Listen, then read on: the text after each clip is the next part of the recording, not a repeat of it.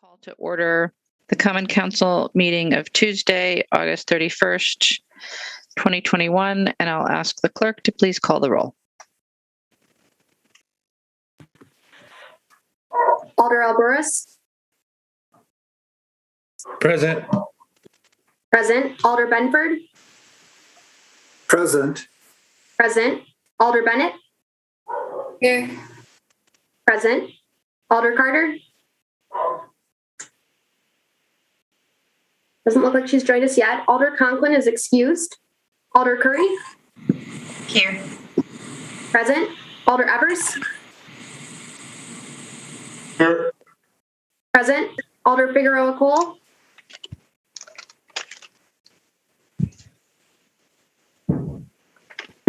Present. Present. Alder Foster. Here. Present. Alder Furman.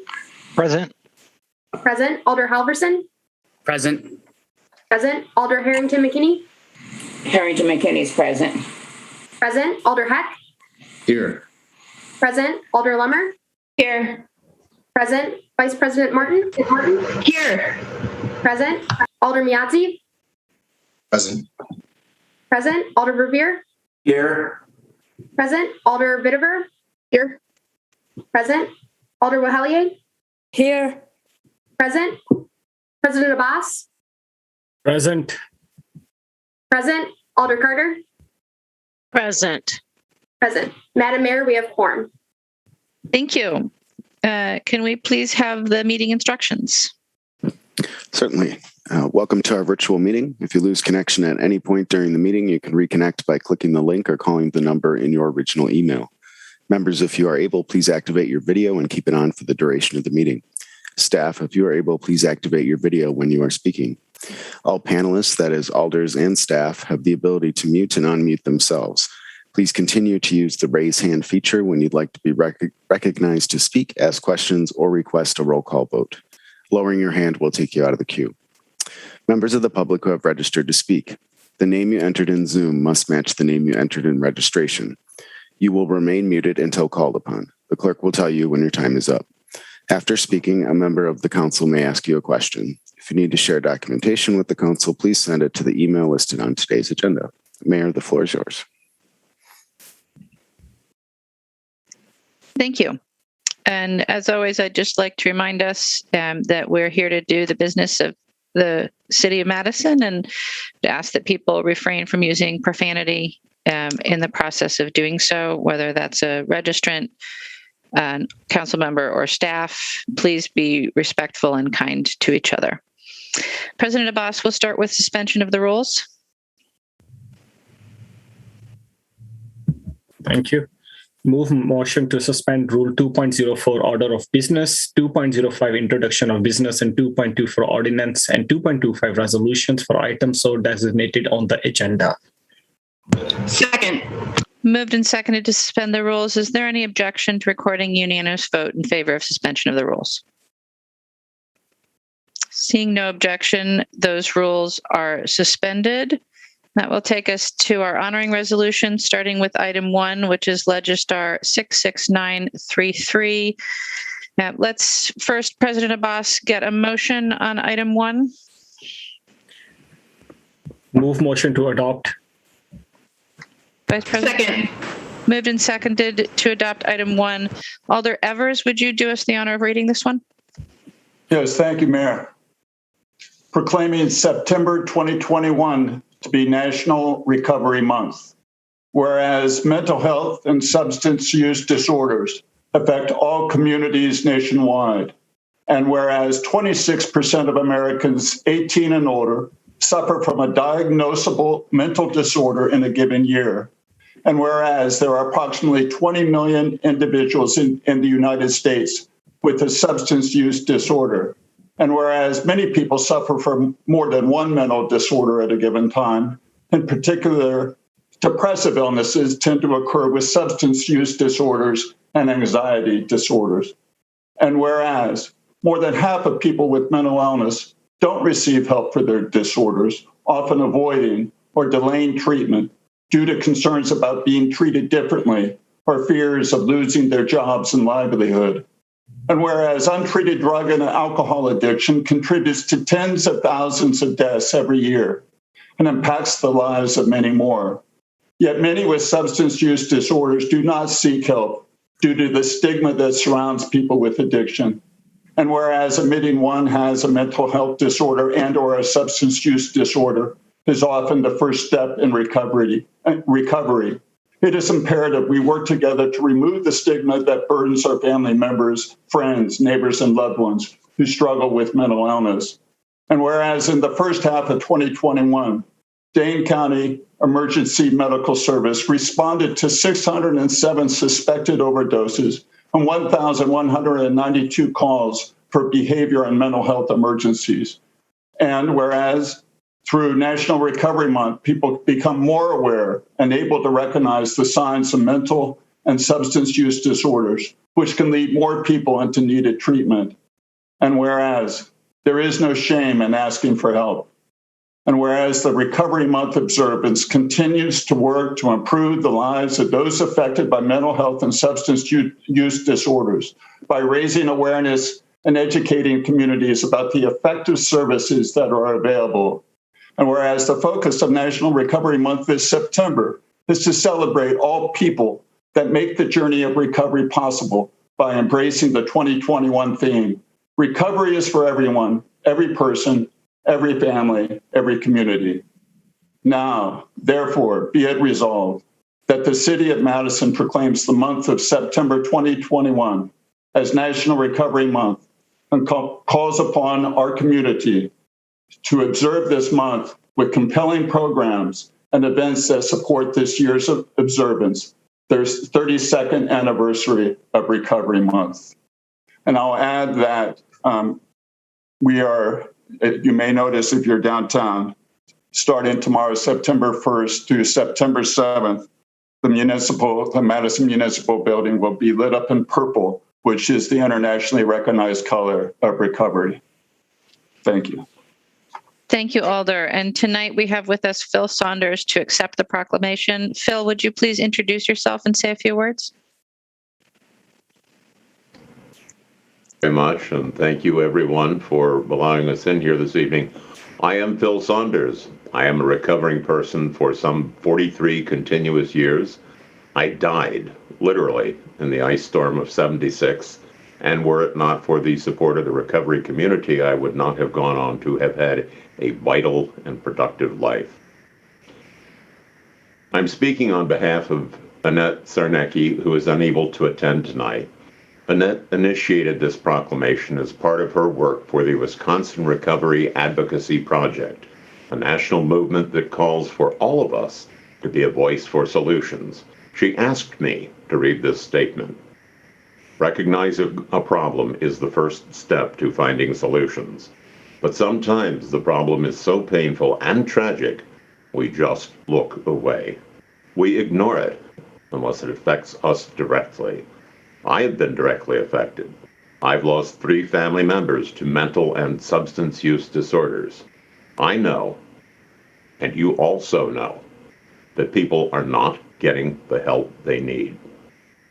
If we are to embrace recovery as for everyone, every person, every family, every community, we must do better. Madison is doing better with the CARES pilot and the MARI initiative. So thank you for knowing that people need help, not handcuffs. Based on recent listening sessions by the Wisconsin Recovery Advocacy Project, we also need to expand safe and reliable recovery housing, remove barriers to employment and promote recovery-friendly workplaces, ensure equal access to life-saving medication for all who struggle with substance use disorders, and expand the 9/11 Good Samaritan law so that anyone can call to save a life in the event of a drug overdose without the fear of arrest. Recovery is not an easy road, but it is possible. I know many wonderful people in recovery who have gone on to help others and live their lives to the fullest. So when you see the purple lights shining on the municipal building, think of recovery and celebrate those who go forward. Thank you to all the sponsors of this proclamation. Special thanks to my alder, Tag Evers, who improved the language and was the initial sponsor. Eric Anderson at Dane County Emergency for numbers about the scope of the problem. The Mayor's Office for Purple Lights. And Karen Kapusta Pofal in the Mayor's Office, who made the process easy. That's it. Thank you. Thank you so much for joining us tonight. It has been moved and seconded. Is there discussion? Or is there any objection to recording a unanimous vote in favor? Seeing no objection, we'll record a unanimous vote in favor of item 1. And that will bring us to item 2, which is Legistar 67103. President Abbas, a motion, please. Motion to adopt. Second. Moved and seconded to adopt. Alder Foster, would you do us the honor of reading this one? Absolutely. Thank you, Mayor. Whereas Madison has been consistently recognized as one of the most bikeable cities in the United States and is rated by the League of American Bicyclists as a platinum bicycle-friendly community, and whereas Madison has a proud history of embracing biking as a safe, accessible, and sustainable form of transportation for people of all ages and abilities in our community, and whereas Madison has invested in and supported biking in our community, including through the creation of 66 miles of off-street paths and protected bikeways and 160 miles of bike lanes and bike boulevards, and whereas biking is among the most popular recreational activities for residents and guests in the city of Madison, including on some of the most popular bike routes in the state, including the Lake Loop and the Southwest Path. And whereas Bike Week is an opportunity to celebrate the transformational power of bicycles and an opportunity to come together with diverse stakeholders to raise awareness and inspire new riders. And whereas increasing bikeability for people of all ages and all abilities has been identified as a key transportation strategy in the Madison Sustainability, Madison in Motion, and Imagine Madison plans, and is an important element in the Vision Zero Action Plan and Complete Green Streets Plan that are in development. Whereas Wisconsin Bike Week is celebrated in cities across the state from September 12th through September 18th, and whereas the city of Madison, Madison Bikes, and numerous local businesses and civic groups have collaborated to organize Madison Bike Week, and whereas Madison Bike Week is an opportunity to celebrate and promote biking in the city of Madison, now therefore be it resolved that the mayor and the common council of the city of Madison do hereby proclaim September 12th through the 18th, 2021 as Madison Bike Week, and urge all who enjoy and support bicycling to participate in this citywide celebration. Thank you, Alder. And we have with us tonight Mary Beth McGinnis to accept the proclamation. Mary Beth, would you introduce yourself and say a few words, please? Thank you for taking up this resolution today. My name is Mary Beth McGinnis. I am the current vice president of Madison Bikes. As Alder Foster stated, we are an organization that advocates for comfortable, convenient bicycling for all ages and abilities in every part of Madison. Bike Week is a wonderful time with a great history where we spend time to recognize that Madison, through its community and its physical infrastructure, supports and embraces cycling.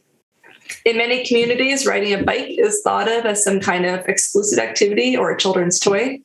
In contrast, Madison has long been a leader in recognizing that cycling is an important part of supporting the city's rich tapestry. This has only been possible through the hard work of city leaders, advocates, and our incredible city staff.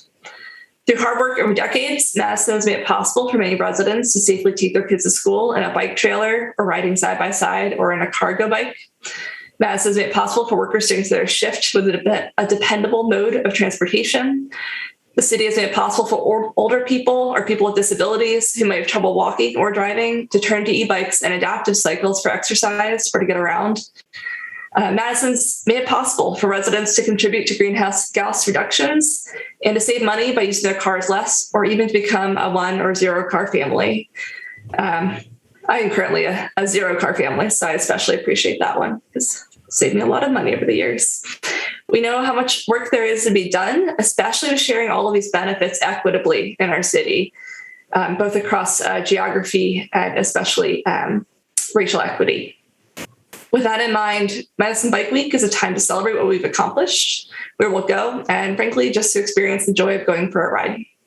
I encourage you to join us for the many Bike Week events. And again, I thank the alders, the mayor, and our incredibly hardworking city staff for all that you do. Thank you. Thank you, Mary Beth. It's been moved and seconded. Is there any discussion? Or is there any objection to recording unanimous vote in favor? Seeing no objection, we'll record a unanimous vote in favor of item 2. We have no petitions and communications on this agenda, so we will go to early public comment.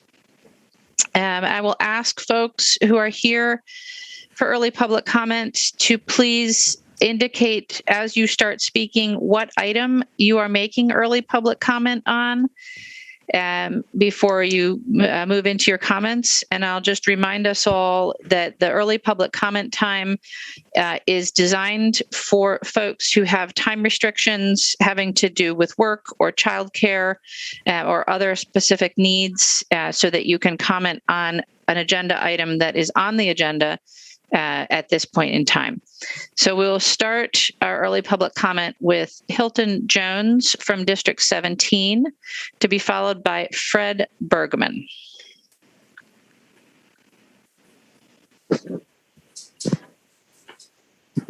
Hilton, you're unmuted. Can you hear me? Yes, go ahead. Oh, thank you so much. Really appreciate it. Hilton Jones, Mayfair Park Neighborhood Association. Sorry, I have to be here for early comment. I've got to get back to work. I specifically wanted to talk about item 23 and 66, and maybe 67 also. Basically, the combination of the homeless encampments at Rindell Park, and then also the alternative down, on Derry, south of town there. And the primary thing that I wanted to make sure was included in this was an actual date that the movement of individuals out of Rindell Park is set for. I'm concerned for their welfare, that we want to get this ahead of winter. I'm also concerned as a neighbor and neighborhood association president for Mayfair Park Neighborhood Association that we have not been able to use Rindell Park for any set amount of time. So that's my specific request, is that we actually have a date set around that, and enforcing the ordinance at Rindell Park. Would like to be able to use the park again as a park. I also do support the movement and the dairy farm, the place down south off of Stoughton. That's my only comment. Thank you. Thank you. Our next registrant is Fred Bergman, also of District 17, to be followed by Steve Mueller.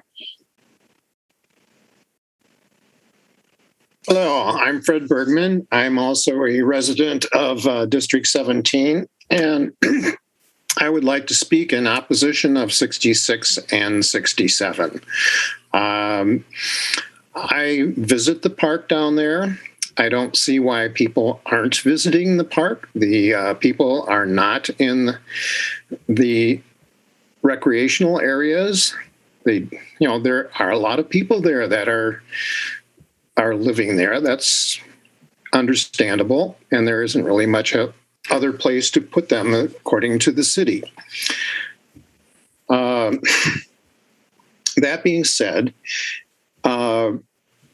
that is a designated place for the homeless at this point, or the overflow homeless, or however you want to put it. They should not be forced out immediately.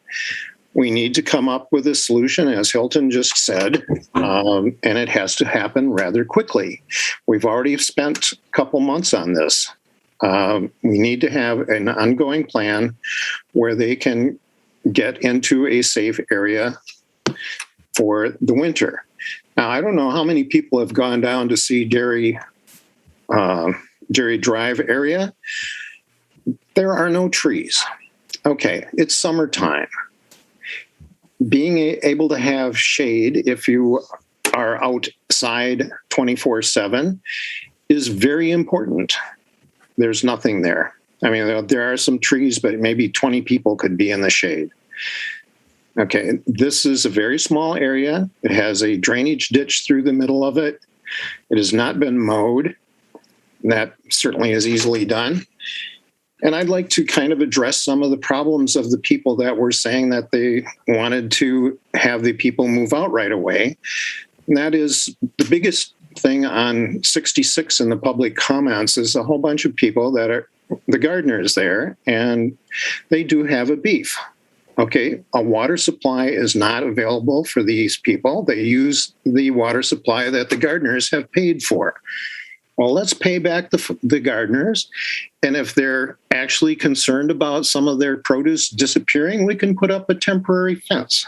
We can put up a temporary water situation, which would have some kind of drainage so that we don't make a big mud puddle out of it, because it's going to get a lot of use. These things are really cheap, could be done very easily, and would be essential for people to live there. They're also saying that that water is not potable. We could fix that too. I don't think that we put much effort into making that situation livable, and I would like to see that change. Thank you very much. Thank you. Our next registrant is Steve Mueller of District 17, to be followed by Marcia Flannery. Thank you, Mayor and Council. I appreciate the time to take these 3 minutes ahead of the program. Obviously, the park. I mean, I'm in support of 66 and 23. Obviously, the park has got some major challenges. Was never set up for camping or living, and it's there's some safety issues for the people that are there as well as the neighbors, and it's difficult. I know, very difficult. But the encampment is given rise to the crime rates in the area, additional issues like panhandling and alcohol and drug abuse. Those kinds of things lead to other issues such as assault and burglary activities. And we've in our offices have had 3 burglaries in the last 5 months since March 20th. We had 3 different insurance claims. We're at risk of losing our insurance if there's ever a fire. When we don't have insurance, it could be a major issue. The panhandling has gotten some of our lady women employees worried. They're not comfortable. They're not going to be comfortable, they've said, coming in or leaving after dark when the winter comes. So that is further concern for them. The park is a park. It's supposed to be a park. It's now, it's now a place that things happen that shouldn't be happening. I think the ordinances should be enforced. I agree with Agenda 23.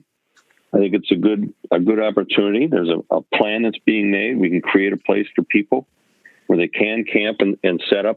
It can be organized. It can be governed, if you will, ahead of time with some rules and guidelines, as opposed to just adding more and more people to Rhinedale Park. It's just not a good program.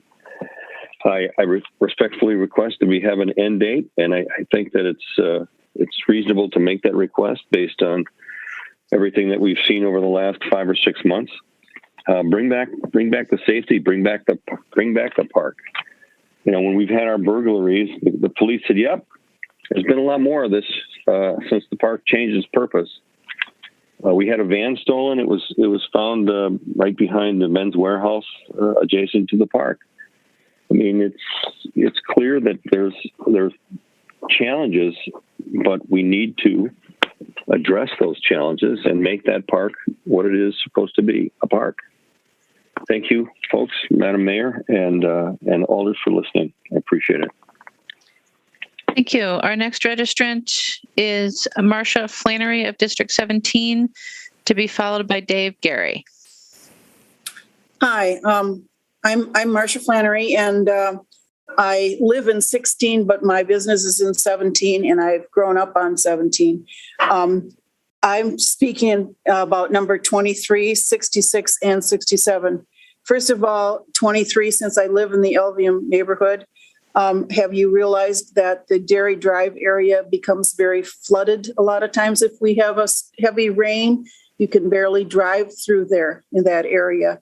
So I would wonder if that was a good place. In previous meetings that we've had, I've been against the camping.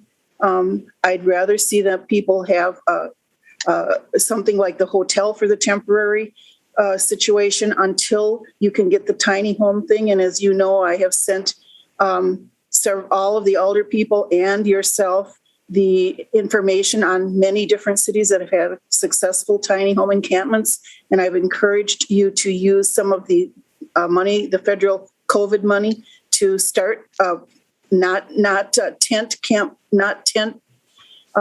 tiny homes, but actual wood dwellings with the services in the community there.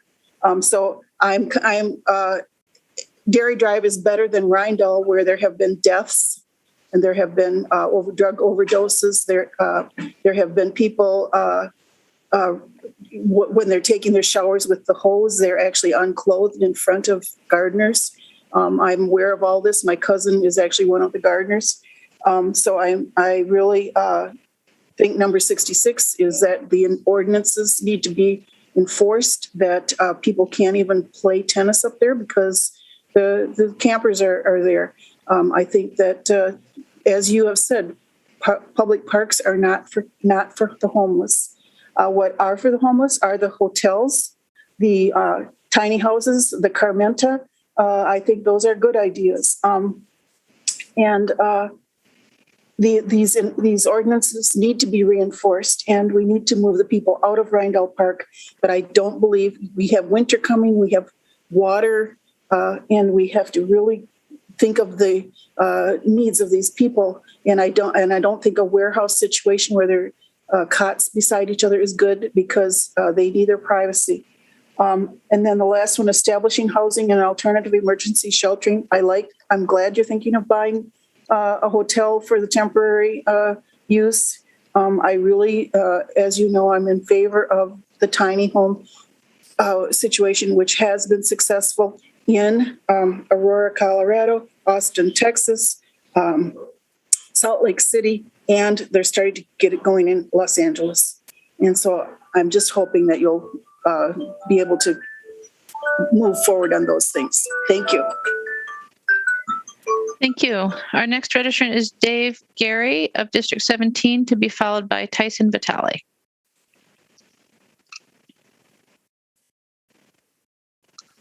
Dave, you are unmuted. Okay, great. Thank you. I'm the owner of the Princeton Health Clubs, represent 50,000 members in Wisconsin. 30,000 of them are right here in Madison. I was born here in Madison on the east side. I remember when Easttown was built, it was a highlight location. It was right on East Washington Avenue. With that in mind, I bought 8 acres of land across the street from Sears there from Mr. Egan and started to build the Princeton Club. The situation surrounding my property at 1726 Egan Road, the Eastside Princeton Club, is getting ridiculous. I bought the land 20 years ago, established a thriving business via the Princeton Clubs, and over the years added retail buildings, leased them to tenants, provided a shopping center and other amenities, permitted in a retail zone shopping center, thus improving a cornfield with no tax revenue to a city-assessed $12 to $15 million property, paying in that one location $280,000 a year in taxes. When I went to the city for approval to get the original building permits, I was required by city staff to abide by all zoning requirements, conditional use approvals, etc. Intended use was required by the city as a condition of approval. I did my part. Now in 2021, we have a homeless population living in a city park, roaming aimlessly through the retail district. They're begging for money on literally every street corner. My 10 retail tenants are looking to move out and leave. Madison citizens don't want to shop with these men looming in the parking lots. Just the other day, 2 of these people walked into Rogan's Shoes, stole 2 pairs of shoes. When confronted by store personnel, they said, You don't want to stop me. I'm packing, end quote. When store staff called the City of Madison Police Department, the police told Rogans that they could do nothing. Asking why, they responded, well, the mayor had ordered them to stand down. Rindall Park is a city-funded taxpayer park. It's not zoned for camping or overnight stays, much less residential housing. The kids and the parents don't want to be down there and play in that park anymore. That's why there aren't people around. By the way, I bought all the soccer goals for Rindall Park after years of hard work. I bought all of them. Those aren't purchased by the city. I bought the lawnmowers, the irrigation system I put in, and gave all that to the fledgling soccer program on the east side. We made it a destination for the youth in the city. Now tents, debris cloud a once beautiful athletic complex. As I said, I'm not a politician. I don't envy your job. I know you have a difficult situation. In closing, I would say this. Letting people panhandle and ignoring the ordinances in the park, lay in the streets, parking lots, and in a city park, it's not solving the problem. I know you know that. We're actually enabling them. It's creating even more problems. I really like the discussion about the agricultural drive location. I would be in absolute support of that and try to help in any way that I could. That's all for now. Thank you. Our next registrant is Tyson Vitale of District 16, to be followed by Gloria Reyes. Mayor, there's no one by that name in the list. Gloria is here. All right, then Gloria Reyes of District 17, to be followed by Megan Spielbauer. Great. Thank you, Mayor. I am speaking on number 66 and 23. I first want to thank Alder Gary Halverson for leading us in standing firm that Rindall Park is not a suitable location for a homeless encampment. Alder Halverson has been trying to move with a sense of urgency, responding to the needs of the people at Rindall Park and concerns of the residents of his district while receiving significant pushback. I support the emergency order resolution and supported the same resolution when Alder Halverson presented it a couple months ago. We need to start enforcing the ordinances at Rindall Park in collaboration with community and social service organizations and placing an end date of the encampment. It is time for all of us to confront the reality of what we are faced with today. Although I do approve the move to Dairy Drive, it does not go far enough to solve the underlying issues and struggle of the people at Rindall Park. This is a very vulnerable population, and I can't seem to understand why we are okay with them living in tents outside, period. This vulnerable population are struggling with mental health challenges and drug addiction. In my role at Briar Patch and walking around Rindall Park and spending some time out there, it came to my attention that we had a young woman who is out at Rindall Park struggling with drug addiction and is being taken advantage of while her mother is trying to bring her back home. We have a young man who is struggling with mental health, and the only place we could take him is Rindall Park and setting up a tent for him. A passed out older man on a sidewalk. How is this okay? Our Briar Patch Street Outreach team have noticed an increase in alcohol and drug activity at Rindall. We have about 10 to 15 young adults at Rindall who are not looking for housing, but instead okay with bus passes and gift cards, however, are dealing with underlying issues. This makes us all question, what services are we offering them? What services can we really connect them to? Do we have the capacity? If not, why? We are responding to this complex issue by debating where we are going to build an encampment as if that solves our challenges, when in fact we are dealing with a mental health and drug addiction crisis. It is not until we as a community get comfortable with facing the fact that we are failing to serve those who are struggling with AODA and mental health issues. Simply having a social service provider and management to see the Dairy Drive location will not solve the underlying issues unless it is a robust team of mental health and AODA professionals. By not responding to the root issues and providing resources is simply inhumane. We should not provide an environment where people who are struggling with drug addiction and mental health in an environment where they are taken advantage of and not getting the help they need. And I realize that this is complex. But as you continue your conversations, I want you to think about that young woman who is addicted to drugs hanging out at Rindall. to get drugs while her mother is pleading for her to come home. I want you to think about the young man who has mental health issues, who is placed in an environment that is unsafe for him. We need to uphold the progressive values of Madison. And it is not progressive to simply provide a campground outside for people who are struggling with mental health and substance abuse, who are vulnerable to become victims of crime, and who continue to battle their struggle with drug abuse. We can do better. And I ask and I question all of us, are we who we say we are? Thank you. Our next registrant is Megan Spielbauer of District 4, to be followed by Jack Phillips. Megan, you are unmuted.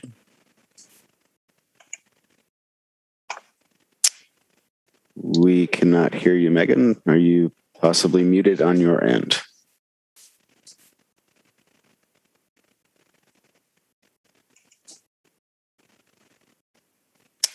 Let's go on to Jack Phillips and come back to Megan, please.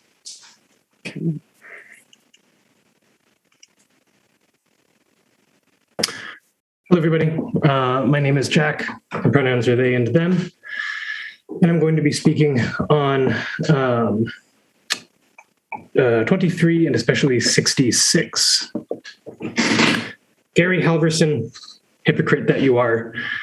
I noticed that you sponsored the Recovery Month resolution. I also noticed that you sponsored the Resolution 66, an attempt to evict a community struggling to find the stability and safety they need to recover. Your colleagues are off working on real solutions that would be easier if you hadn't torpedoed the plan to establish a new shelter earlier this year. The solutions you come up with revolve around violence. You want to set the police on some of the most vulnerable members of our community. You want to criminalize being poor. You want to send actors of state violence against your neighbors. Have you spoken to the residents of the park, or have you merely spoken to the news in front of them? Have you incorporated anti-racist practice into your politics, or do you merely cherry-pick the stories of a few Black and brown folks to push your own agenda? I know that poverty scares you, but just consider moving forward that people who aren't as privileged as you are, in fact, are still human beings, worthy of dignity and respect. Thank you. Thank you. Can we try again for Megan Spielbauer, please? Hear me? Yes. Okay, sorry, I'm dialing in and I don't understand how this works. So yeah, my name is Megan. I'm a student at UW, and I just wanted to speak my support for agenda items number 18, 19, and 20, which I believe are the zoning ordinances that are kind of going up around supporting different sort of districting that we can provide different types of housing and temporary housing for folks who are experiencing houselessness, as well as to say my support for number 23 and my opposition for agenda number 66. And I want to say that I think the conversation about providing greater resources one of the previous speakers brought up is really important. Obviously, we need to be talking about what sort of mental health services and addiction services the city can provide. And I think that ultimately comes with looking at our budget and starting to prioritize things like programs like CARES, and defunding the police. I think that the problem is that a lot of these conversations about, mental health and addiction services and other services of that nature are kind of pushed from the separate, and we use them at times when we want to talk about why we can't do something, but then in the circumstances of how we actually fund our city, we don't address them there. And so I think this needs to be a part of a greater conversation about how we're spending our money as a city, and start looking at some of the big budget drains like the police, who we have seen time and time again cannot handle or cannot properly address issues of, or cannot provide mental health services, cannot provide addiction services. However, I think we need to also be talking about the fact that there are people who are living outside, and that is just because our housing stock, we do not have affordable housing in Madison, and that is part of a greater crisis, and that it is important that we find out a way as a city to provide temporary housing.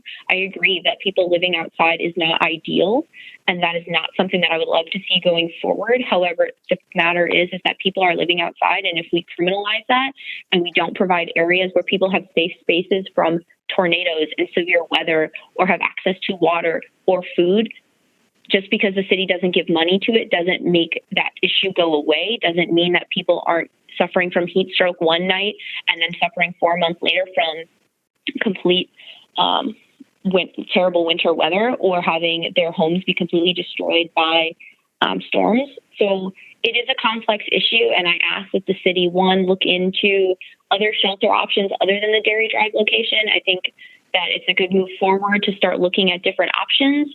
However, I do think the concern with Dairy Drive, with the transportation issues and making sure that service providers and these different services that we're talking about growing, that we not only commit to those, but that those service providers are able to reach out to the areas.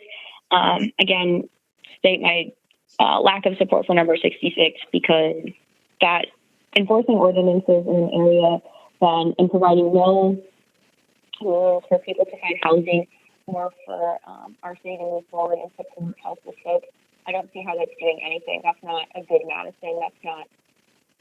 That's white NIMBYism at its finest. So that's all. Thank you. Thank you. That is all of our early public comment registrants. Are there questions for any of our registrants? Alder Bennett, did you have a question? Hi, yes. For the last speaker, it was a bit difficult to hear. I believe other people I saw people looking at their ears. Could Megan give maybe another minute or 30 seconds? Because I couldn't hear at all the first part. Megan, would you like to answer that question? Sure. Can you hear me? I'm sorry. I really don't understand how to use my phone to dial in, so I'm trying my best. It was working at the end. You go in and out, Megan. Okay.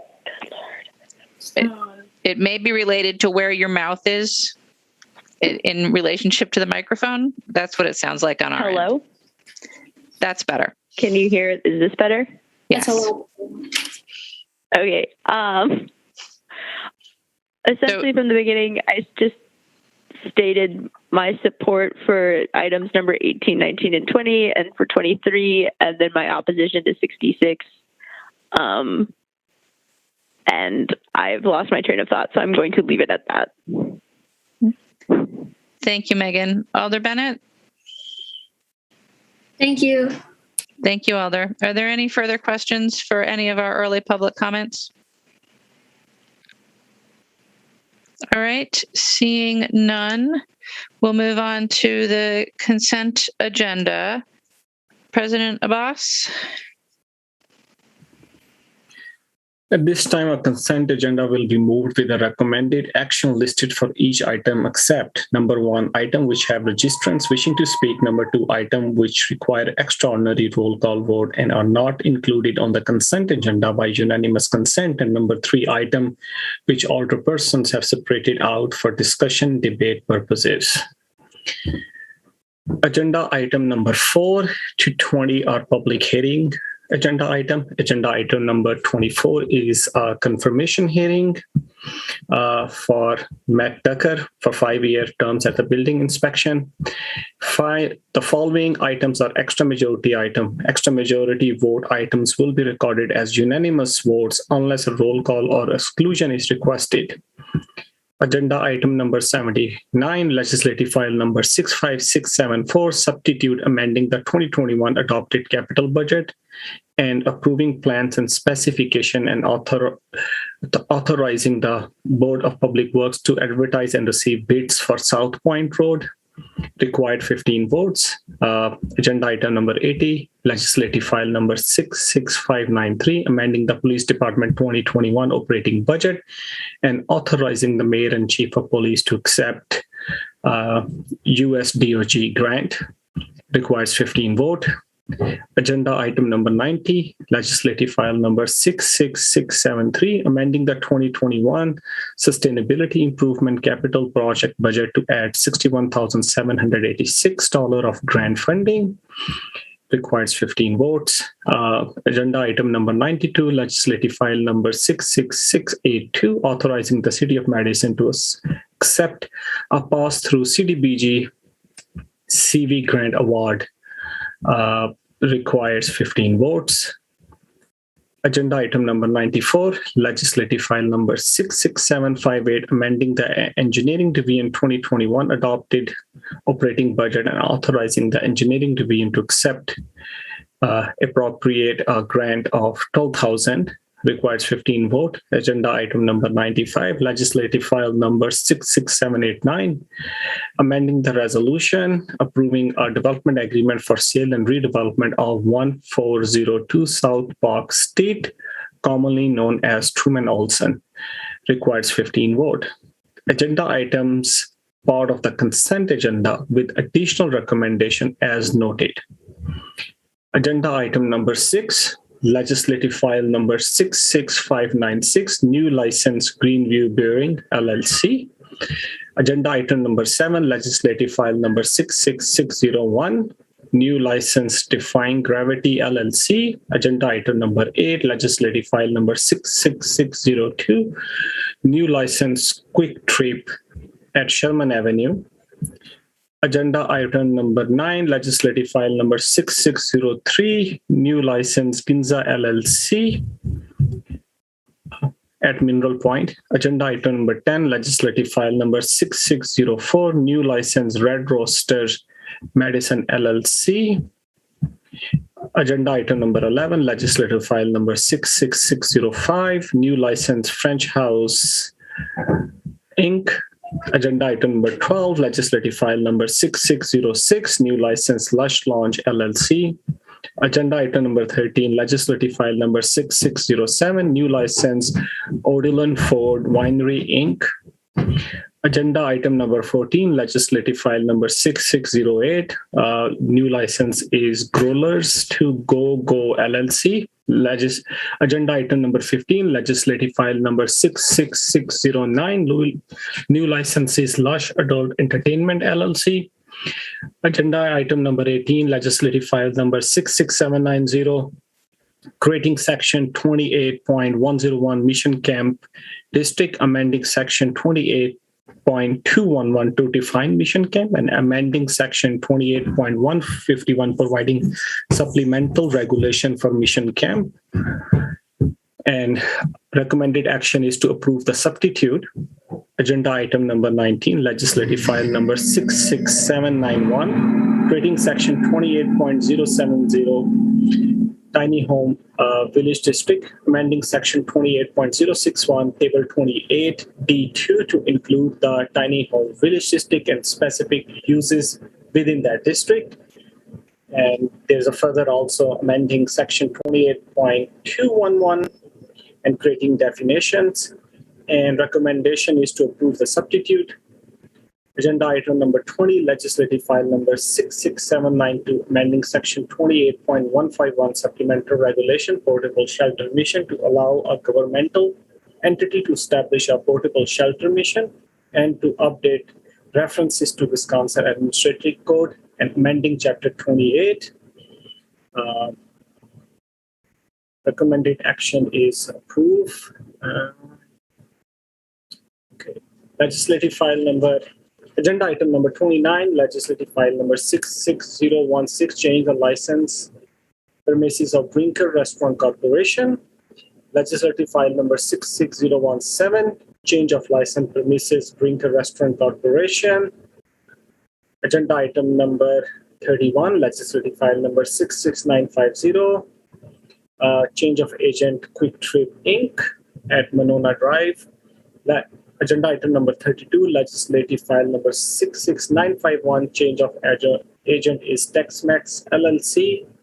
Agenda item number 33, legislative file number 66952, change of agent RI Heritage Inc. of Madison and OPCO LLC.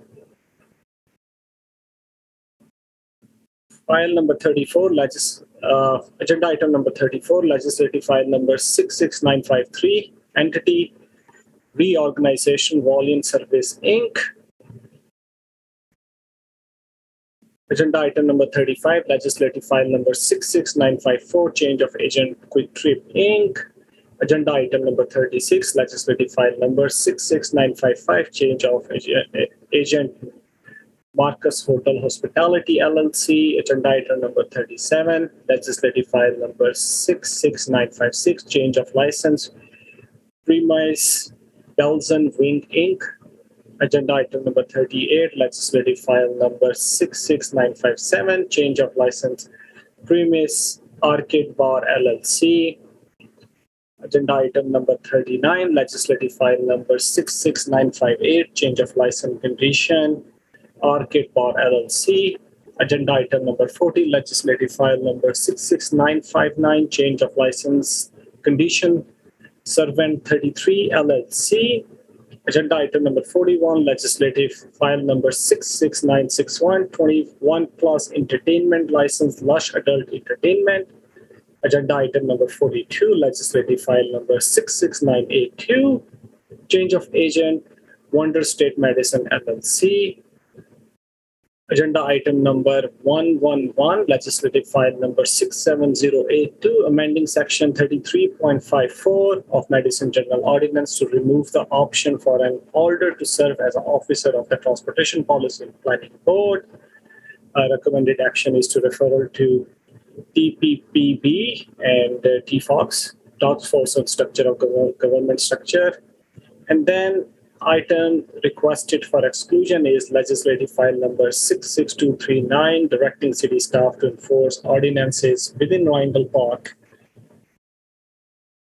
And Madam Mayor, that's pretty much. I shrink a lot of things. I didn't write all the details in agenda item. There's so much. Thank you, President Abbas. In addition, we have registrants wishing to speak on items 23, 67, 68, 85, and 107.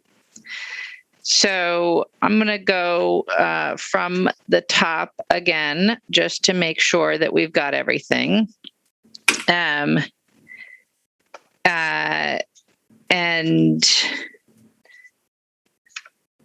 let's see. All right. So public hearings are items 4 through 20. 24 is a confirmation hearing. Our extra majority items are 79, 80, 90, 92, 94, and 95. Items 6 through 12 will be public hearings, so we'll deal with them, the recommendations, when we come to them. 6 through 20 we will deal with under public hearings. So items then 29 and 30, the action on the consent agenda will be to place on file without prejudice. Items 31 through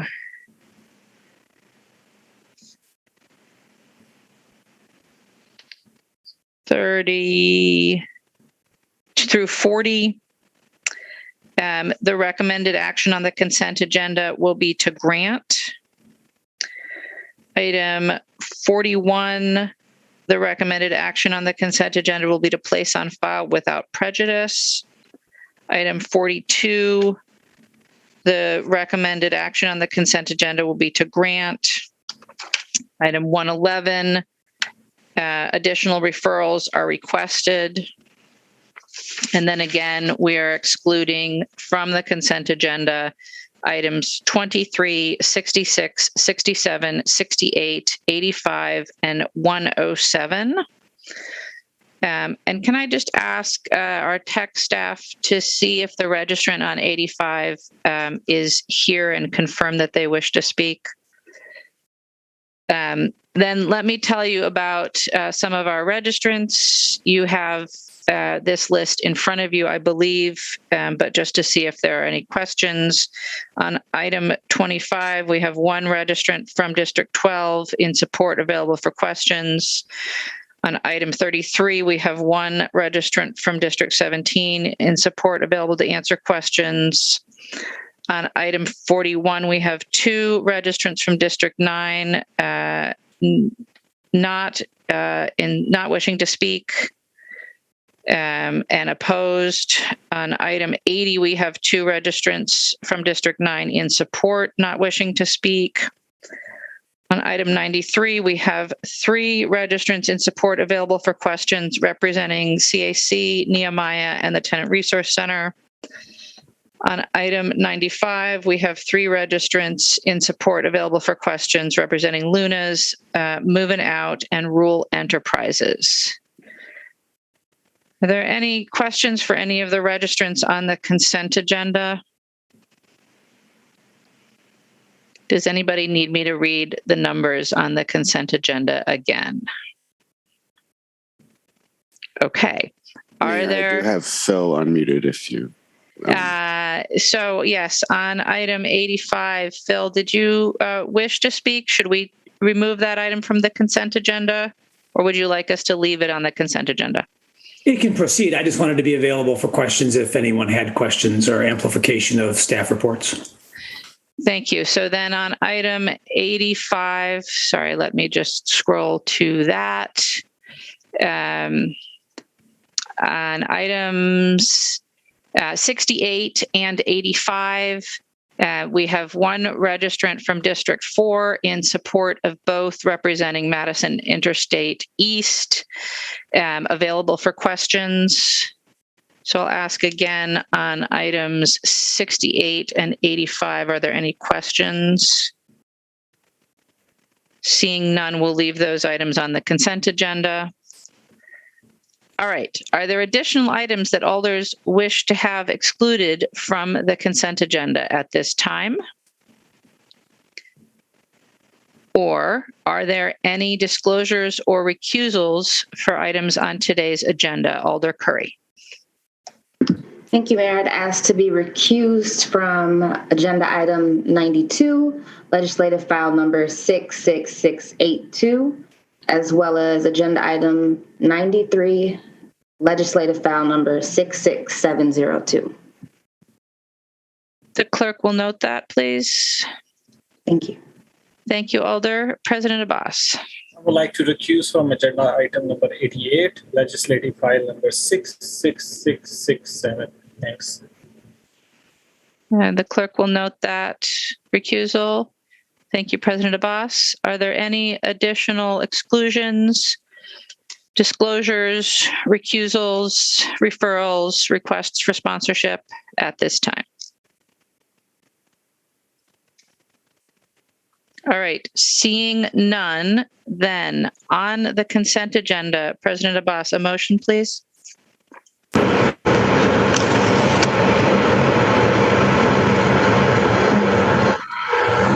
Having trouble hearing you, President Abbas. Motion to move consent agenda, please.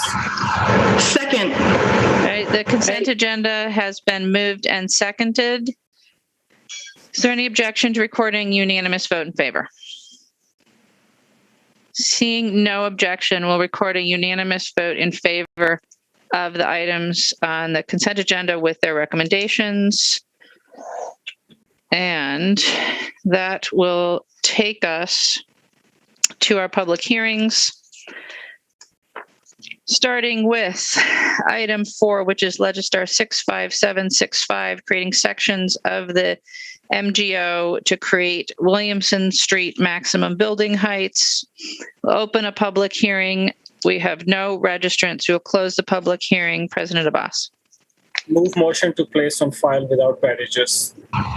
Second. Moved and seconded to place on file without prejudice. Is there any objection to recording unanimous vote to place on file without prejudice? Seeing no objection, the item is placed on file. That brings us to item number 5, which is an appeal It's Legistar 66635, an appeal of the Plan Commission action on the conditional use request for 3802 Regent Street, which was Legistar ID 65486. We do have registrants on this, so I will open the public hearing.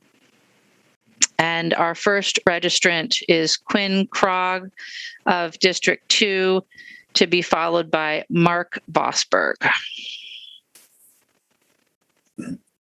Good evening, everyone.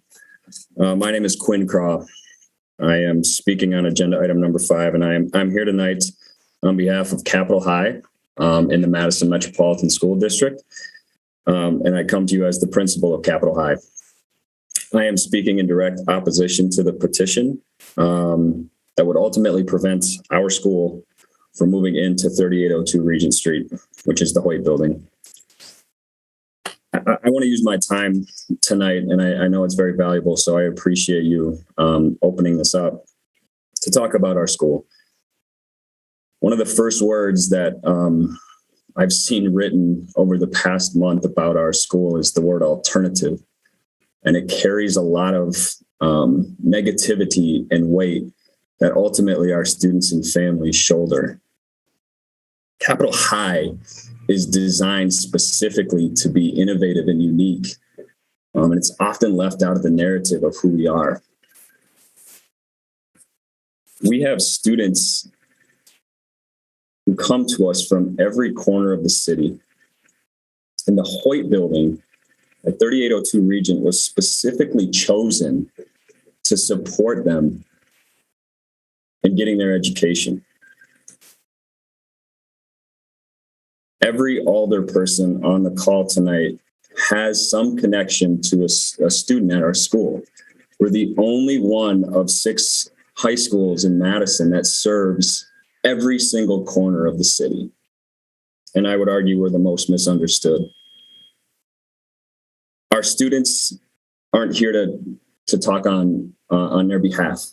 And in reading your agenda item, one of the first questions that you are challenging to continually ask yourself is, who do we not have a voice at the table? And Capitol High students are not at the table. They are in direct opposition of this as well, because they're looking for a permanent home to show off their brilliance.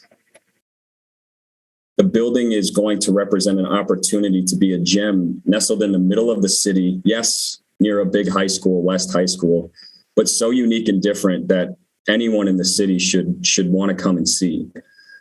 We will have a culinary arts kitchen. We will have a science lab that is state of the art, a health sciences lab. The teaching and learning spaces will truly be modern and updated. It's everything our students deserve. Our students are scholars. 90% of our students over the past 3 years have graduated. This past school year, through a pandemic, 98% of our seniors graduated. We individualize our education, and we need a building that is going to continue to help us do that. We've been working with the city to address some of the concerns in the petition. We've got a very solid plan to support the transportation to and from our building. But it should be known, many of our students do not drive to school. They rely on the metro bus routes, and they rely on getting there through different means. But by no means are we going to see a number of cars in that neighborhood as a result of us moving in. 75% of our students held jobs last year. All of them within the community, all of them giving back to the community. I think I want to end by saying this. I'm confident that we will be excellent neighbors and good partners because we already are. We're spread across 3 sites. One of our sites is on the east side, on the 3rd floor of Lapham Elementary, and we know what it takes to be a good partner with an elementary school. One of our sites is at Marquette and O'Keefe Elementary, where our students who are pregnant or parenting go, and we ensure that they are safe and loved and welcomed there. And we're working with K-8 students to ensure that we fit in. And our 3rd site is across from Memorial High School in a small storefront where we are navigating being partners with local businesses. We have a spotless record, and our students are the reason why. I'm going to stay on for questions. Thank you so much for your time tonight. Thank you. Our next registrant is Mark Vosberg of District 5, to be followed by Angela Madelon. Thank you. Can you hear me? I'm not certain my audio. Oh, great. Yeah, I've been living on Larkin Street for 14 years. A lot of the traffic for Hoyt School will be going down our street. It's about a half mile between Regent and Mineral Point Road. It's all housing, and we're gonna have to deal with the traffic that's going to come from this expansion of Hoyt School. I am for the appeal, and I oppose the Capitol High being in Hoyt School. I'm not against the school. I just think there's a better location for it. I did send an email. I just wondered why the school did not check into the Tokay School, which is within walking distance of the West Transfer Point. Really, I'm not against the school, but I'm just against it being inside a residential neighborhood. I just think it's a bad location. Traffic and parking are going to be a problem for us. Thank you. Thank you. Our next registrant is Angela Madelon of District 5, to be followed by Susan Werther. Hi, thank you for the opportunity to talk. I support the not having the school at the proposed location. And Madison certainly needs a good school for special needs students, but in my opinion, Hoyt is not a very good choice. My first reason is related to parking and traffic congestion. There are only 23 parking stalls at present, and short of current neighborhood street parking, to which the previous speaker alluded, I'm unaware of more vehicle space. And the minimum parking ratio by the code is 1 stall per classroom plus 1 for each driving age student, regardless of whether at this point in time they're expected to drive or not.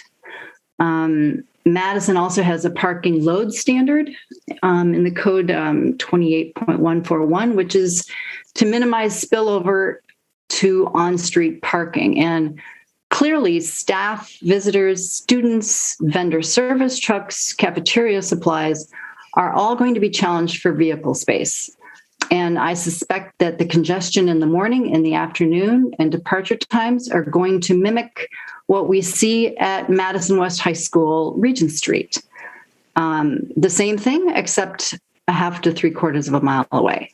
Large city bus traffic and somewhat narrow residential corners, as for those of you who've driven through the park to the overlook know how narrow that is and that area.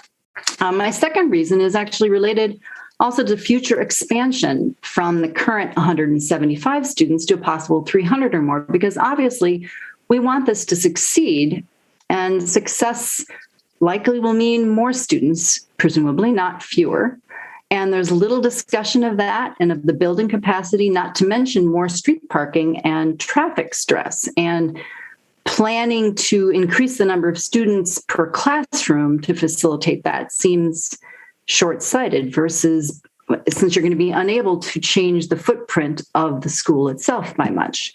I've also heard plans regarding Hoyt classrooms being available to West High students, which we know they drive, for selected courses. And I think that's also going to lead to further logistical challenges. So if our neighborhood adds more 2-hour street parking limits and discourages school parking in the Hoyt Park parking lot, then vehicle space is going to be even at a greater premium. So, and many perhaps who speak in favor of this or believe it's a great thing aren't going to be affected by the parking or the traffic issues at all because they don't live here. But as somebody who does, and those in the neighborhood, it is a concern. The fact that much time and effort has been put into conversion of the Hoyt Elementary School into the citywide location for Capitol High School doesn't mean that it's the right or the best decision. I believe that Madison can do better than converting a former neighborhood elementary school to a citywide high school and still maintain easier access and space for not just current needs, but future special education needs that are anticipated because of the success that will come. So thank you for your time. Thank you. Our next registrant is Susan Werther from District 5, to be followed by a Michael. Mayor, Did not give us a last name. There's no Susan Werther in the list, but there is a Michael. All right. So Michael from District 5, to be followed by Barry Berman. Hey, Mike Hewitt here. Sorry, I'm not the best at registering for this kind of stuff. So anyway, hey, I just wanted to speak in support of the appeal. And I guess more than anything, I wanted to just make a couple points from the standpoint of an immediate neighbor to Hoyt School. Our property borders the back parking lot. And I think neighbors that have signed this initial petition have varying degrees of issues with the school going up in this location.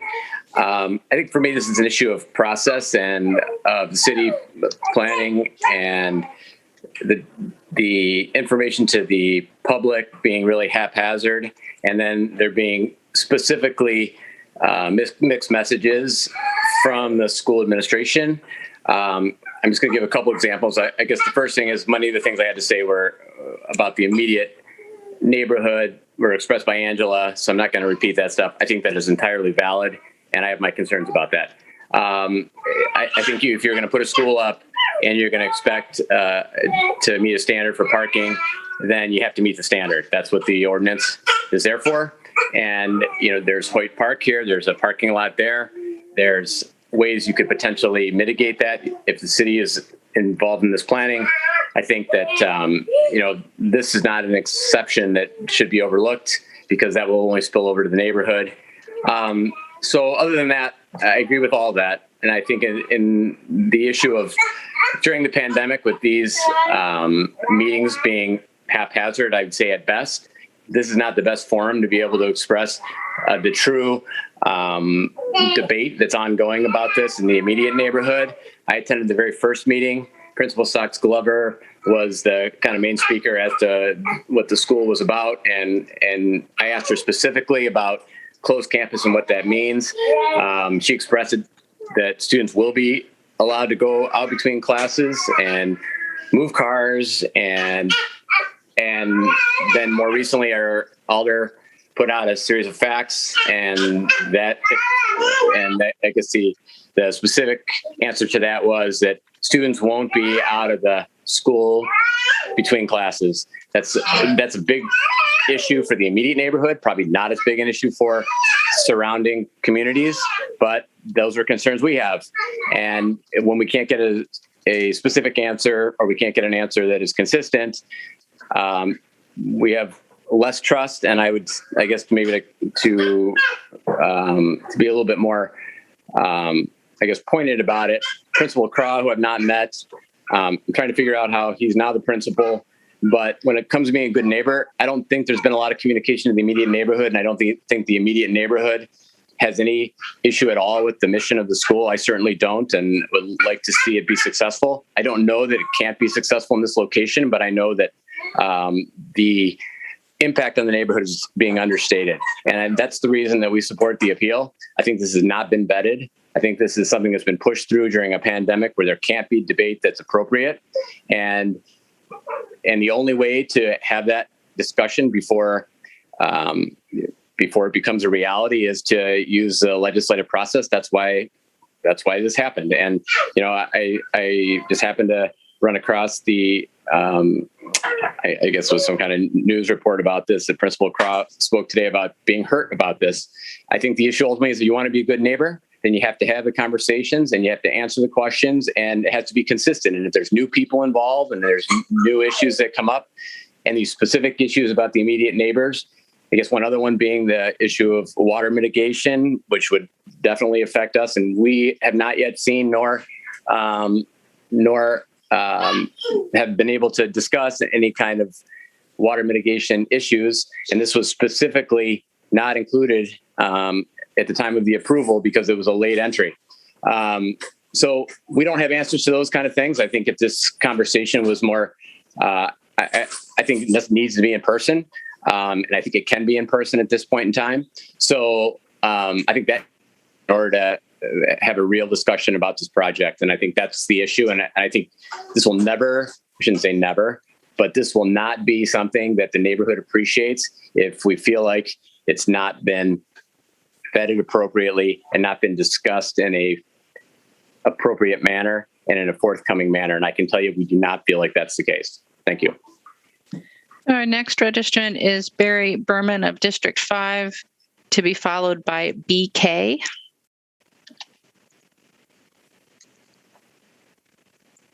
Hello. My name is Barry Berman, and I'm speaking in support of number 5, the appeal for Hoyt School. And I live about a block away from Hoyt School. I previously sent comments to all of you regarding a proposed school there. I do oppose any high volume use of this facility causing additional traffic and parking problems, but I also want to say that opposition to a high school at Hoyt is not opposition to Capitol High. I have to agree with all of the comments that Angela made earlier and Michael, and I think that I wanted to also comment on my history here. I've been a lifelong Madisonian. I've lived in the Hoyt Park neighborhood for most of the last 50 years. And I participated in the Hoyt Park neighborhood plan in 2014. And I went to the meetings for the Hoyt Park plan, and I don't believe any of us even considered that a high school with more traffic and parking issues would be located at Hoyt School within a few blocks of West High. In fact, Hoyt School was only referred to during the plan as a former public school facility currently used as administrative offices for MSCR. So I did want to just quickly go through some of the comments and recommendations, visions in the plan very quickly. One of them was to discourage high traffic volumes and high traffic speeds in residential areas, ensure smooth transitions and connections between pre-existing potentially conflicting neighboring land uses, such as where commercial property abuts residential neighborhoods, through code enforcement, noise and odor controls, and vegetation and fencing for buffering. Minimize cut-through traffic on Owen Parkway. Evaluate traffic impacts of new development on nearby single-family residential. Carefully consider impacts on adjoining parcels, smaller parcels adjacent to or surrounded by redevelopment sites. Consider overall neighborhood character in the review of redevelopment projects. And there were many comments about protecting parks in the area, but in the interest of time, I was just going to say that the comments were to, two of them were to work to preserve, replace, and maintain street trees and promote the management of trees, parks, and open spaces in the area to maintain large mature trees. Coordinate transportation planning and improvements with land use planning, ensuring the transportation systems are adequate to address the anticipated traffic associated with the land use changes before they are approved. Encourage transportation demand management strategies for redevelopment of mixed-use areas to minimize traffic impacts on local streets, encourage alternative transportation methods, and reduce overall parking requirements. Encourage regional traffic to utilize appropriate arterial streets and discourage cut-through traffic within the neighborhood. On-street parking is an asset and a point of conflict within the area. Commuter parking zones should be evaluated for time limits to assure that the on-street parking does not negatively impact the livability of the residential neighborhood adjacent to transit stops. And neighborhood residents, alders, and city staff identified that one of the issues relating for transportation in the area is UW hospital-related traffic growth is a concern, especially related to on-street parking. It's the end of my quotes from the plan, but I did want to add that Hoyt School has not existed as an elementary school for almost 3 decades. To ignore the zoning codes for the public and private schools that were established to lessen the impact of parking and traffic issues does not make any sense at this location. Hoyt is not the right location for a high school or for any other use that creates a high volume of traffic and parking needs. I'm urging you to vote in favor of the appeal and allow time to look for other solutions. Thank you for allowing me the time to speak. Thank you. Our next tradition is BK of District 5, to be followed by Christina Gomez-Schmidt.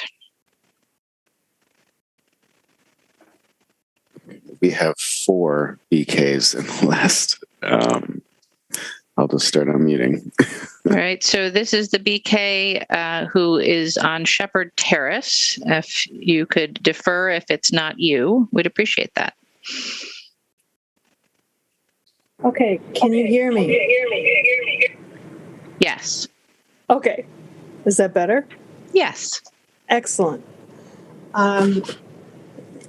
First of all, sorry, I am not a technical person, but I do appreciate your time listening to us.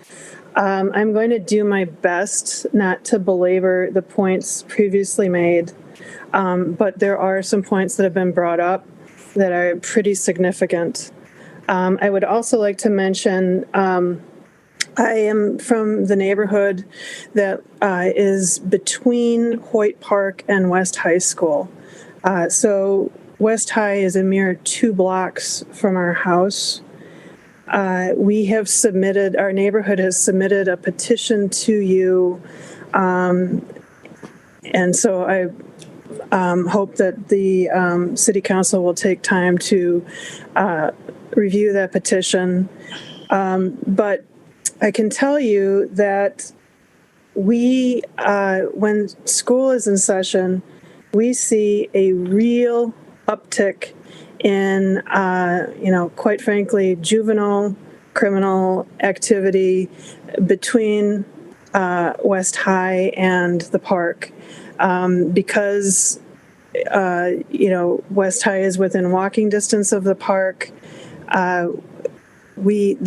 Neighbors have repeatedly called on, and let me preface this by saying I'm a lifelong Madisonian. I know that Hoyt Park has always been a destination for juvenile activities, partying, illicit drug use, whatever. But as a parent, I can tell you I am real concerned by the activities that we see happening between our house, the park, and West High.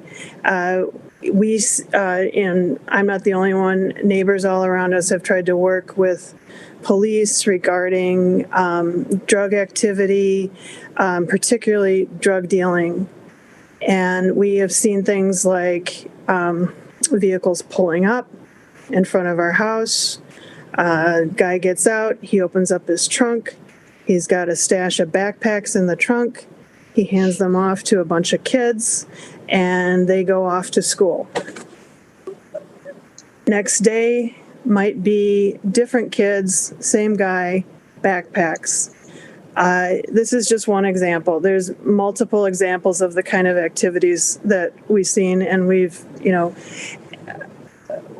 things like people, lining up on the side streets or in the parking lots and not particularly taking in nature, but, handing things back and forth between vehicles, cash, bags. I've known people who have had children who have gotten stuck by needles that are in the playground in the park. I don't want to belabor the negative, but the fact of the matter is that we see a real uptick in this kind of activity when school is in session. And we notice it particularly around, the noon hours, lunch hours, after school, 3-4 o'clock in the afternoon, over the noon hour.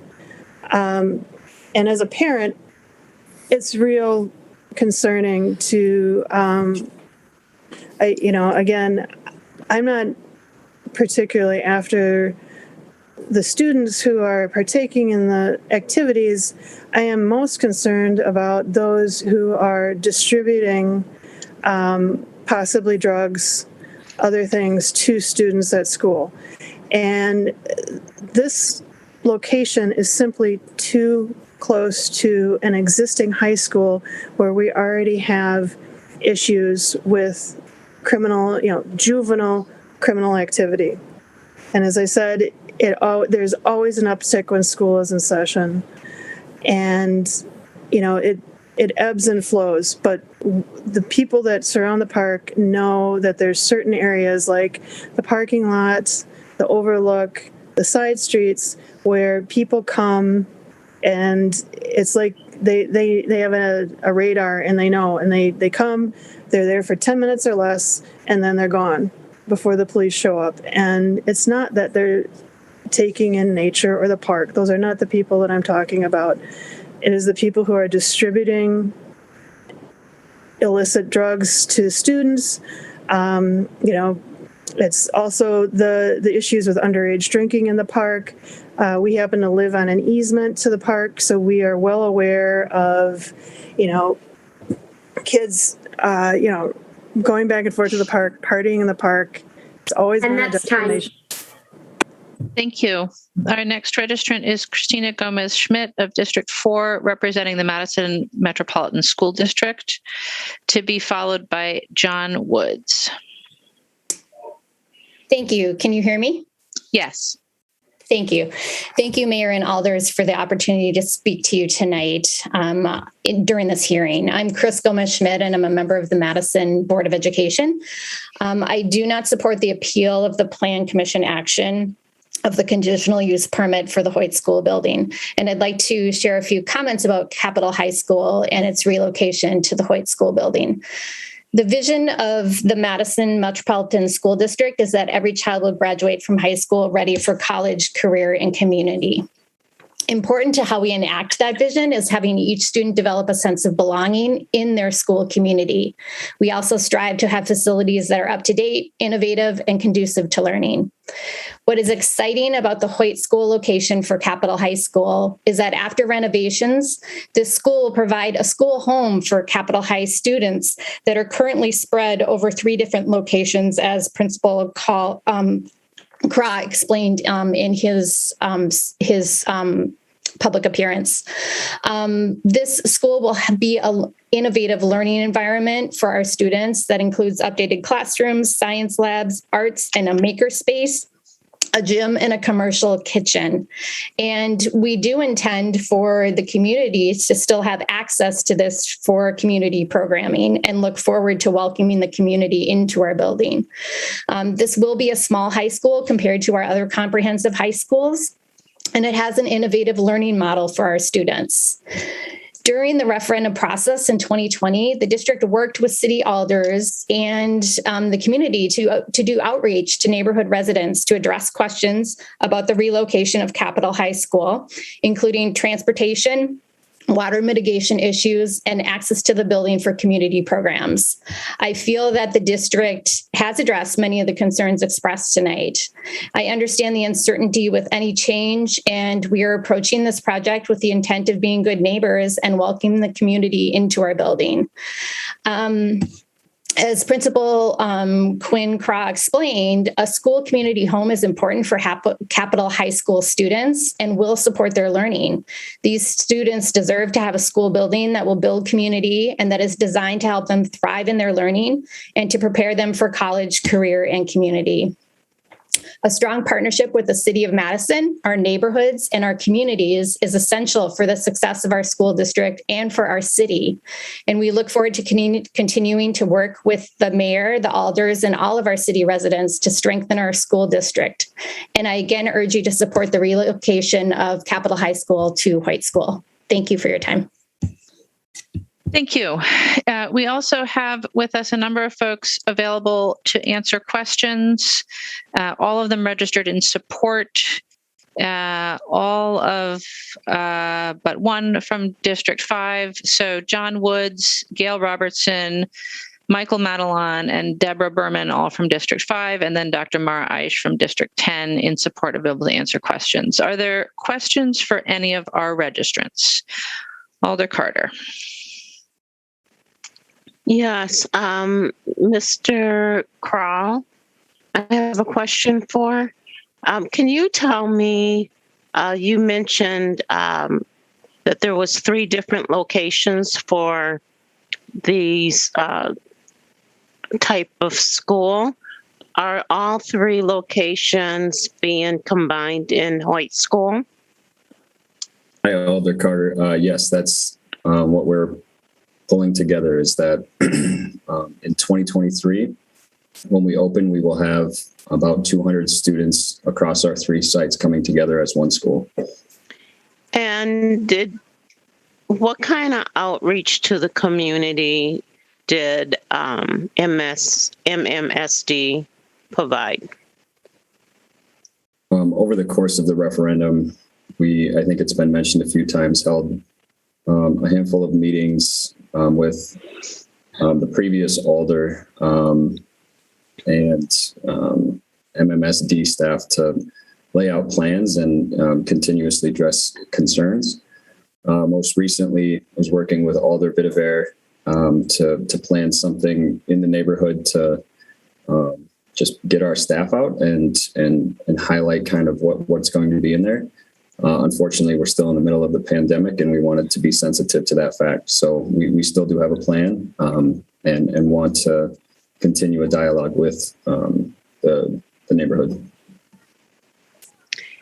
Thank you. And my last question is, you said that the media has titled this as an alternative school, and I would like to know what is the definition of this school?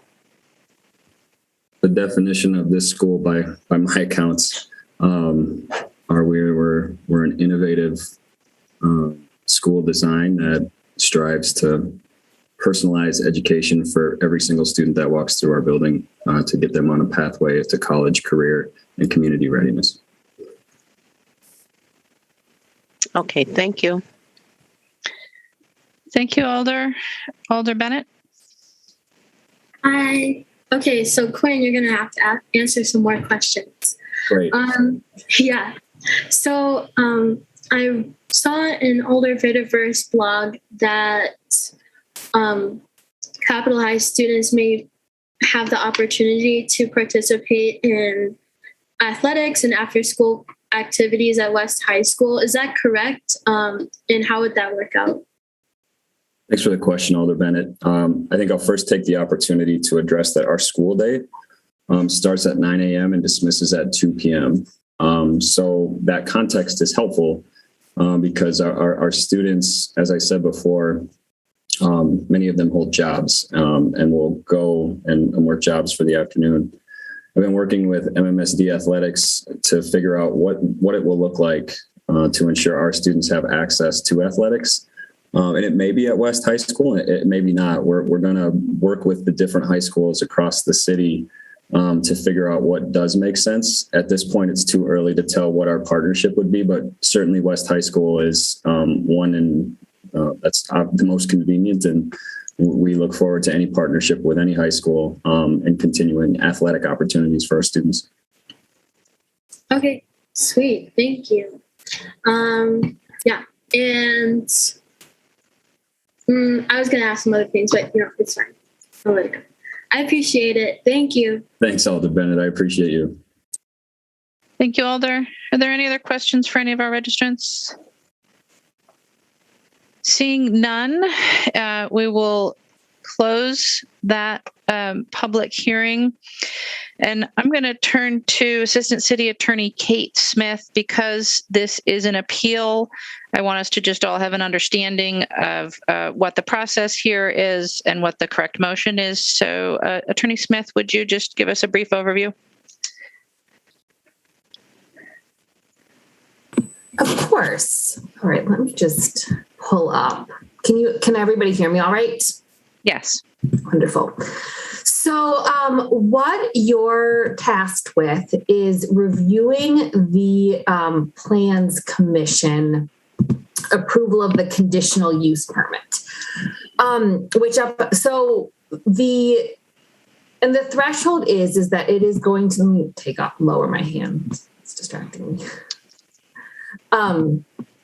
So the action of the Plan Commission will, and like I said in this case, which was granting the conditional use, will be upheld unless reversed or modified by 2/3 vote of the Common Council. While there is deference built into the Plan Commission, kind of as evidenced by that 2/3 vote threshold, there isn't a specific standard of review for an appeal. So what you will do is you review the conditional use application, testimony, any staff presentation or questions to determine if the standards for conditional use approval have been met. So let's talk about that for a minute. So the standards of conditional use approval are listed in the conditional use section of our Madison General Ordinances. Not all of them apply to the application. I'm happy to read them through with you, though I will say that there are 17 of them. So I kind of will direct you. It's MGO 28.183.686. A is an apple, 1 through 17. And I'm happy to read them if you'd like, if there's questions of it, but just for efficiency's sake, I'll just continue. So the Wisconsin state law creates a presumption, that if the application meets the standards, then the conditional use should be granted. And whether or not the standards have been met, or if there are conditions or not that will be imposed, are evaluated with a standard of substantial evidence. So you all are evaluating this with something called substantial evidence. And I want to briefly talk about that. So substantial evidence is what a reasonable person or an objectively reasonable person would think based on the facts and evidence presented and not based on personal preference. You also could say it was the evidence is of such convincing power that a reasonable person could reach the same decision as the Plan Commission. So you were looking at credible, relevant, and probative evidence upon which is a reasonable person could make that decision. So you want to evaluate facts, information directly pertaining to the requirements and the conditions an applicant must meet in order to be granted a conditional use permit. So to sum up, your role is to review the facts and information presented through the speakers, the report, and the reports, apply the conditional use standard, keeping in mind the state law presumption in making your decision. Whatever that decision is, you should articulate the reasons for that decision. Thank you. Thank you, Attorney Smith. So correct me if I'm wrong, but I believe the proper course of action is to move to sustain the appeal. And if that achieves a 2/3 vote, the appeal will be sustained. If it fails to achieve a 2/3 vote, then the conditional use will be upheld. Is that correct? Yes. So President Abbas, let's start with a motion and then we'll go to questions for staff. Move motion to sustain the appeal. Second. It's moved and seconded to sustain the appeal. Are there questions for staff on this item? Seeing no questions for staff, is there any discussion on this item? Seeing no discussion on this item, Alder Bennett. You know I had to say something. Okay, so I wasn't going to say anything, but I'm going to say something. I hope it doesn't take long. So I just wanted to say, first of all, parking is a point of privilege. Parking is a point of privilege. And I think you'd be surprised by how many people take the bus to school or find other modes of transportation to get to school. And at the end of the day, you'll be fine. We will find parking. We'll figure it out. So it's honestly a point of privilege. And I think it's good for this to be close to West and close to UW. People can participate in athletics and people can be around in a centrally located location. And at the end of the day, I think we're losing sight of what's important right now, and that's education. And people go to school to get educated, not to park, not to do other things. And that's what's important right now. So let's do this for these kids. I'm glad that didn't take too long. Thank you. Thank you, Elder Bennett. Is there any objection to me speaking from the chair on this item? Seeing no objection, I'll be brief.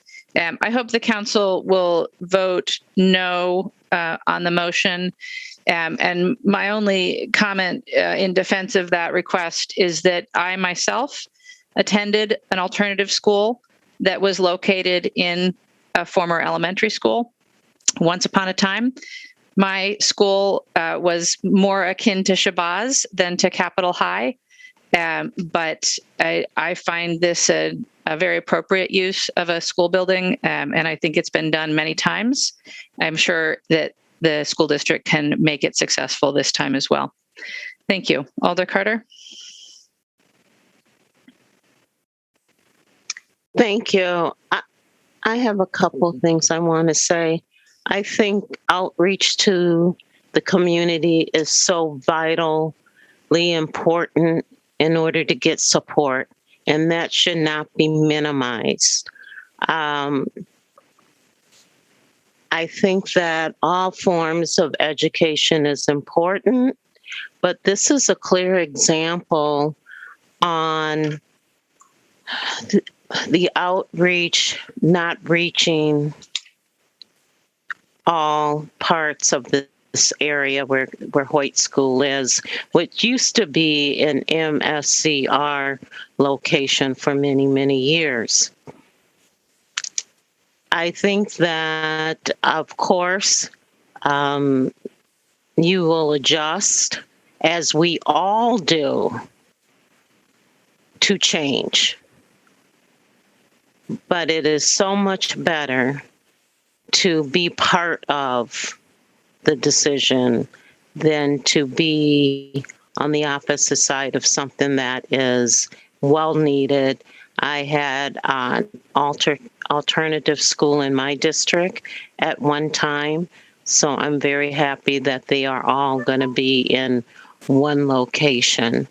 And that's all I have to say. Thank you. Thank you, Alder Carter. Is there any further discussion? Alder Vitever. I just feel like I should speak a little bit, even though it was my predecessor who held the public forum. So there were 3 public forums for the community.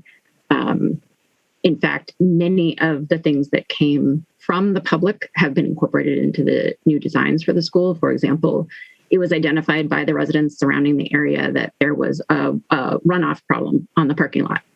And that's part of the plan, is to mitigate that with the new construction and therefore make the lives of the residents around the school better.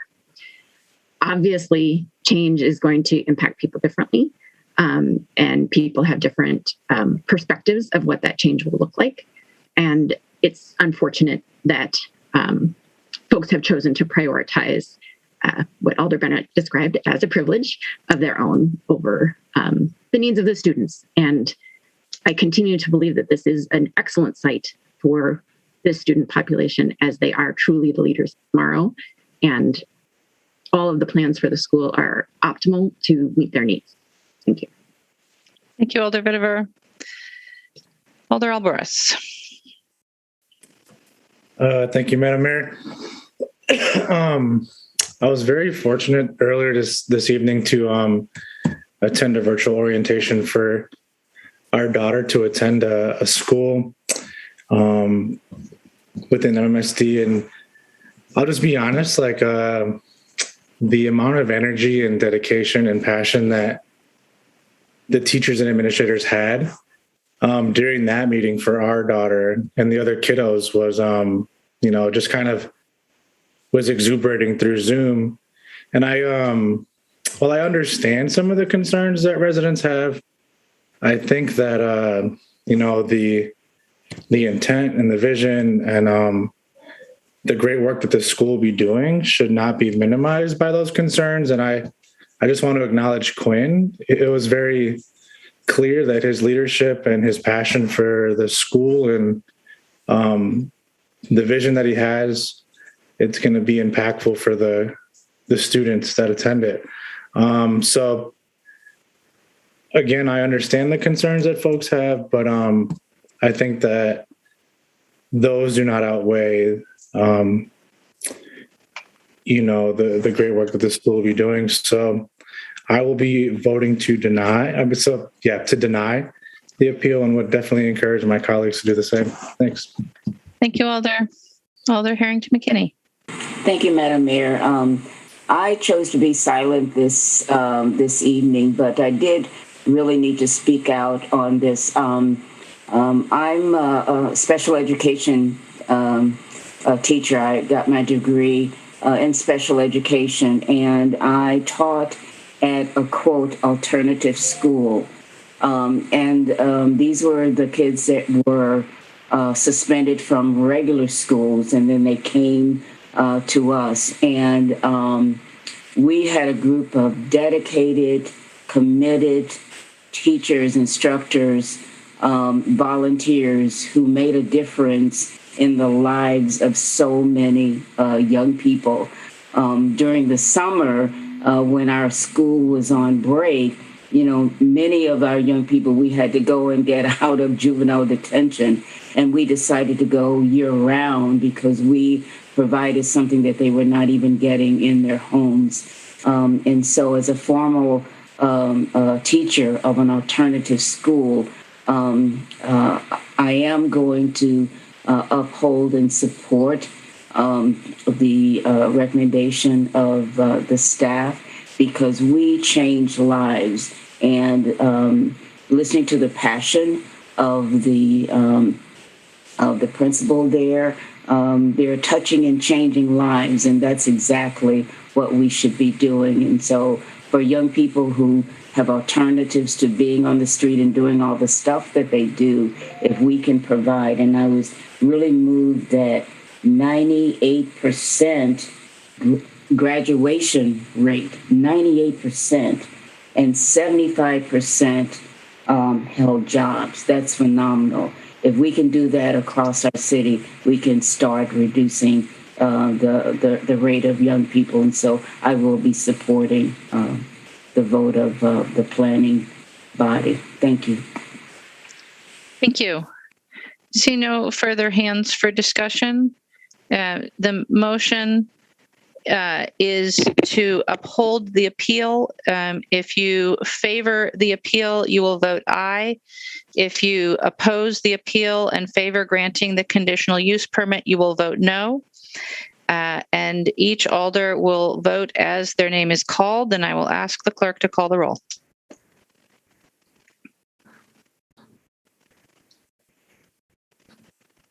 Alder Alvarez? No. Alder Alvarez, no. Alder Benford? No. No. Alder Bennett? No. No. Alder Carter? No. No. Alder Curry? No. No. Alder Evers? No. No. Alder Figueroa Cole? No. No. Alder Foster? No. No. Alder Furman? No. No. Alder Halverson? No. No. Alder Harrington McKinney? No. No. Alder Heck? No. No. Alder Lemmer? No. No. Vice President Martin? No. No. Alder Miadzi? No. No. Alder Revere? No. No. Alder Vitiver? No. No. Alder Wahelier? No. No. President Abbas? No. No. Madam Mayor, we have 20 noes. I believe that's actually 19 noes. 19, thank you. Thank you. With 19 noes and 0 ayes, the appeal is rejected and the conditional use permit is upheld. And that will take us to item 6, which is Legistar 66596, a public hearing for a new license for Greenview Brewing, doing business as Alt Brew. I'll open a public hearing. We have no registrants on item 6. I will close that public hearing. President Abbas. Move motion to grant. Second. Moved and seconded to grant. Is there any objection to recording a unanimous vote in favor? Seeing no objection, that item is granted. Item 7 is Legistar 66601, new license for Defying Gravity LLC, doing business as Cordial. We'll open a public hearing on item 7. I have no registrants, so I'll close that public hearing. President Abbas. Move motion to grant. Second. Moved and seconded to grant. Is there any objection to recording unanimous vote in favor? Seeing none, that item is granted. Item 8 is Legistar 66602, a new license for Quick Trip Incorporated, doing business as Tobacco Outlet Plus, number 514. We'll open a public hearing. We have one registrant, David Ring of La Crosse, Wisconsin, in support, available to answer questions, representing Quick Trip Incorporated. Are there any questions for our registrant? Seeing none, I will close that public hearing. President Abbas. Move motion to grant. Second. Moved and seconded to grant. Is there any objection to recording unanimous vote in favor? Seeing no objection, that item is granted. Item 9 is Legistar 66603, a new license for Ginza. We'll open a public hearing on item 9. We have no registrants, so we'll close that public hearing. President Abbas. Move motion to grant. Second.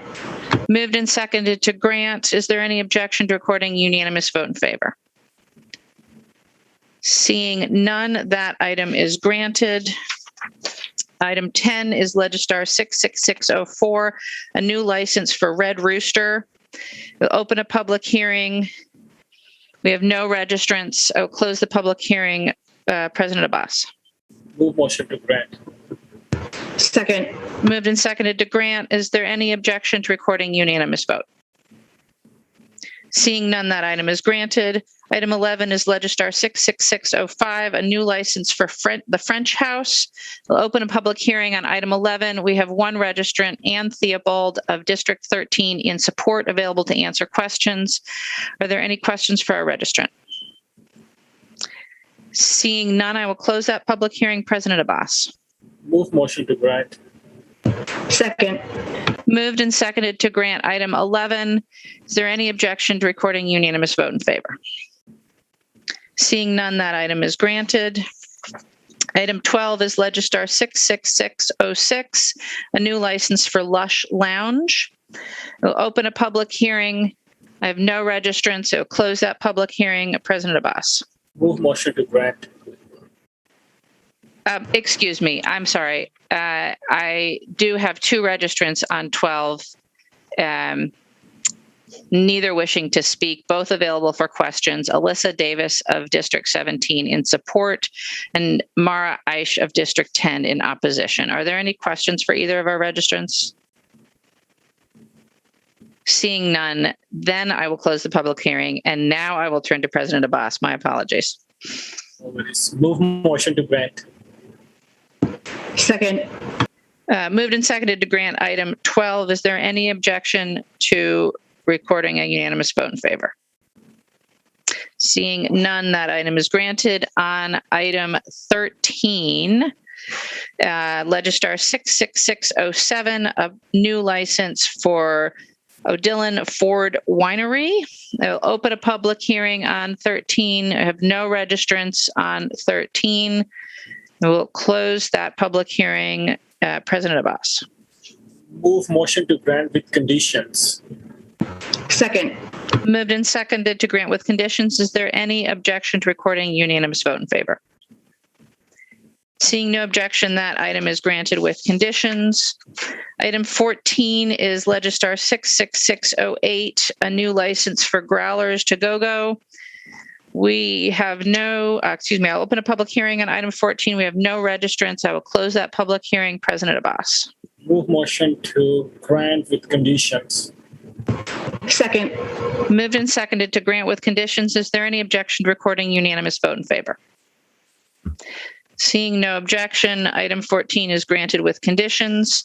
Item 15 is Legistar 66609, a new license for Lush Adult Entertainment. And on item 15, I will open a public hearing. We have registrants, starting with Mara Aish of District 10 in opposition, available to answer questions. Janet Hirsch of District 9 in opposition, not wishing to speak, and Jane Meyer of District 9 in opposition, not wishing to speak. Are there any questions for any of our registrants? Seeing none, I will close the public hearing on item 15. President Abbas. Move motion to place on file without prejudice. Second. Moved and seconded to place on file without prejudice. Is there any objection to recording unanimous vote in favor of placing on file? Seeing none, that item is placed on file without prejudice. Item 16 is Legistar 66885, approving plans, specifications, and a schedule of assessments for Cronky Drive, Lynette Circle, and Tanager Trail. I will open a public hearing on item 16. We have one registrant in support, Lisa Veldrin of District 20, not wishing to speak. Are there any questions for the registrant? Seeing none, I will close the public hearing. President Abbas. Move motion to adopt. Second. Moved and seconded to adopt. Is there any objection to recording unanimous vote in favor of adoption? Seeing no objection, that item is adopted.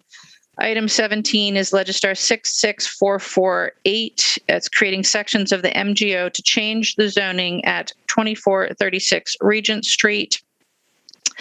I'll open a public hearing on item 17. I have no registrants. I will close that public hearing. President Abbas. Move motion to adopt. Second. Moved and seconded to adopt item 17. Is there any objection to recording unanimous vote in favor? Seeing none, that item is adopted. And that brings us to item 18, which is Legistar 66790, creating sections of the MGO relating to a mission camp district. I will open a public hearing on item 18. Our first registrant is Pearl Foster from District 6, wishing to speak, to be followed by Garrett Olson.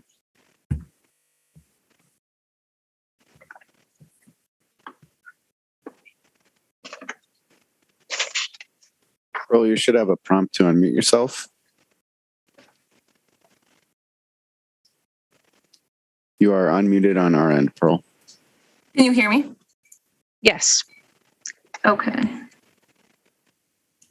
So first, I'd like to bring up that the shelter building at the Randall Park has not been open all summer for the people living and surviving in the park. There have been many severe storms, including high winds during a tornado warning, and the building was still not open for emergency shelter.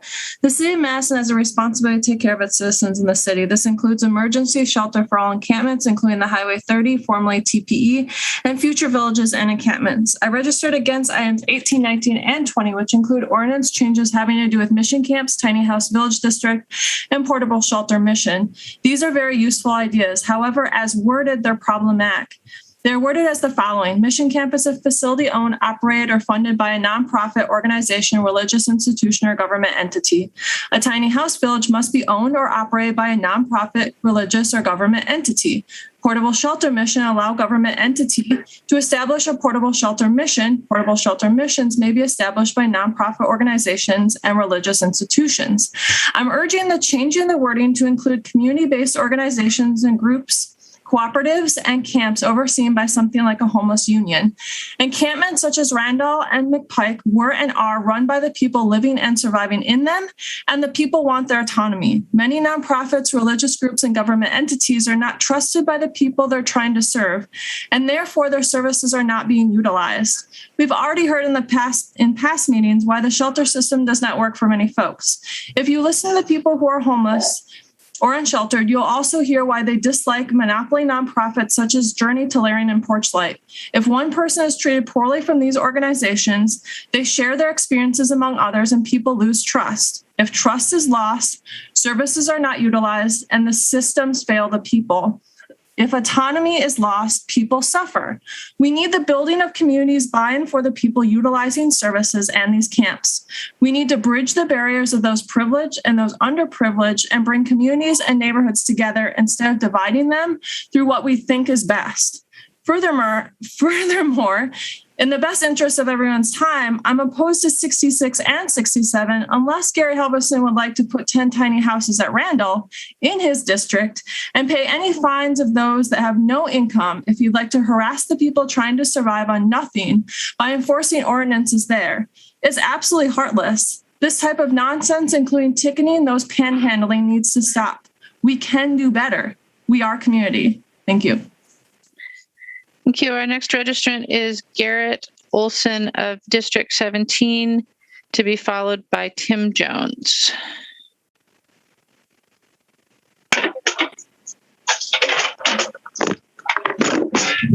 Hello? We can hear you. Okay. Okay, for number 18, Mission Camp, I oppose, as well as 19 and 20, I oppose. Each has or will begin again on the suffering and non-completed actions of others. All of the last 3 encampments I've been part of had both nonprofit, previously class citizens create pieces together. Beginnings, then publicly seen, were only partially structured. No further aid was after their initial uses for individual entity gains. Support and property management lacked, thus creating a vacuum for emergencies not public in sight.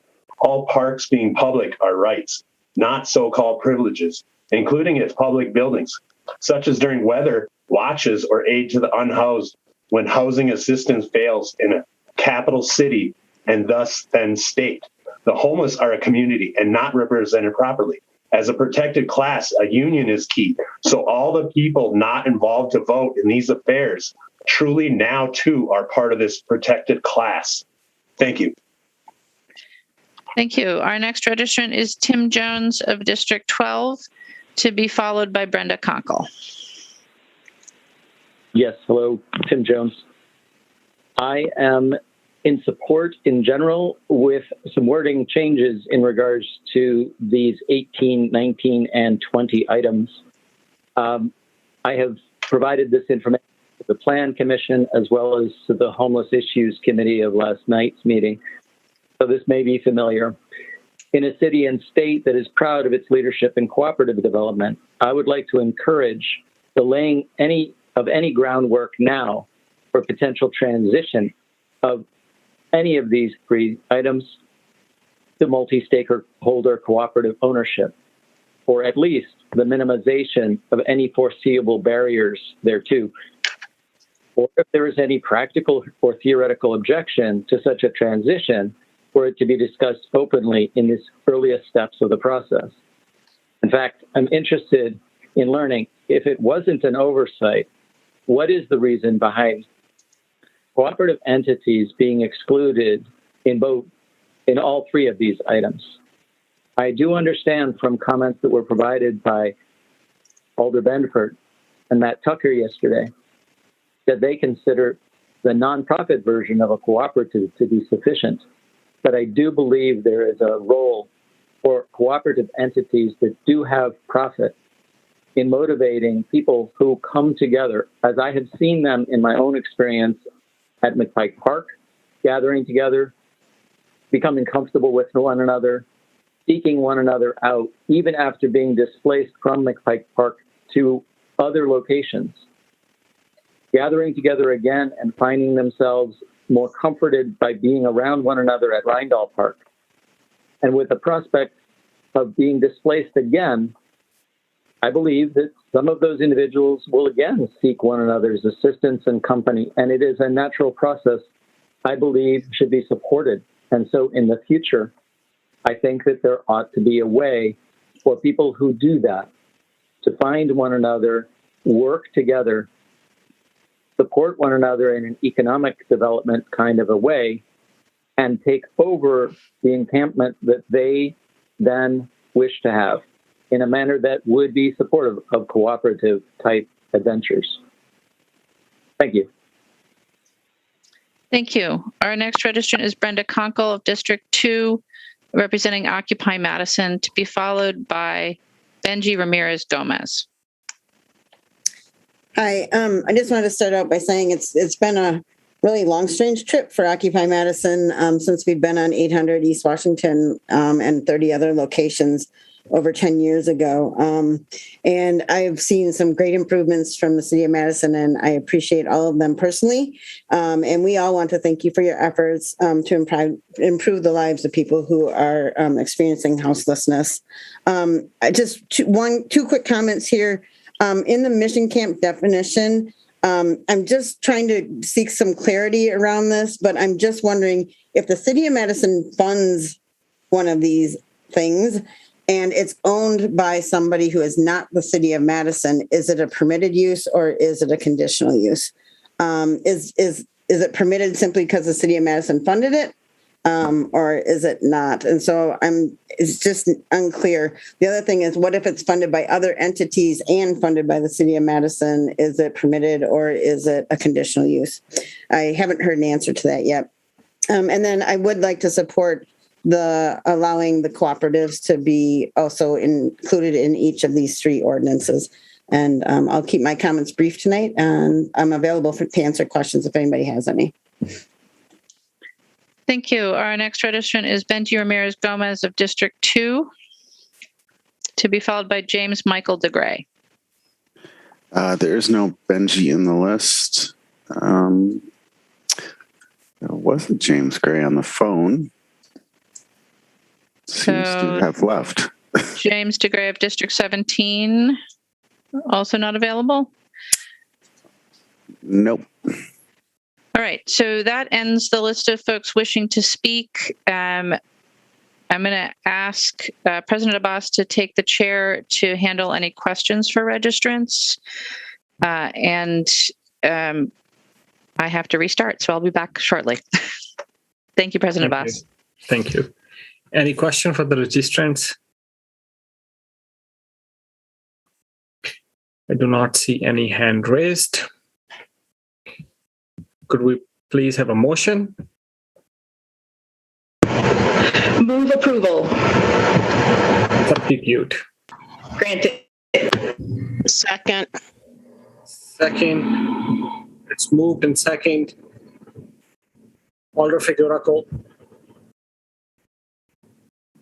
I'm sorry, just getting ahead of the game here. I just have a question for staff whenever you're ready.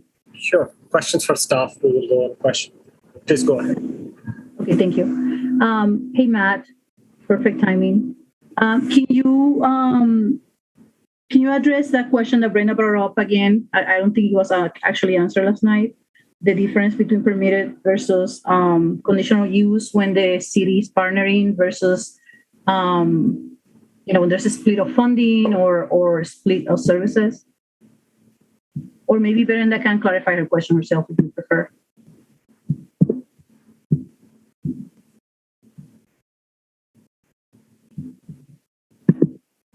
Matt, we cannot hear you.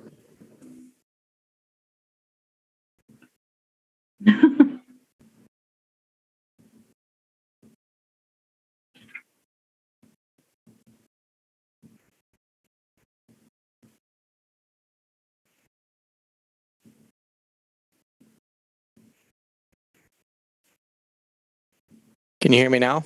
Yes. Yes. Should always keep my headset on. I should have learned that lesson. Okay.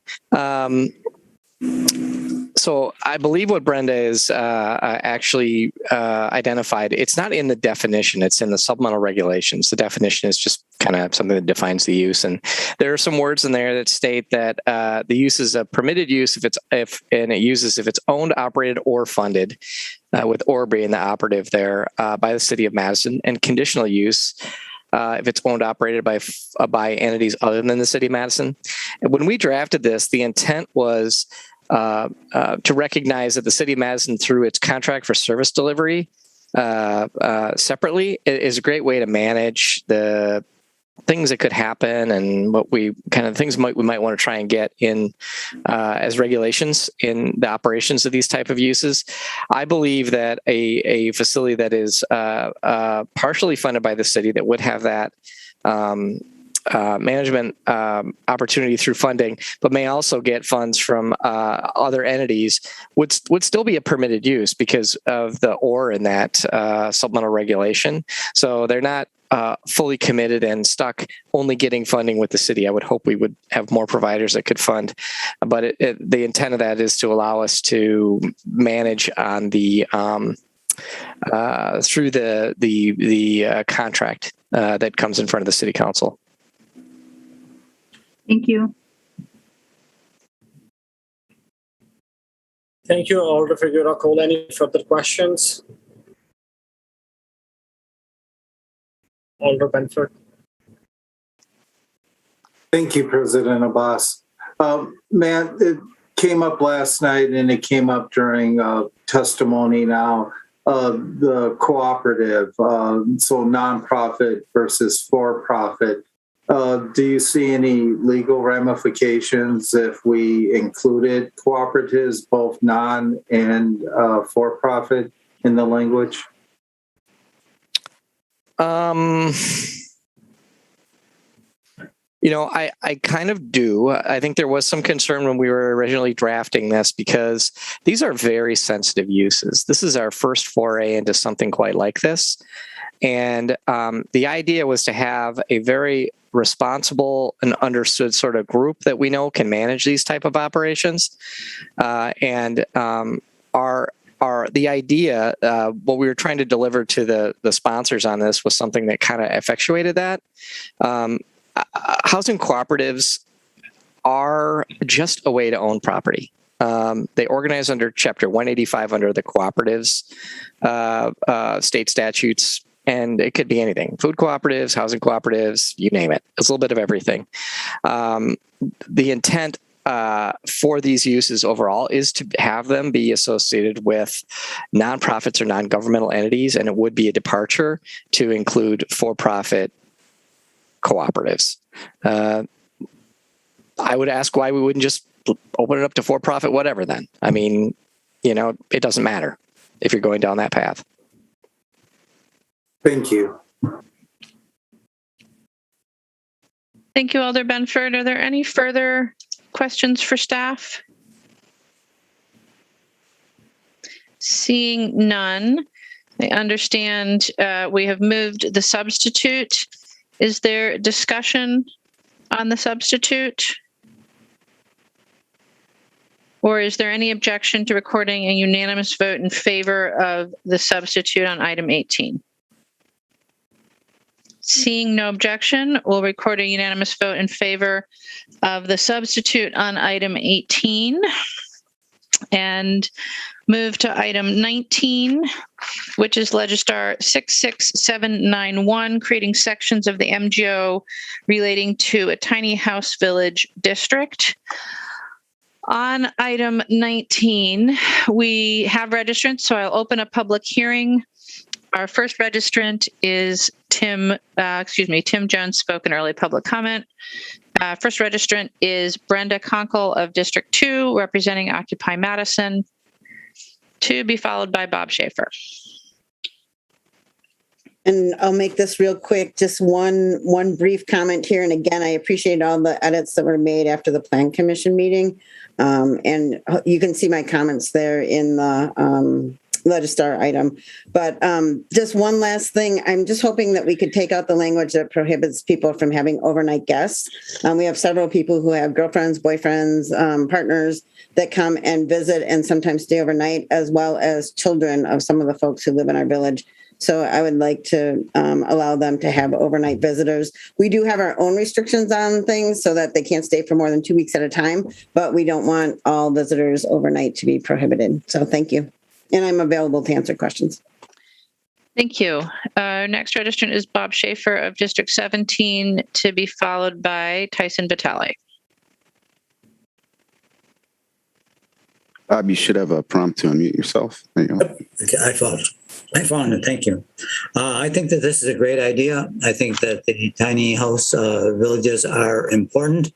I think that what is important is, and with this and the other two that relate to this, is that that they are subject to the city ordinances, and that one of the challenges that I saw last night at the homeless meeting was that that what it seems like the group of people that are out there at Rhino Park want to establish their own community governance, and that establish what their policies would be and everything like that.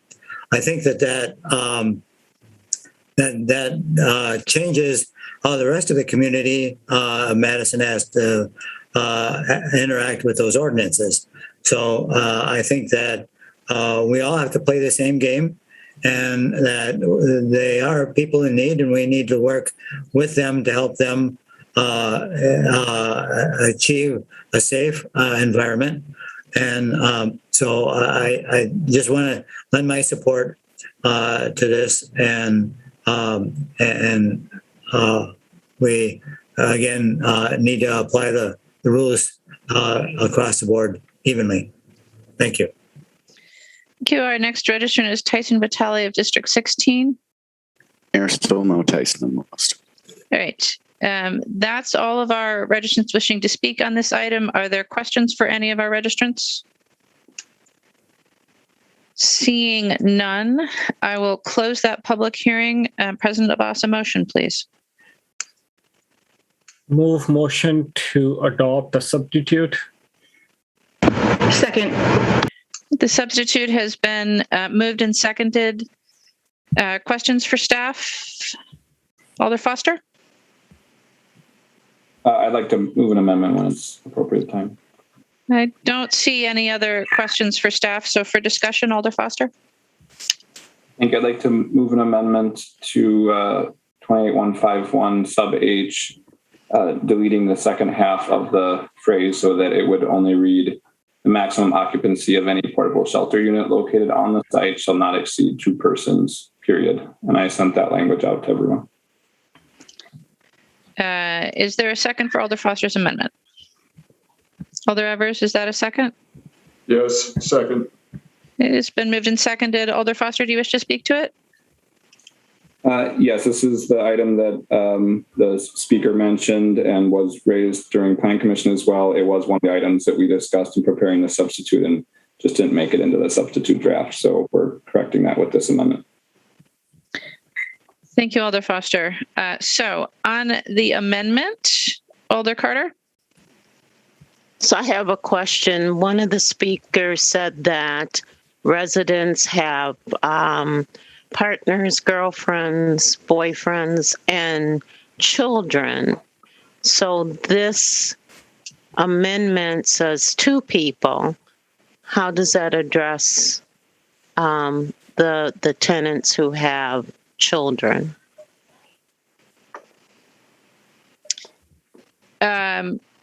Alder Carter, give me a minute to get the language in front of me. Sorry. What I believe what Alder Foster's amendment is doing is removing the restriction on visitors and simply saying that the permanent occupants shall not exceed two persons. But Matt Tucker perhaps can tell me if I'm correct. Mayor, I think that sounds right. Yes. Alder Carter, does that answer your question? Yes, thank you. Thank you, Alder Carter. Alder Alboris on the amendment. Thank you, Madam Mayor. Alder Foster, you mentioned that this was language that was welcomed by a speaker. Would that be Brenda Conkle by chance? I know that she's a advocate in this space. So I just want to confirm if that's something that she'd be welcoming. I think we can let the record show that Alder Foster is nodding his head. Okay, perfect. Thank you. Thank you, Alder Alboris. Any further discussion on the Foster amendment? Seeing none, it's been moved and seconded. Is there any objection to recording a unanimous vote in favor of Alder Foster's amendment? Seeing no objection, we'll record a unanimous vote in favor of Alder Foster's amendment. That brings us back to the main motion, which is the substitute as amended by Alder Foster. Is there further discussion? Seeing no further discussion, is there any objection to recording a unanimous vote in favor of the substitute as amended? Seeing no objection, we'll record a unanimous vote in favor of the substitute as amended on item 19. And move on to item 20, which is Legistar 66792, amending sections of the MGO relating to portable shelter missions. On item 20, I will open a public hearing.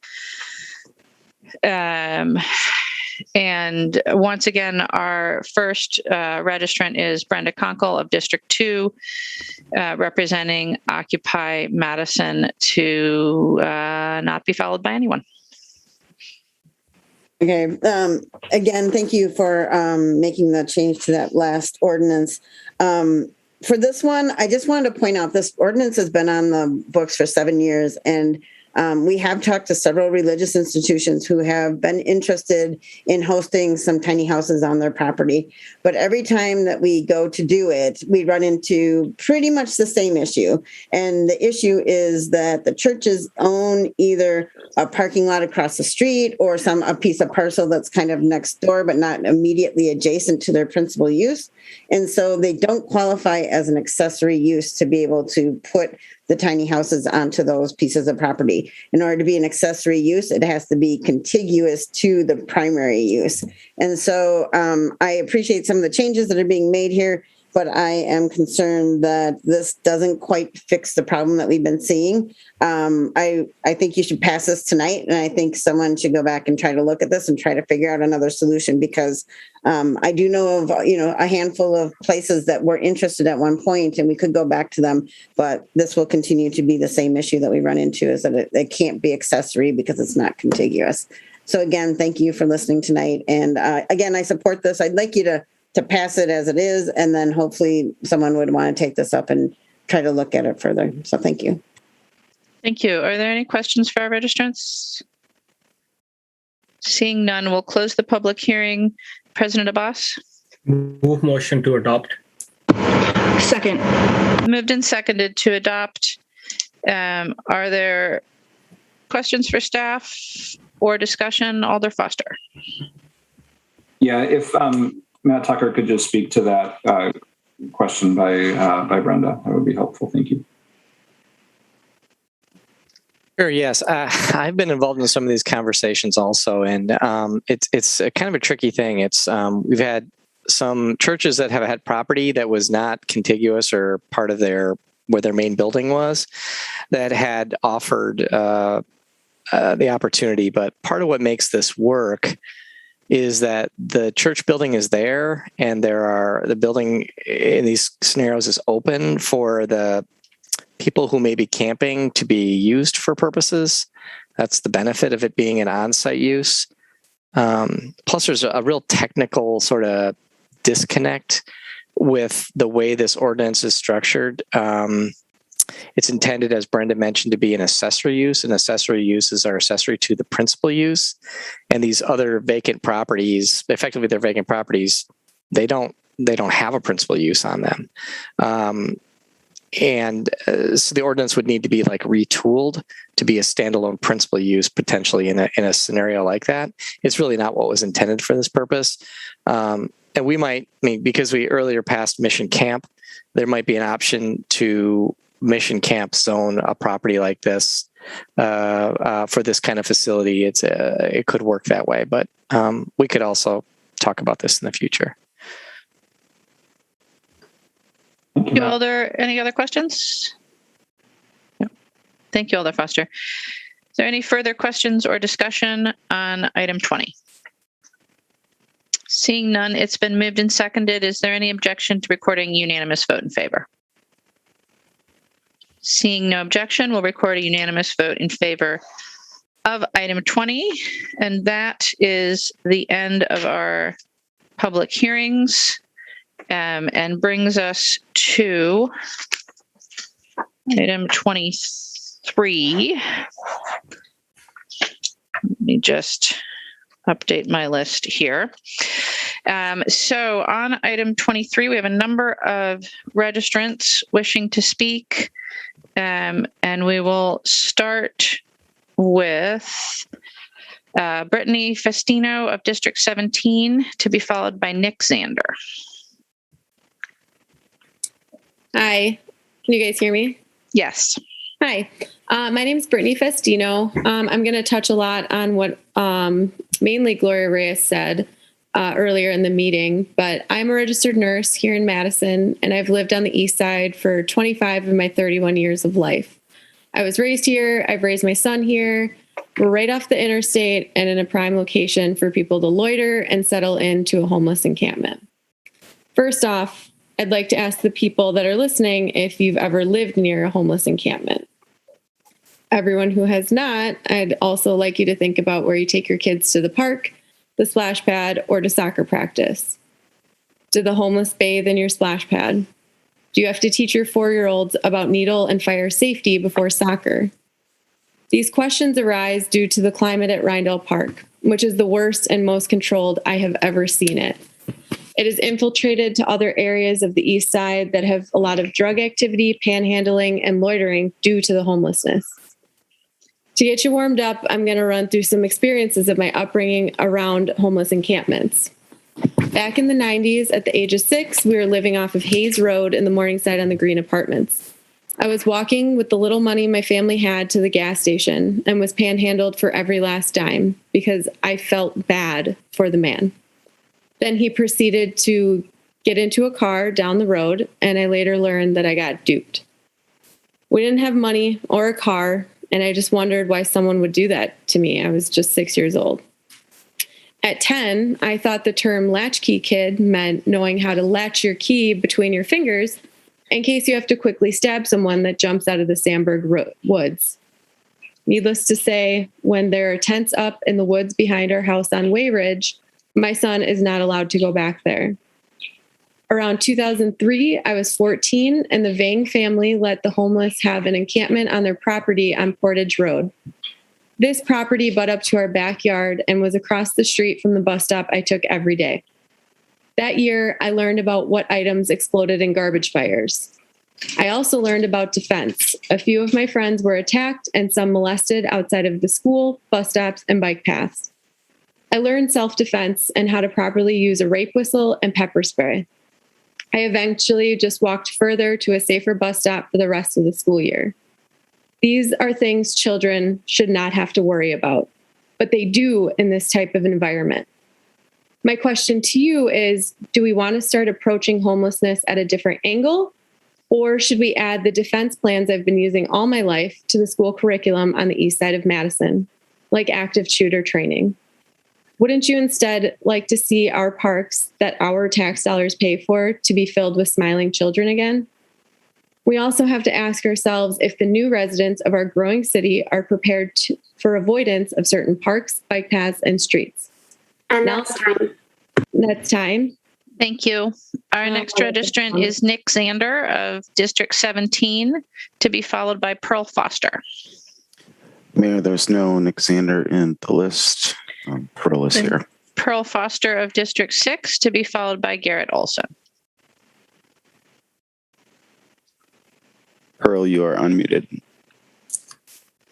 Can you hear me? Yes. Thanks. I feel like a broken record. The same moves for an eviction keep coming up time and again. It's this game you're all playing with people's lives, and those being impacted are having to see which committee, which resolutions you're going to keep throwing at those that have no power. I'm so disappointed. I'm so tired of these games. We've been speaking since May, and it seems like those in power have their own agendas and ideas of what is best for those that have nothing. Every article that comes out of the media clearly states that the encampment started at McPike due to its proximity to services. So why do you keep feeling like moving people out of sight is best? Nobody wants to move to Dairy Drive by the Dutch Mills Park and Ride, an industrial park with no shade away from all services. This is inhumane. In addition, the city failed the people living at Randall and continues to fail the people living in encampments every day. By not providing adequate accommodations, including sanitation, for many months, the city is to blame for your own state of emergency.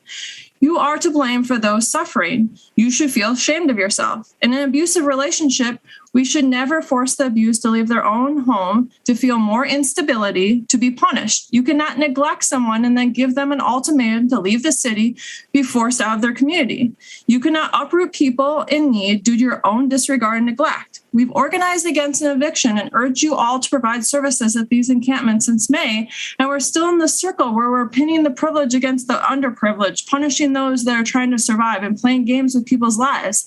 This is unacceptable. This is a forced eviction. In addition, we have advocated tirelessly for the city of Madison to follow CDC guidelines throughout the pandemic at every encampment, and still, with an update on the CDC website as of July 8th, it clearly states, if individual housing options are not available, allow people who are living unsheltered or in encampments to remain where they are. Clearing encampments can cause people to disperse throughout the community and break connections with service providers. This increases the potential for infectious disease spread. And ensure nearby restroom facilities have functional water taps, are stocked with hand hygiene materials and bath tissue, and remain open to people experiencing homelessness 24 hours per day.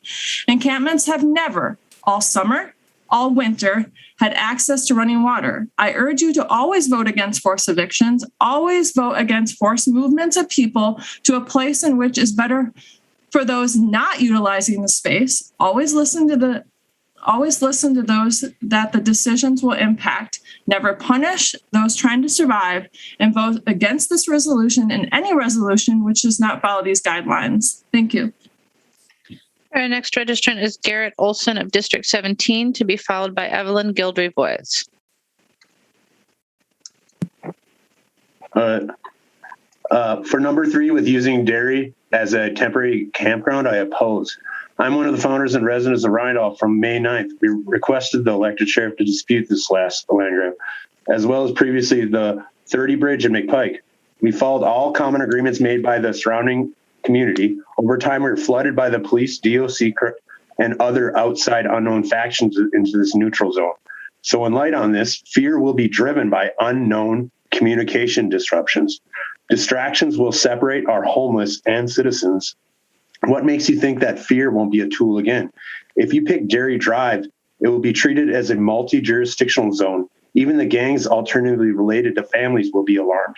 The future coming measures of COVID distractions will separate the masses more. Dairy Drive will just push out more unorganized encampments. Thank you. Our next registrant is Evelyn Gildry-Voyles of District 5, to be followed by Tyson Vitale. Hi. I struggled on whether to support or oppose this resolution. I want to acknowledge that this resolution, unlike 66, does feel like a good faith attempt to find a supportive alternative to the Rindle Park encampment.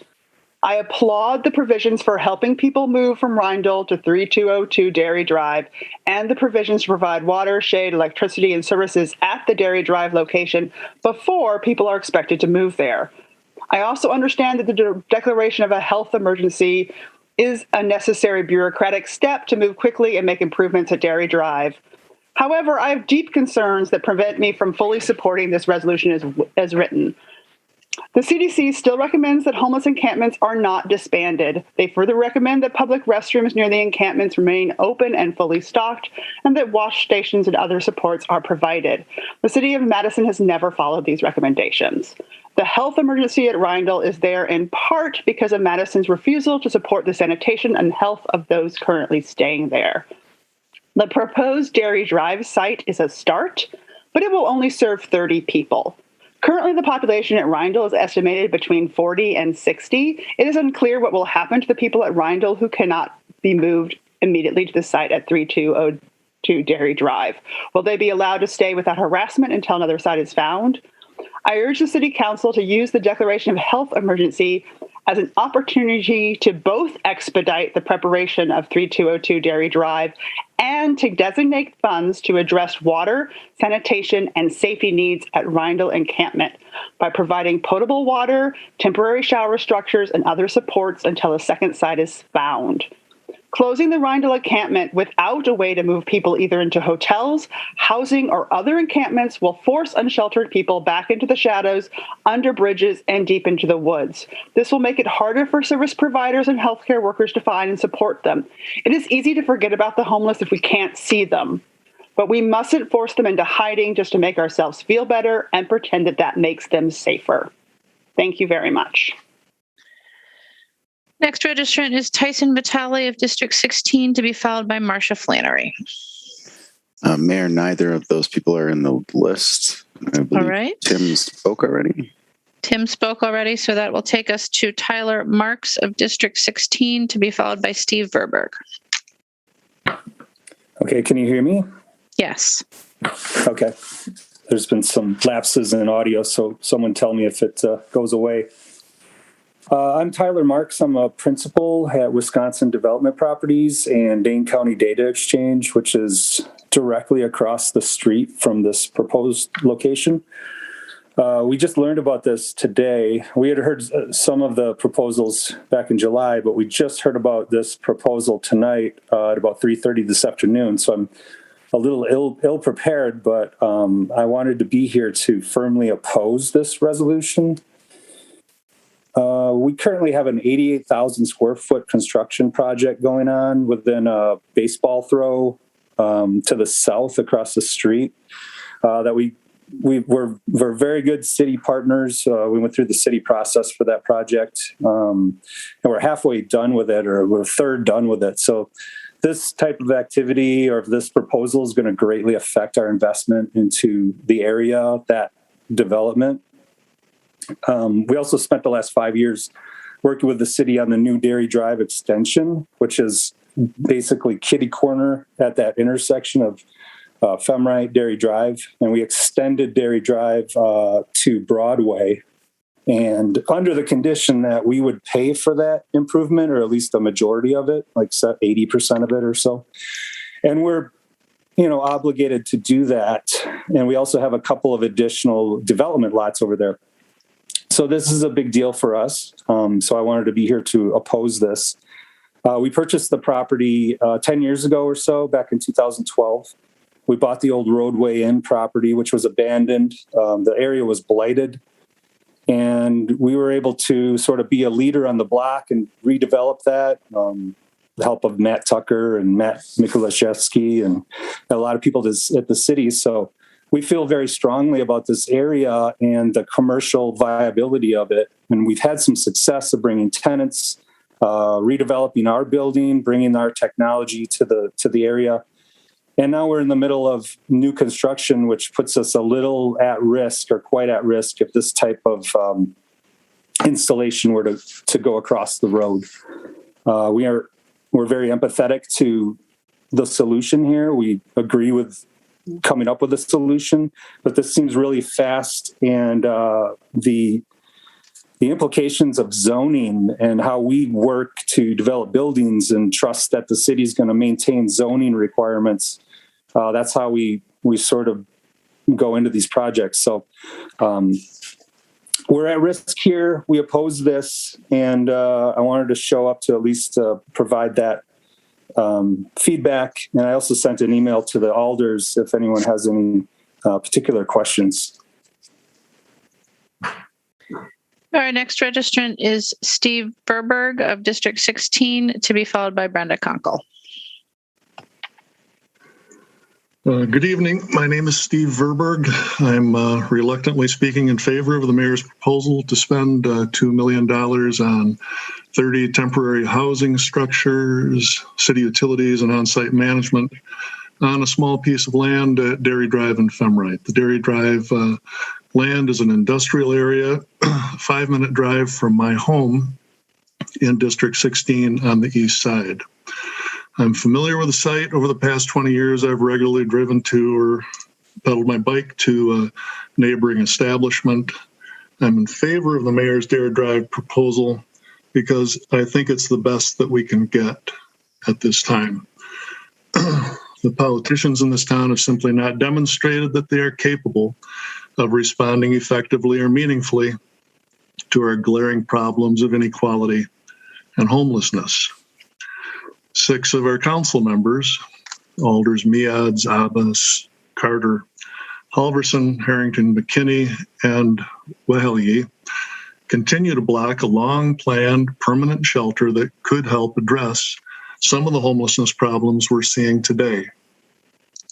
I don't know why exactly that we can't spend $2 million to make a livable place out of the encampment that's currently on a small portion of the sprawling Rindall Park, unless it's just that we want to hide the homeless from the view of the good people of Madison. I am grateful to Alderwoman J.L. Curry for working with city staff to make this Dairy Drive proposal something that might just have a chance of being beneficial. I would like to hear much more tonight and hear frequent updates in the weeks to come about how the mayor's emergency shelter solution will be designed and staffed to prevent it from becoming having the same problems for the most vulnerable among us as we're seeing at Rindall Park. If the conditions of Rindall Park have become a threat to the city's health and welfare, it's because of penny pinching, inordinate devotion to developers, and a lack of moral courage. Please rise above the history of the way the city's handled and the county's handled homelessness and approve the Dairy Drive proposal, and then make sure the resources are provided so it is done right, and that we start creating shelter that provides the basic human dignity of the sort that each of us would like, if and when that day comes when the tables are turned and we are on the street. Thank you. Our next registrant is Brenda Conkle from District 2, to be followed by James DeGray. Thank you. And again, I do sort of like the last speaker, I applaud the efforts to try to do something, but I think that we can do better than this. I really feel like Dairy Drive is just going to be a huge setup for disappointment. And it's a $2 million investment that I feel like we need to really think seriously about before we spend that much money for something that I'm afraid nobody's going to go to. I mean, location. It's a 40 to 70 minute bus ride to get to the Beacon. It's a 15-minute walk to a gas station, and the nearest grocery store is in Monona, but a bus doesn't go there. So it's a 32-minute walk, or you have to ride a bus like an hour to get to a different grocery store. So I see, how a bureaucracy makes these type of decisions, and I understand how you ended up here. But I'm just really concerned that, people are looking at this as a solution to Rindall. And I hate to tell you this, but I just looked at our outreach spreadsheet, and we've identified 67 people who are now living at Rindall at our last outreach meeting. So this isn't even going to take care of half of the people that are going to live there. And I don't know that people are going to be able to go there just because of transportation. This is a really expensive place to go if we're going to be paying for transportation costs on top of everything else. And I would, like some of the other speakers said, rather see this money being spent right now. All this money that you're willing to put into staffing this encampment what if we would have been spending that much money to staff Rindell Park? Also, some very simple things at Rindell Park would go a really long way. Lights. It would be so much safer for the people who live there if lights would be installed. They agree with the neighbors. People shouldn't be driving on the bike path and shouldn't be driving in the grass. It's not safe for the campers who are sleeping there at night and people are driving through the encampment at night. And water is like, one of the main essentials of life, and they don't have access to water there. So, some of the issues that you're hearing from neighbors in the park could be easily solved if there was a water source. If the shelter would be opened up so that people could use the restrooms and people could use, a water source, that would be really incredibly helpful. So, and the only other thing I would say is that, we're talking about, safety.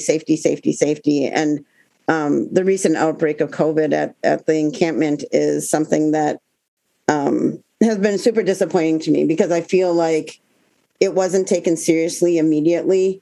And it continued to spread, and a lot of people have been referred over to the Medical Respite Center because they're suffering from symptoms of COVID. And if we would have paid more attention sooner, I think we could have done a whole lot better for the folks who are living there. So, I registered neither supporting or opposing, but you can pretty much tell where I stand. So thank you. Thank you. Our next registrant is James DeGray, to be District 17, to be followed by Bonnie Rowe. Mayor, no James in the list. Bonnie is here. Right, Bonnie Rowe of District 10, to be followed by Bob Schaefer. Bonnie, you should have a prompt to unmute yourself. Thank you. Can you hear me? Yes. Thank you, Madam Mayor and members of the council. I'll keep this really short. I know it's a long meeting, and I think Gloria Reyes said pretty much everything I was hoping to say. I am mainly in support of this item number 23. I would also love to see an amendment going on to that to say that there is kind of an end date for people to be out of Rindell Park, and for those for that to be returned back to its original use. I'm glad to see that it is being considered a state of emergency, and that everybody seems to be in agreement now that Rindell has become unsafe for everybody using that park. And I'd like to say thank you to Alder Halverson for bringing this up and kind of bringing it to the forefront. If this had happened 2 months ago, maybe it wouldn't be such a stark situation, but I'm glad that hopefully these needs will be addressed and things can move forward. Thank you for your time. Our next registrant is Bob Schaefer of District 17, to be followed by no one. So I thank you again for the opportunity. I think that one of the things that we've overlooked here a little bit is some of the history. Back in May, I believe that there were only about 8 people out there. And that on one of the questions that I have is, have we done a count or a tally of the people who are there and where they came from? That we live as a community in Madison and Dane County and some of the surrounding counties, and we need to take care of the people that are there. One of the people that testified a few months ago was that he had come in from out of town somewhere and stopped there, and he was given a tent and a sleeping bag. Now, if we've got people that are coming in from all over the place, maybe what we need to do is we need to look at taking care of our neighbors and our community members, finding out who is there and taking care of that there. The person that suggested that Rindell Park would have been a good place to build something like that, it has not been designed for that. And that I'm not sure whether the current one is the total end-all answer. But I think that, first of all, we need to look at who are we serving, where are they from? If they got people out there with license plates from other states, and why are they there? Are they really wanting to make progress? That we can't help them if they are not wanting to put some effort into what it takes to become homed or become unhomeless. So I think that there's a number of other things that have to be dealt with in terms of how we progress. If we keep on building more and more sites and more people come from out of the area, then we can I guess just continue to look for more and more places for them. So having free camping for some people who have chosen to live a life of freedom, that I think that we need to again look at the pandemic, look at the purpose for this, and do what we can to help people and help them get the services they need. But we can't do this just by giving people tents. I thank you. Thank you. Are there questions for any of our registrants? Seeing none. President Abbas, let's get a motion, please. I see Alder Hack hand is raised. Do you want me to? Alder Hack, would you like to make the motion? No, actually, I have an item about public comment. Sorry. Oh, go ahead, Alder Hack. Tim Jones, who registered for this item, actually didn't make general public comment. He spoke on another item, so I believe he should be allowed to speak, if I'm not mistaken. He was registered for early public comment, and generally when people do that, that they forgo their opportunity to speak later. But is there objection to having Tim Jones speak at this time? Seeing no objection, let's see if Tim Jones wishes to speak on this item. My appreciation. I did not register for item 1, but my comment is in specifically regard to the safety side of the reasoning behind the need for an emergency, state of emergency.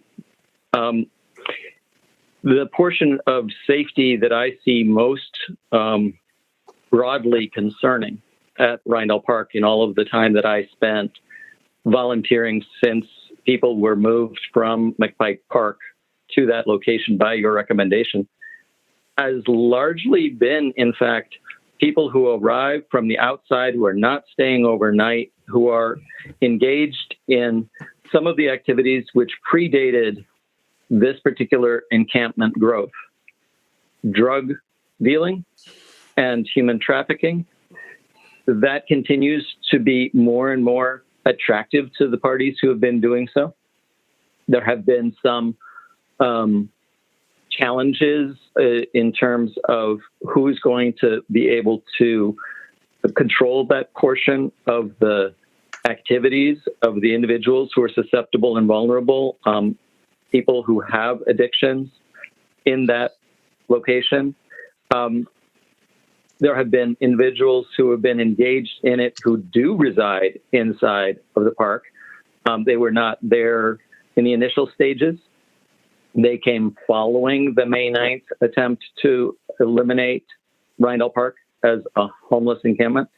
But the challenge that I see is that it appears as though, even from comments that were made earlier tonight, police are not apparently managing the significant risks that are posed to the public as a whole and to those who are encamped houseless in Rindell Park from some of these issues.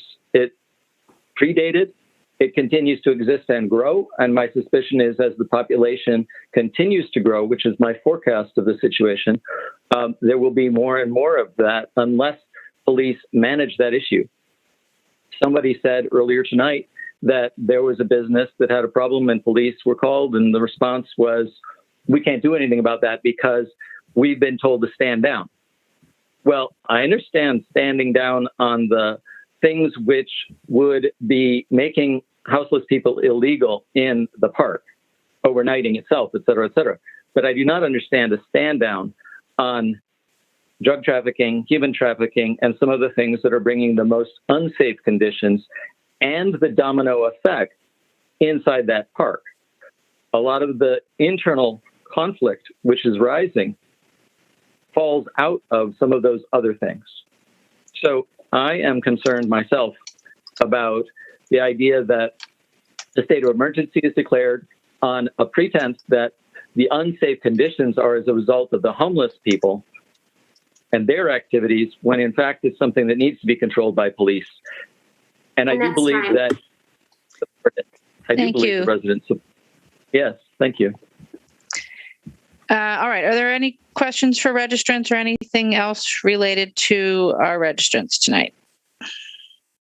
Mayor, I just want to apologize. That was my mistake. Tim did not speak earlier. Also, we do have Tyson Vitale in the list. All right. Let's have Tyson Vitale then on item 23. Can you hear me? Yes. Thank you, ma'am. I'll be quick. I support this for now. That's it. Thank you. Thank you. All right. Now, a motion. Who would like to make it? Move motion to adopt. Second. It's been moved and seconded to adopt.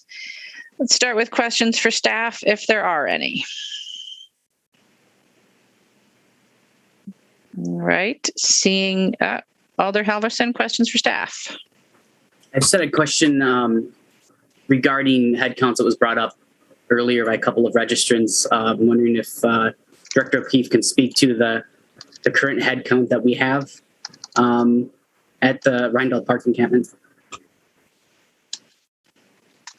Alder Halverson, we rely on outreach teams to give us an accounting of the number of people at the park. The population is somewhat dynamic. It varies from day to day, from week to week, during times of day. But we believe that that number in the 50 to 60 range is probably most accurate and a fairly stable number. And have we have an understanding of that count? Are we getting weekly updates on that or monthly updates? What's the rhythm for that count from the outreach providers? I don't know that we get regular routine updates, but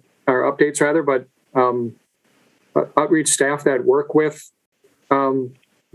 people who are experiencing homelessness, whether they're at Rindell or any place else, they do enter information into the homeless management information system. They do collect information that's used to support the coordinated entry system for housing assistance, so that information is collected regularly. It's just not something that we're asking routinely of outreach staff. Do you have any idea if there's any veterans out there at Rindell Park? I don't personally, but I'm sure that information would be captured in the HMIS reporting. Just a couple more follow-up questions. How many VI SPDAT surveys have been collected at Rindell Park? Alder Halverson, I don't have that information readily available. It certainly is available within our system. I just don't have command of that data. Okay, we're trying to make some decisions here on how many people are going to need to be housed at Dairy Drive, and it's difficult to make those projections if we don't have an accurate head count from the providers. I would think that's something that we would want to be collecting on a regular basis. Well, Alder Halverson, I don't think you should understand the population experiencing homelessness as a static one. So whether it's Rindell Park or any other location, people will come to that location. They'll leave that location. Some people may leave the community. Some people may find housing. Some people may move from one location to another. So it isn't as though there's a defined group of 40 or 50 or 60 people that are there at Rindle, day in and day out, week in and week out. I expect that there is a core group of campers at Rindle that's relatively stable, and then there are people that come and go. So that 50 to 60 number is probably largely comprised of a core group that is there pretty routinely. But again, it can change by the day and by the week. I appreciate the information, Mr. O'Keefe. I also have one more question. Do we have any numbers on the individuals that are eligible to use other emergency sheltering options?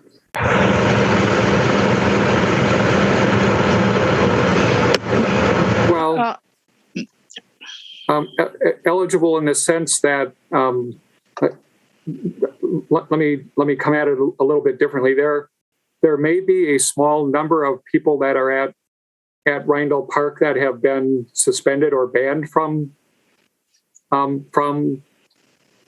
likely the men's shelter, but that is less and less common. So that number is likely small, and there are couples that are staying at Rindle Park, and we do not have capacity within our community's shelter system to accommodate couples. Again, I could not right now give you specific numbers about those, but there certainly are people at Rindle that don't fit within the shelter system as it stands today, as it operates today.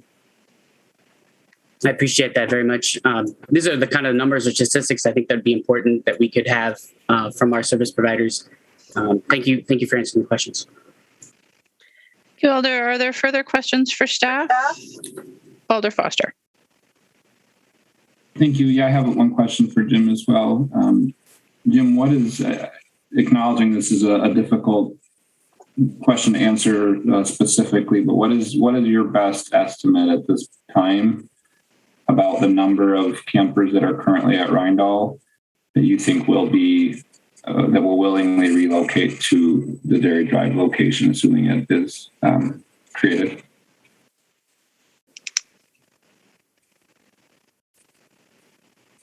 So, Alder Foster, we have been in conversations about that question with service providers, outreach service providers, for many weeks now, as we've moved in the direction of trying to establish an alternative and settled on this as a potential alternative. I was frankly a little bit surprised to hear some of the comments earlier this evening on this question, because we have taken in large part our direction from those staff teams who have, though admittedly, expressed reservations about this site. So it's not a site that will accommodate everybody. It's not intended to accommodate everybody, but we've received, I think, reasonable assurances that there are in the neighborhood of 20 to 25 people that these outreach teams believe would be willing to give that location a try.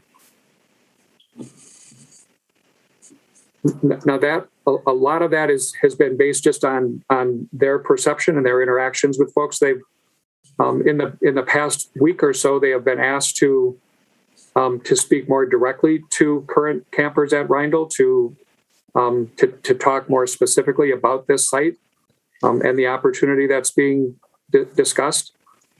And what they have said to date is that there are a small number of people who have initially reacted quite strongly that they would be willing to try the Dairy Drive location. There are a handful of others that responded pretty strongly that they would not be interested, and there were a larger number of people that would want and need more information before making that decision. Thank you. Can you also speak a little bit to some of the other elements of the resolution that talk about working towards a second site, as well as seeking to limit the space that's being used at Rindall, particularly as folks are moved over, and also about the safety plan for those that will be remaining at Rindall? Sure, Alder Foster, thank you for that question. So I want to be as clear as I can possibly be that this proposal, this particular location, is not being put forward as the sole solution to Rindall Park. It is not able to accommodate all of the campers that are currently at Rindall Park. It's not intended to accommodate all of the campers. It is the first in several steps that we are looking to take. It's the first step primarily because it's property that is owned by the city, and so it's more readily accessible and easier to facilitate preparation for its intended use. The mayor has been clear for very long that she's interested in finding at least two locations. We have taken our lead from outreach staff who have told us one of the biggest concerns at Rindall Park is the sheer number of people that are there. That complicates not just the arrangements there and the personal interactions and the opportunities for conflict, but makes it more difficult for service providers to work with people. So it's on their advice that we're looking to establish alternative campsites that will accommodate not more than 30 people. We think that that's a more manageable size. So even as we look to begin preparing this site, city staff have a bead on a second site, one that would need to be acquired. It's privately owned. That property has been appraised, and we've received the results of the appraisal, and work is now underway to prepare a purchase and sale agreement. It's something we'll need to come back to the council to get your approval, but work is already beginning down that path of a second location. I also want to be clear that it is the intent that with two locations, it is the intent of this work to bring the encampment at Rindall Park to an end, not solely with Dairy Drive, but the combination of the two sites. And even as we work toward that goal, we understand that there is much that can be done to improve the conditions and the safety at Rindall Park. Again, I'm a little bit perplexed by some of the comments that were made earlier, because one of the speakers knows that we're focused on developing a safety plan, knows what the elements of that plan are, knows that in large part they are responding as much to campers and concerns that have been expressed by campers about their own safety as about surrounding neighborhood residents. So that work is underway. We've had discussions with staff internally. We've had discussions with service providers. We've had discussions with some members of this council that are particularly interested in pursuing that. And that's certainly an element of this multi-phased approach.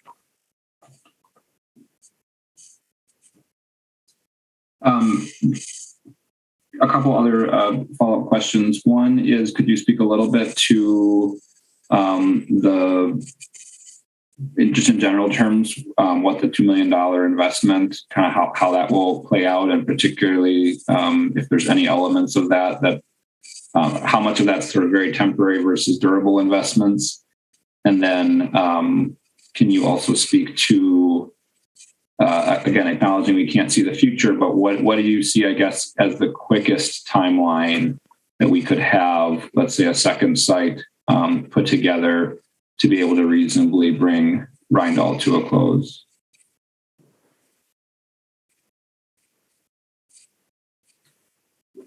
So Alder Foster, there are two elements of a budget for this, for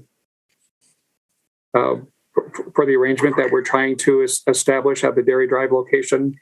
There's a capital component and there's an operating component.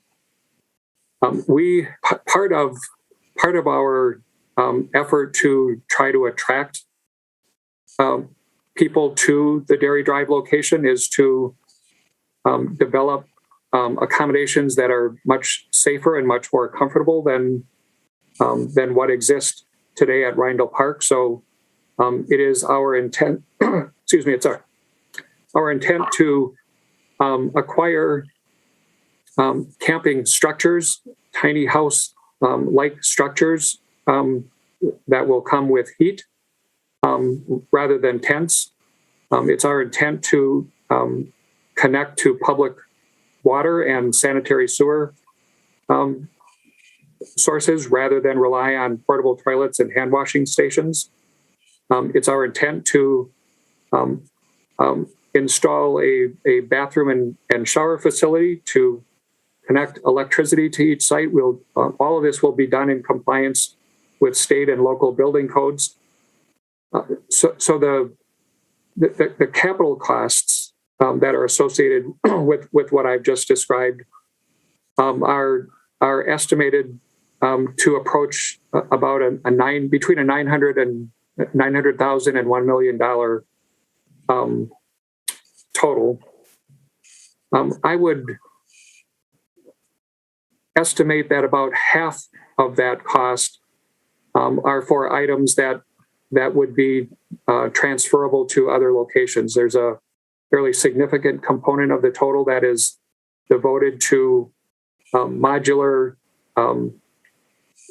tiny house-like structures and other elements that could be picked up and moved to another location or reused in another way.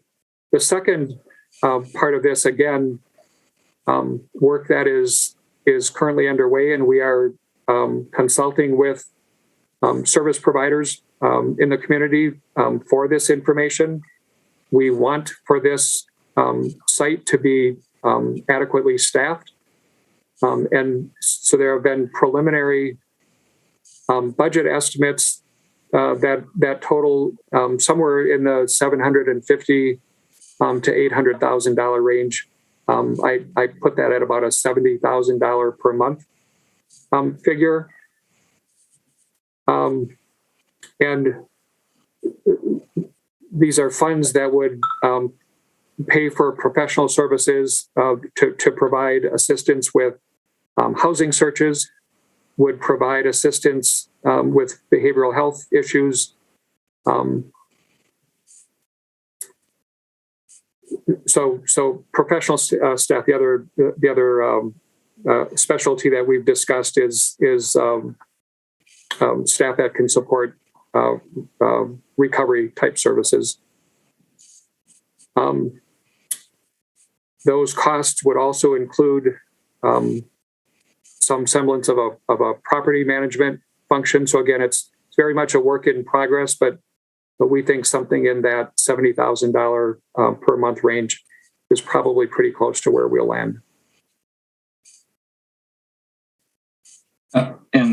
Sorry, I kind of put two questions together for you, but the other one was around a timeline, sort of the absolute quickest possible timeline to having sort of two locations minimally set up and ready in order to really bring Rindall to a close. So the primary point of this resolution, Alder Foster, is to hasten that timeline. We intend to follow city ordinances that this council just adopted tonight that will allow for this kind of a campsite where before tonight that wasn't possible. we know that that will require this property to be rezoned. And we've been advised by our own Matt Tucker that that process will take us to the end of November to complete. And so we can wait until the end of November to begin work preparing this site, or we can do what we're asking to do, asking you to approve to do, which is to begin preparation of the site prior to the completion of that rezoning process. We'll complete it, so we're not waiving that requirement. We'll complete it, but we'll begin to make the kinds of investments in site improvements that don't typically occur until a property is rezoned. City engineering staff is taking the lead on site preparation. They've advised that they are going to need as much as 8 weeks to prepare the site. Some of this is controllable, some of it isn't. What isn't is the supply chain for the modular structures that I've described. But we believe that this site can be ready for use by mid to late October. The work on the second site, again, will require the acquisition of a property. If we go with the property that we're currently focusing on, that involves a city real estate process. As you know, that's a somewhat lengthy one. So that's going to push us out a little bit further for the second site. I think we would. I'm going out on a limb a little bit by saying that we would hope to be able to ready a second site within the current year, by the end of the year, but it's going to be quite a bit later. And I do know that Brian Cooper from engineering staff is available to expand on some of this if you want to get deeper into it. But again, mid to late October for the Dairy Drive site, probably a couple of months beyond that for a second site if all goes well with it. Thank you, Jim. That was all really helpful. I have just one last question, and that's around transportation. As you know, I've shared a number of questions and concerns around that with you for this site, which is probably my biggest hesitation with it. Can you just speak to what we know about the kind of transportation challenges that are out there and what plans we have to try and make the site work, particularly for people that don't have motor vehicle access? So a couple things, Alder Foster, and I will agree that that this location is not ideally situated from the perspective of transportation. It is within a relatively short distance from a bus stop, and we've had conversations as recently as today about improving access to that transit route. But I think the bigger problem is not so much the distance from the campsite to the bus stop as it is the distance from the bus stop to the central part of the city for folks who might want to travel back and forth to the downtown area. That is somewhere between a 45-minute drive or bus ride rather, or a little bit more.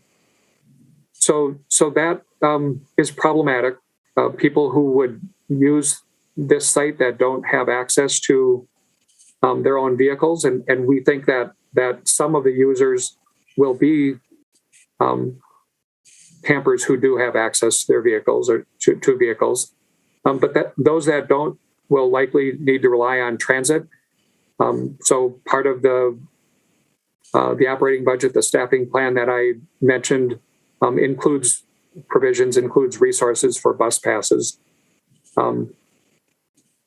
So again, transportation access isn't the strongest component of this particular site, but it's something that we think we can work with, both by being selective or using self-selection to encourage those who do have access to to their own vehicles to use the site, and then taking advantage as best we can of the public transit system. Thank you, Jim. Those are all my questions. Thank you, Alder. President Abbas, questions for staff? Yeah, a quick question about Rindle situation and Starkweather Creek. While we are looking in this resolution, we are looking into Dairy Drive and providing services.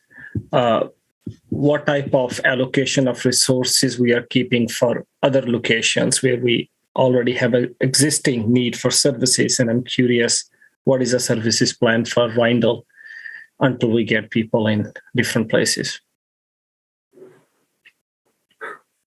Alder Abbas, the staffing plan, again, that we are working with service providers to develop was really developed with 2 sites in mind, 2 sites of 30 campsites, 2 sites that would accommodate 30 campsites. Knowing that it will take additional time to set up a second site, we have discussed the possibility of devoting sort of the second half of this operational budget while we await a second location to be set up, devoting those resources to Rindle Park. So there's certainly the possibility that we could try to bring some of the services that we intend to provide at Dairy Drive and that we would intend to provide at a second location to bring those on an interim basis to Rindle Park. We're mindful of not allowing the numbers at Rindle Park if people move from Rindle Park to Dairy Drive to limit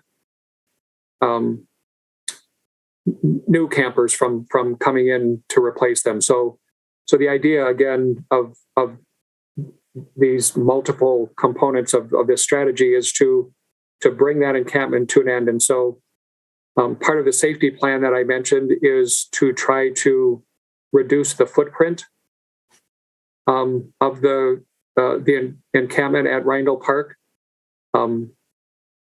to better define the geographic area that we would ask people to use, and hope that could facilitate the delivery of additional services there. Thank you. Thanks, Jim. Thank you, Alder. Alder Miadze, questions for staff? Yes. We heard a lot of stories tonight about a lot of issues over in Randall. I'm just wondering, do we have any stories from or assessments that the city has done as far as the stories of the people at Randall? We're making some very, very important decisions here. And I think that it's important that, that some kind of assessment been done, in order to show people like, Mayor, I know that I sent you even a text of a person that was a vet that was staying at the park. And I think it's important that we shouldn't have any vets out here staying at our parks.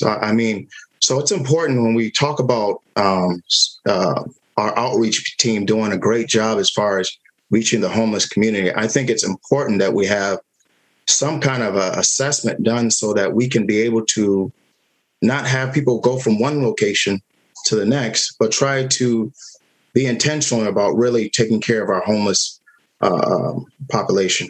So I guess my question to Jim is like, have we done, and has the city done any assessment in order to see what stories of the population at Randall, and also too, going over to Dairy, if we have the capacity to even take care of the needs of people at moving to Dairy from this location. Alder Miadze, we support several outreach groups, service providers, nonprofit organizations, whose job it is to support people in this community who are experiencing homelessness and who are unsheltered. Their primary mission is to connect people to housing resources. That's what they're about. That's really their primary task. And the way they do that, one of the key elements of accomplishing that is to learn about persons as individuals and what challenges they confront, what has led to their housing instability, and what is needed to connect them to housing resources. So that's what outreach is all about. So that work goes on. They do collect that information. They enter that information into a number of different data systems. It is available.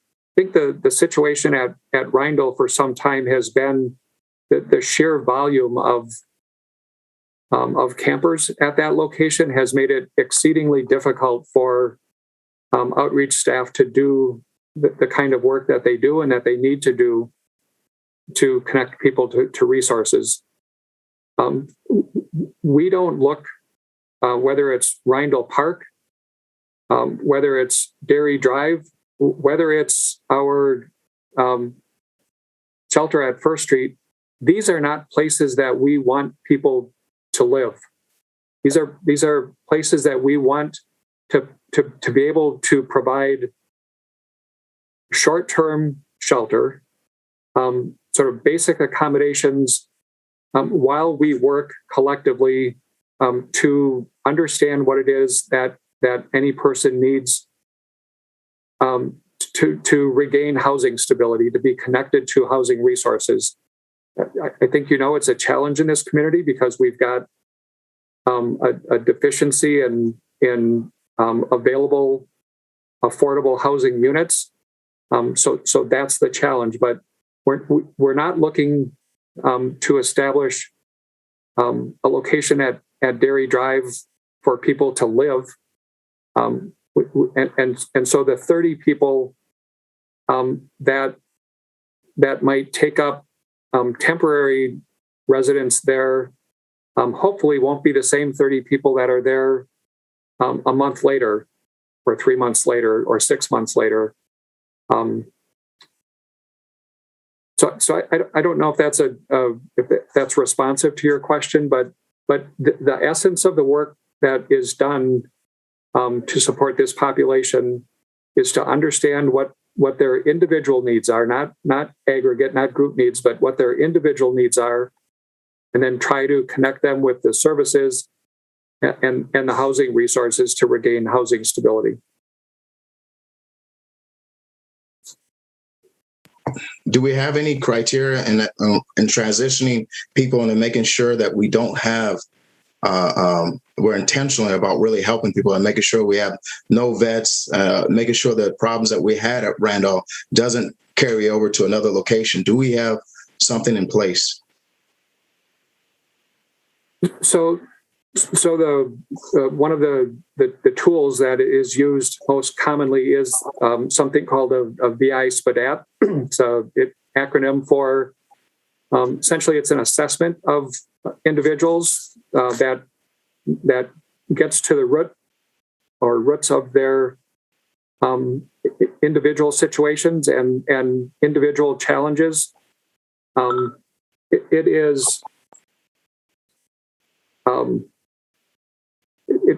It's sort of the foundation in our coordinated entry system.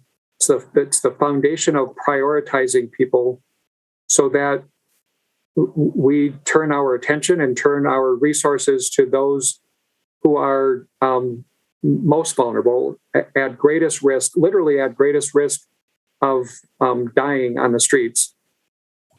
So there are different resources available to different categories of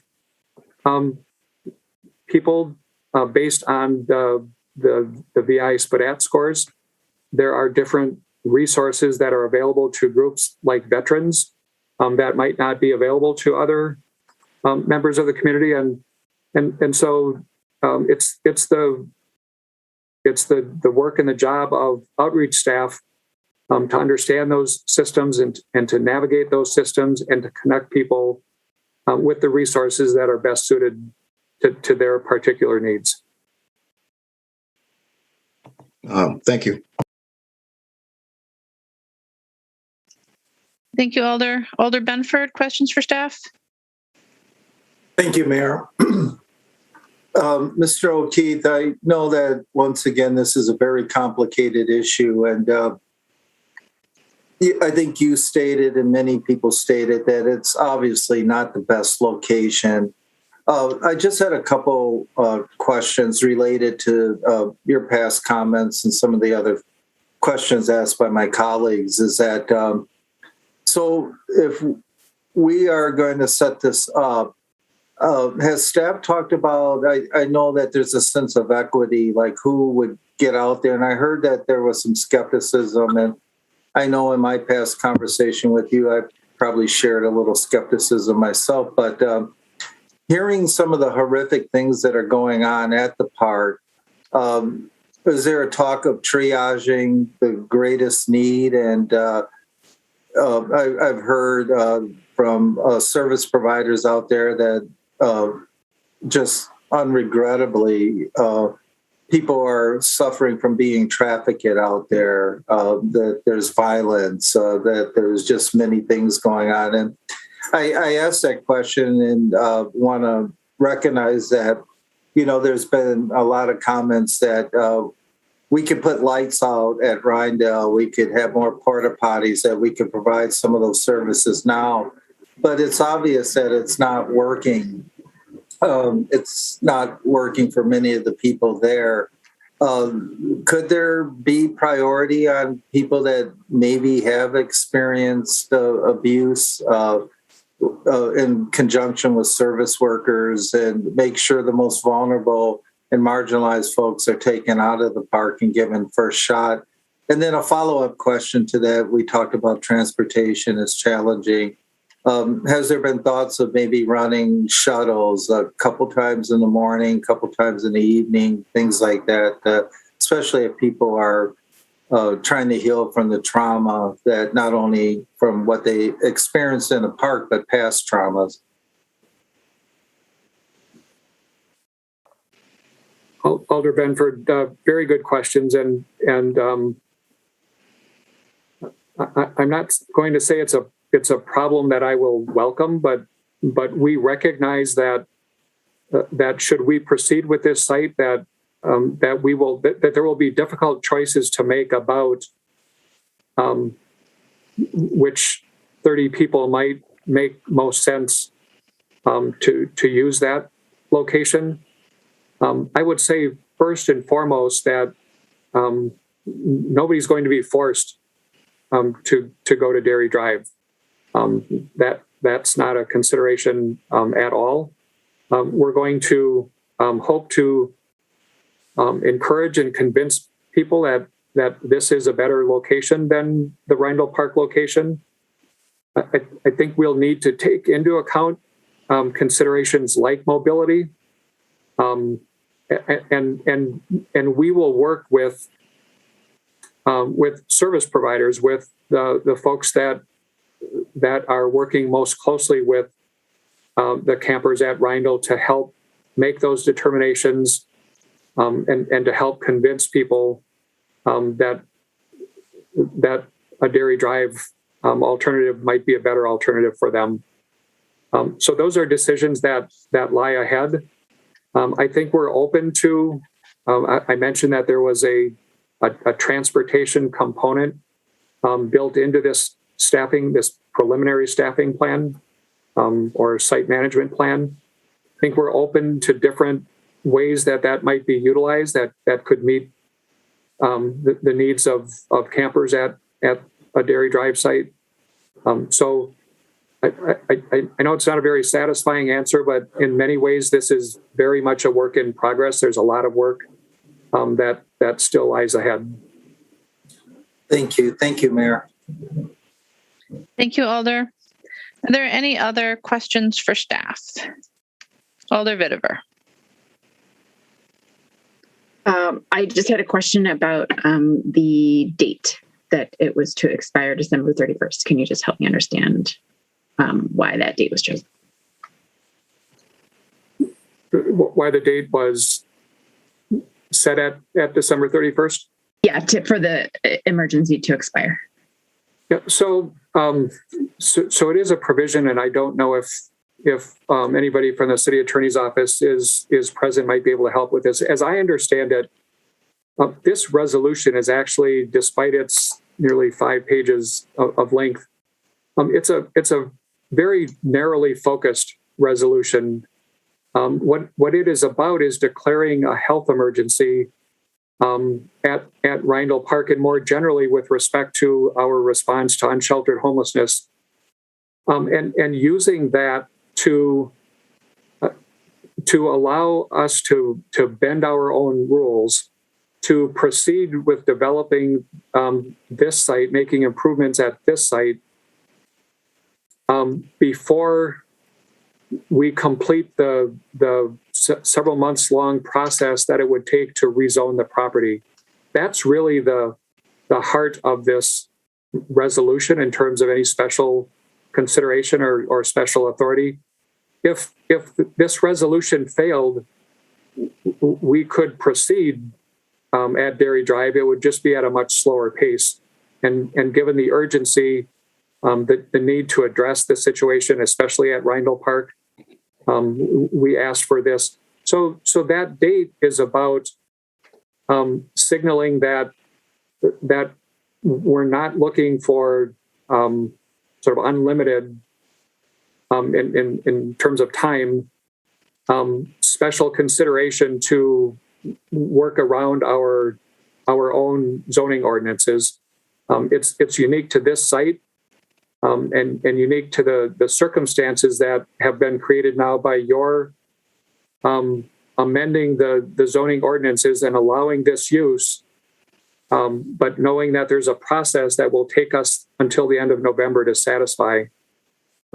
So is that clear? Does that it isn't meant to suggest that on December 31st that the issue of unsheltered homelessness in Madison is no longer an urgent one. It's all about the special consideration being sought for this particular property and the work that needs to happen there. Yeah, I just wondered if we might want to give ourselves a few more months of time, just knowing that unexpected things could happen, and we might serve ourselves better to extend it to, say, March 31st or something like that. Yeah, I would defer, Alder, to that was added by one of the assistant city attorneys. Are there any further questions for staff?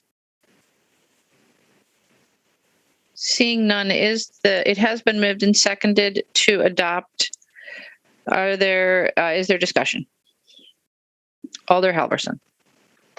Thank you, Madam Mayor. I'd like to make an amendment. I send it out to all of the elders, amending the second to last, be it further resolved to add by Friday, October 29, 2021 as the end date for the use of Rindell Park as an encampment. Alder, can I request that you please send, both you specifically and you generally, alders, send amendments to me and to the clerk as well? I did. You were on the list as well as the clerk. Thank you, Alder. I don't believe I've received it, but I will check. Is there a second for Alder Halverson's amendment? Alder Carter will second. Alder Halverson, do you wish to speak to the amendment? Yes, thank you. It's along the same urgency that I had previously, and we've talked about and heard the challenges and the safety issues that we're facing here. And we also heard from Mr. O'Keefe that we're looking, if we stay on target and get this passed, we can have the Dairy Drive location up and running by mid to late October.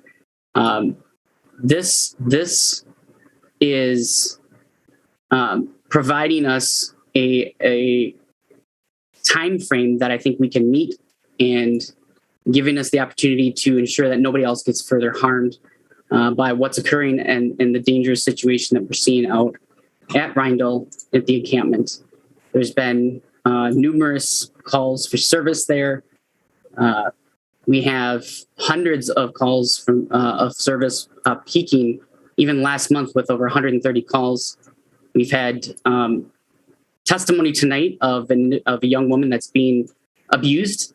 We need to bring this to an end, and we need to have an end date on this. And this will ensure that we continue to move quickly and expediently to set up a location that we can manage and have managed properly.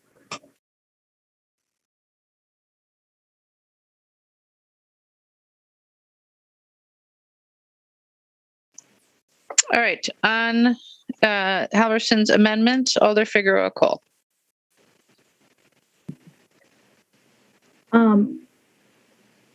Can I ask a question about that amendment real quick? Yes. Okay, so if we were to close Randall on that date, what are we going to do with the people around Randall if we don't have a place for them? I understand that. Alder, is that a question for staff? For Alder Halverson. So just to remind us all, you can ask questions to staff. You can also ask questions to alders, but it's up to them if they want to respond.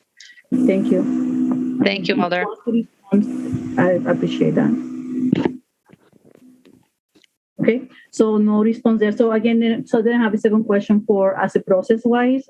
What is, I do also have an amendment. I'm not sure when to introduce that.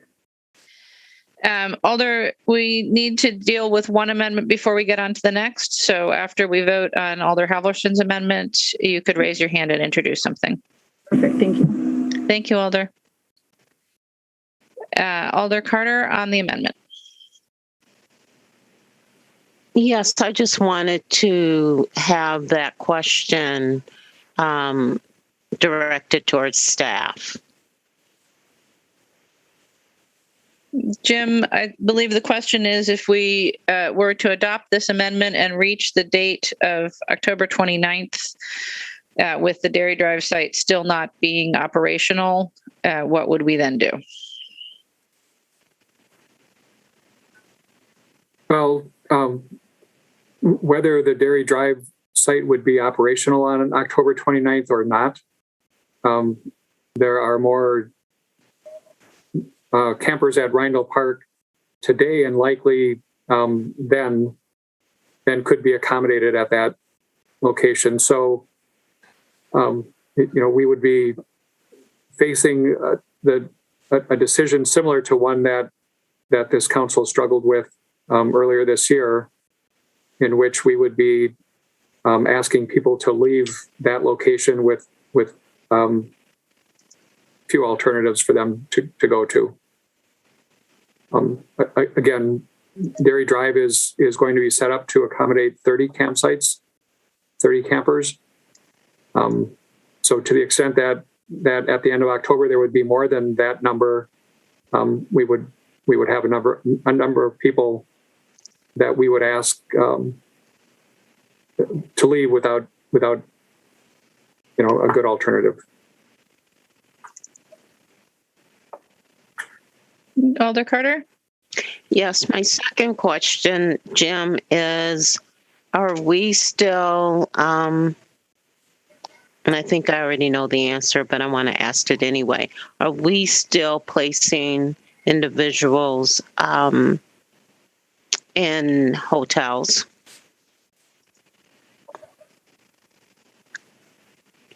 Alder Carter, there is not,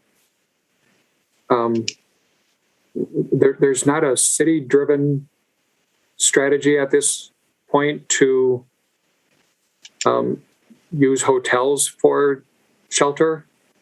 I know that there are a couple of organizations that are connected that are working with some of the campers at Randall Park that have used hotels over the course of the summer. I believe that there are, I want to say somewhere in the neighborhood of maybe 15-ish people that might be currently residing in hotels with the support of an outreach group.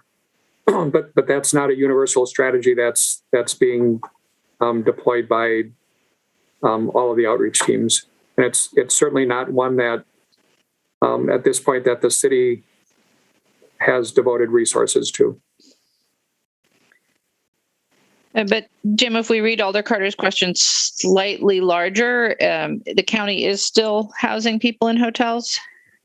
The county continues to provide hotel shelter to approximately 100 people in what we have over the past 15 months or more referred to as vulnerable population hotels. So named because the people that are being supported in those hotels meet criteria that were generally established by the CDC. That being that they were deemed especially susceptible to COVID infection due to their age and or underlying health conditions. So that population, which used to total, I think, well over 300 people, has been reduced to about 100. There are ongoing, continuing efforts to place people from hotels into permanent housing. They've had some good success. There are a bit more than 100 that remain in hotel settings funded by the county. Thank you, Mayor. Thank you, Jim. Thank you, Alder Carter. President Abbas, questions for staff on the amendment? Yes, please. Jim, 2 questions. Number 1, about this particular date Alder Harrison mentioned. Probably you or engineering department, John Evers, can speak about this date. Is it possible to make the Dairy Drive ready by that date?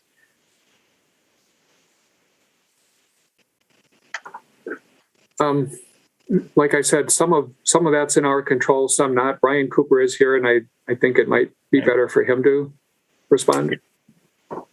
That will be good if we can hear from Brian. And I apologize, I used John Evers. I don't know why I used that name. I want to. That's a good source too. Hi, Brian Cooper here from Facilities and Engineering. In terms of the duration that we're looking at to try to prepare the site, and of course, this is our intent, and we're dependent on many other vendors and suppliers, would be an 8-week duration. So if this was approved this evening, we would look to get started with engineering operations and construction team next Tuesday after Labor Day, working on all the site improvements.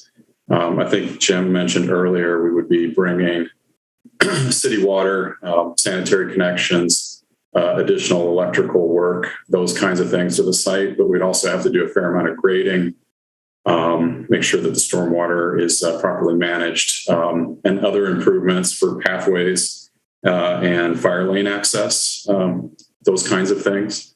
So in total, we think this whole thing should take about 8 weeks to get completed.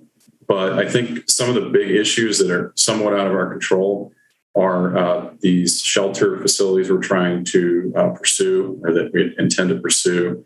Those would need to be supplied to this and installed at the site. The installation is not a big effort, but the supply, the manufacturing and the supply may take a fair amount of time.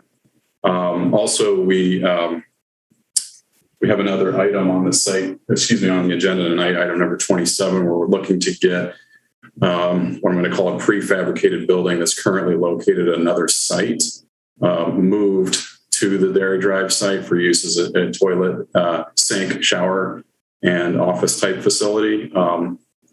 there's a fair amount of effort there as well, and some supply issues there that could be challenging. But again, our goal would be to have everything completed in 8 weeks. And Kathy Cryan, who oversees our construction teams, was using the date of November 1st as our target date to have the facility completely operational or occupiable, I should say. Thank you. I appreciate that. And Jim, coming back to the question about once this daily drive is ready, the remaining people of Rindal, is it possible for us as a city, while we're looking for a second alternative location, placing these people in a hotel and using ARPA money?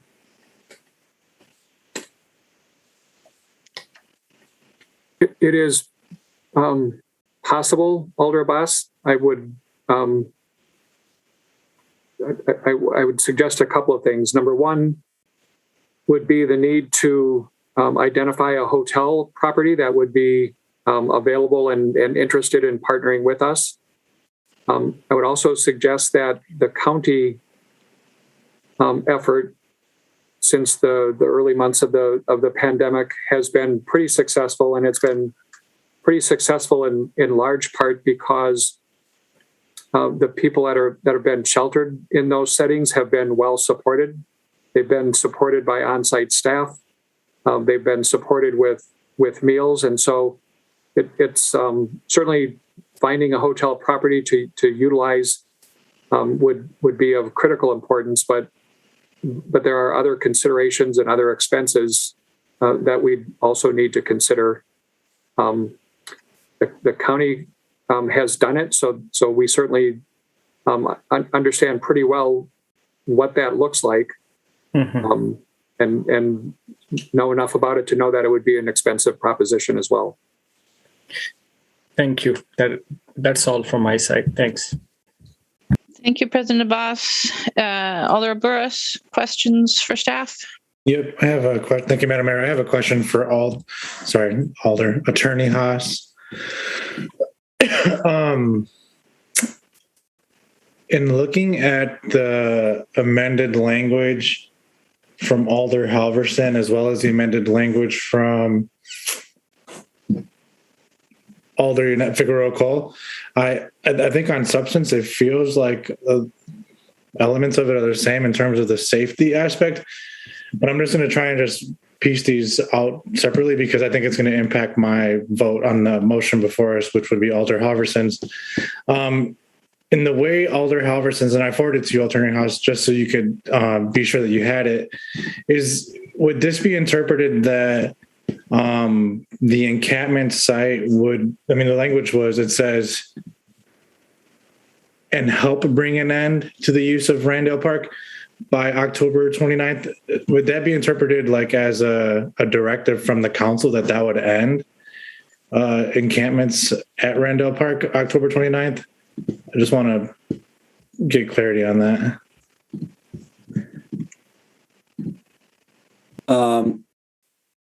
Well, Alder, I think it's a good question. I mean, I can only answer based on the language of the amendment. Agree and implement a safety plan that focuses on the safety and well-being of campers and can help bring an end to the use of Rindall Park as an encampment by Friday, October 29th. That language to me isn't a definite directive that by October 29th, all individuals will be out of Rindall Park. It doesn't really say that. It says implement a safety plan that can help bring an end to the use of Rindall Park as an encampment. Okay, so does it feel like more like a goal as opposed to like a drop dead date? I mean, that's the way I would interpret it. If somebody asked us what the legal meaning of it was, I think if the council wanted it to be a stronger language, a stronger directive, you could certainly tweak that language so that there was less room for interpretation. Okay. And then obviously with Alder Figueroa Cole's language, it's more comprehensive in the stakeholders internally from the city who would be a part of the safety plan, and essentially is not giving any sort of date or indication as to like ending the encampment at Randall Park, but more of just like incorporating a safety plan with like a legislative intent of maybe having Randall Park encampment end at some point. I agree with that. Yes. Okay. Thank you. Thank you, Madam Mayor. I just wanted to make sure I got clarity as to what legal counsel thought, especially the first one meant for October 29th. Appreciate it. Thank you, Alder Alvarez. Are there further questions for staff on the Halverson amendment? Seeing no further questions, is there discussion on the Halverson amendment? Seeing no discussion, I'm going to anticipate a request for a roll call on the Halverson amendment. So just to be clear again, the amendment suggested is to add at the end of a be it further resolved clause such that it would read, implement a safety plan, etc., that can help bring an end to the use of Rindell Park as an encampment by Friday, October 29th, 2021. All those in favor of the amendment, aye. Those opposed, no, as your name is called, and the clerk will call the roll. Alder Alburas? No. No. Alder Benford? No. No. Alder Bennett? No. No. Alder Carter? Aye. Aye. Alder Curry? No. No. Alder Evers? No. No. Alder Figueroa Cole? No. No. Alder Foster? No. No. Alder Furman? No. No. Alder Halverson? Aye. Aye. Alder Harrington McKinney? Abstain. Alder Harrington McKinney abstains. Alder Heck? No. No. Alder Lemmer? No. No. Vice President Martin? No. No. Alder Miadzi? Aye. Aye. Alder Verveer? No. No. Alder Vitever? No. No. Alder Wahelier? No. No. President Abbas? Aye. Aye.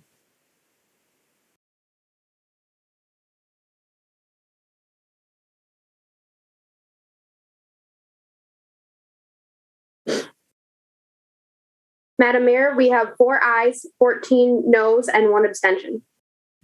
With 4 ayes, that amendment fails. That takes us back to the main motion. Alder Figueroa Cole.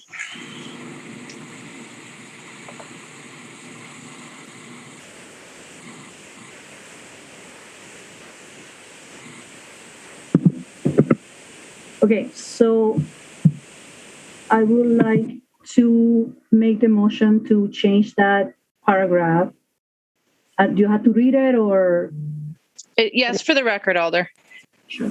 So be it further resolved that the mayor and the council direct city staff, including fire, MPD, parks, streets, and parking enforcement, to work with campers currently using the Randall Park encampment and outreach service providers to develop and agree on a safety plan by September 20th, 2021, that focuses on the safety and well-being of campers and other park users, and can help bring an end to the use of Randall Park as an encampment.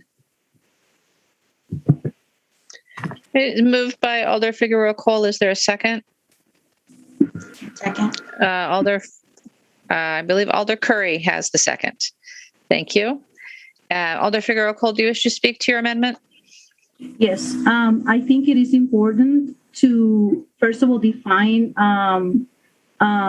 what staff means. Meaning, I just want to be clear that this is a collaboration effort from multiple agencies within the city.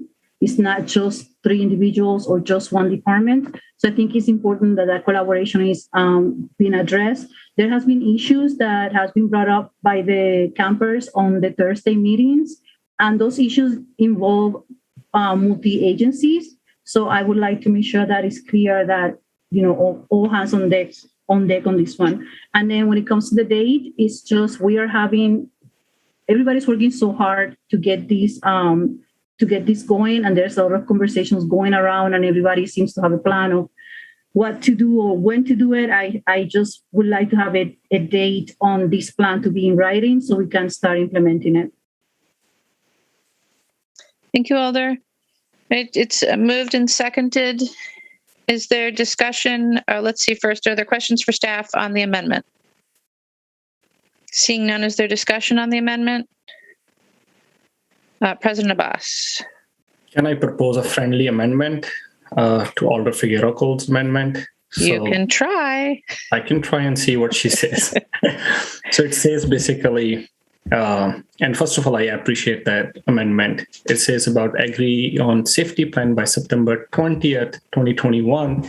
I would say if we could also add the report should be presented to council on September 21st. So then it's more transparent and community can also see what the safety plan look like.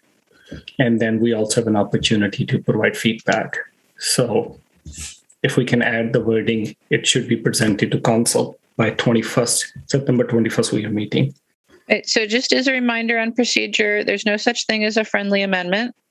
And so there is the possibility for the body to agree to incorporate a change into a motion. So is there objection to including a report to council into Alder Figueroa-Cole's amendment? I'm not seeing any objection to that. So we'll consider that incorporated into Alder Figueroa-Cole's amendment. So I'm confused. Hold on for a second. So I don't get an option to say yes or no. I guess I do. You can object at this point, Alder. Oh, okay. So I don't know if we have a meeting on the 21st. I haven't looked at that. I wouldn't want to delay this process for the council to continue to put input on something that should be managed by city staff and the actual people living at the camp. I think it is extremely important that we have transparency. I would love for this report to be added and loaded to Legistar as an addition to the resolution, and we can perhaps present it, but not. I don't want these. I don't think it's proper for us to delay those processes any longer. I mean, we here as a body of 20 are not the ones that are at the park, every day trying to resolve the solution, and we're not the ones that are going to be working with the people on the campers to get the information, to get the plan settled. So I don't mind. I mean, I think it's important that transparency is available and that report or that plan is added to the Legistar. But I don't want to.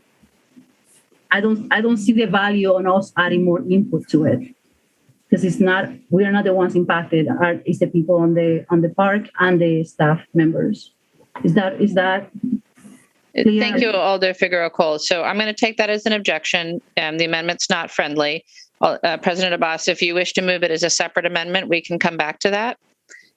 But for the moment, what's before us is Alder Figueroa-Cole's amendment. And I made point of order. I do think so under the Robert rules, there is 2 amendments. There's 3 can be done. There's a main motion, then Alder Figueroa-Cole motion, and then on her motion, there could be another motion. Attorney Haas could clarify that. I do think so there could be 3. I'm sorry, Alder, I took you as wishing to do this as friendly, which means by unanimous consent. If you want to proceed with the amendment, I generally prefer to only get 2 layers down because it's less confusing. I think it's the same discussion. Me and Alder Figueroa Cole in the same page. It's important for me to move this motion officially forward, if you're okay with that. Attorney Haas, can we get 3 levels down? My understanding was no more than 2 amendments, which I think would be 3. You can have an amendment to the amendment.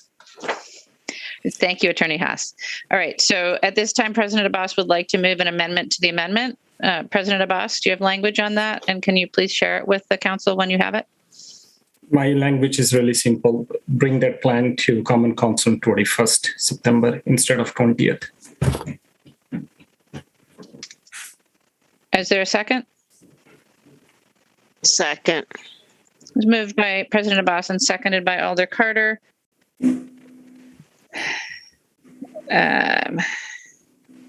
And I would like to speak on that. Go ahead, President Abbas. Thank you. I think so, Alder Figueroa Cole, you and me is actually on the same page. It's looking things from a different angle. It's not delaying any process. I completely agree.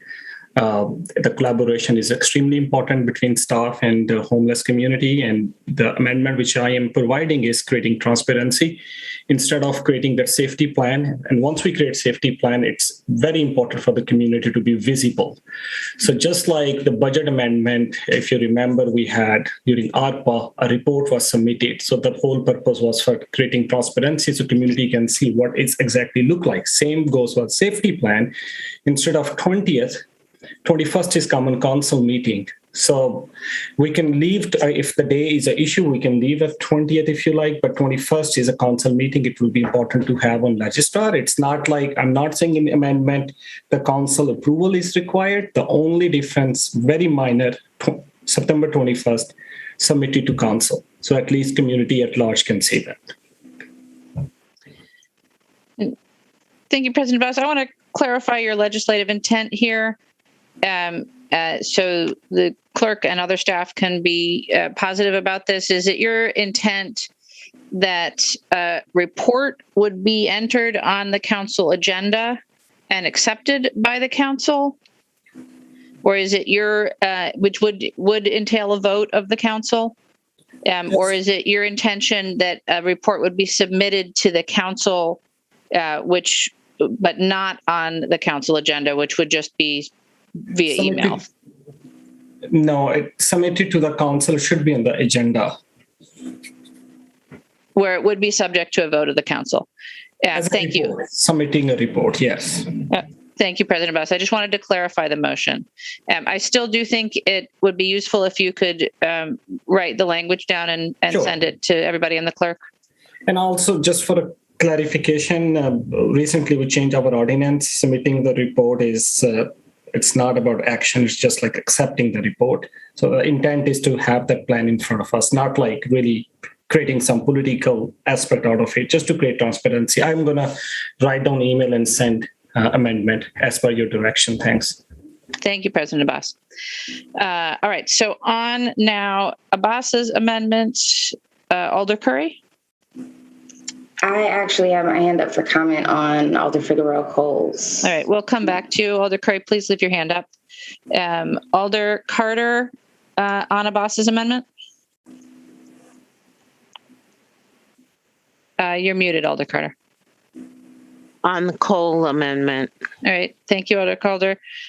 Alder Bennett on Abbas's amendment. Just a clarifying point. So is there a way that we could just upload it to Legistar? But that's not what this is. It's just accepting the report. Or yes, Alder Bennett, what I believe President Abbas's intent to be is for the report to be on the September 21st Common Council agenda as a report for acceptance by the council, which means it's its own separate agenda item. Legistar item is voted on by the council, presumably to accept, but I guess you could always vote not to accept. Other options would be to share the report with the council less formally, not on a council agenda. Certainly could be added to this Legistar file after it's passed. I don't think we would normally do that, but it's certainly possible. Okay, thank you. Thank you, Alder Bennett. Alder Furman on the Abbas amendment. Go ahead. Thank you, Mayor. I urge my colleagues to vote against this. I think I have no issue with this report being public. I have no issue with this report being discussed, but do think our next council meeting is just not the appropriate place. More appropriate place would possibly be the City County Homeless Issue Committee. We will spend hours, many hours, talking about this report at our next council meeting if it's referred here, and I just don't think that's the appropriate place for that to happen. So I'm totally for public disclosure of this. Think that it's appropriate for there to be public discussion about it, but I think the City County Homeless Issues Committee is a more appropriate place and not our next council agenda. Thank you. Thank you, Alder Furman. Alder Heck on the Abbas amendment.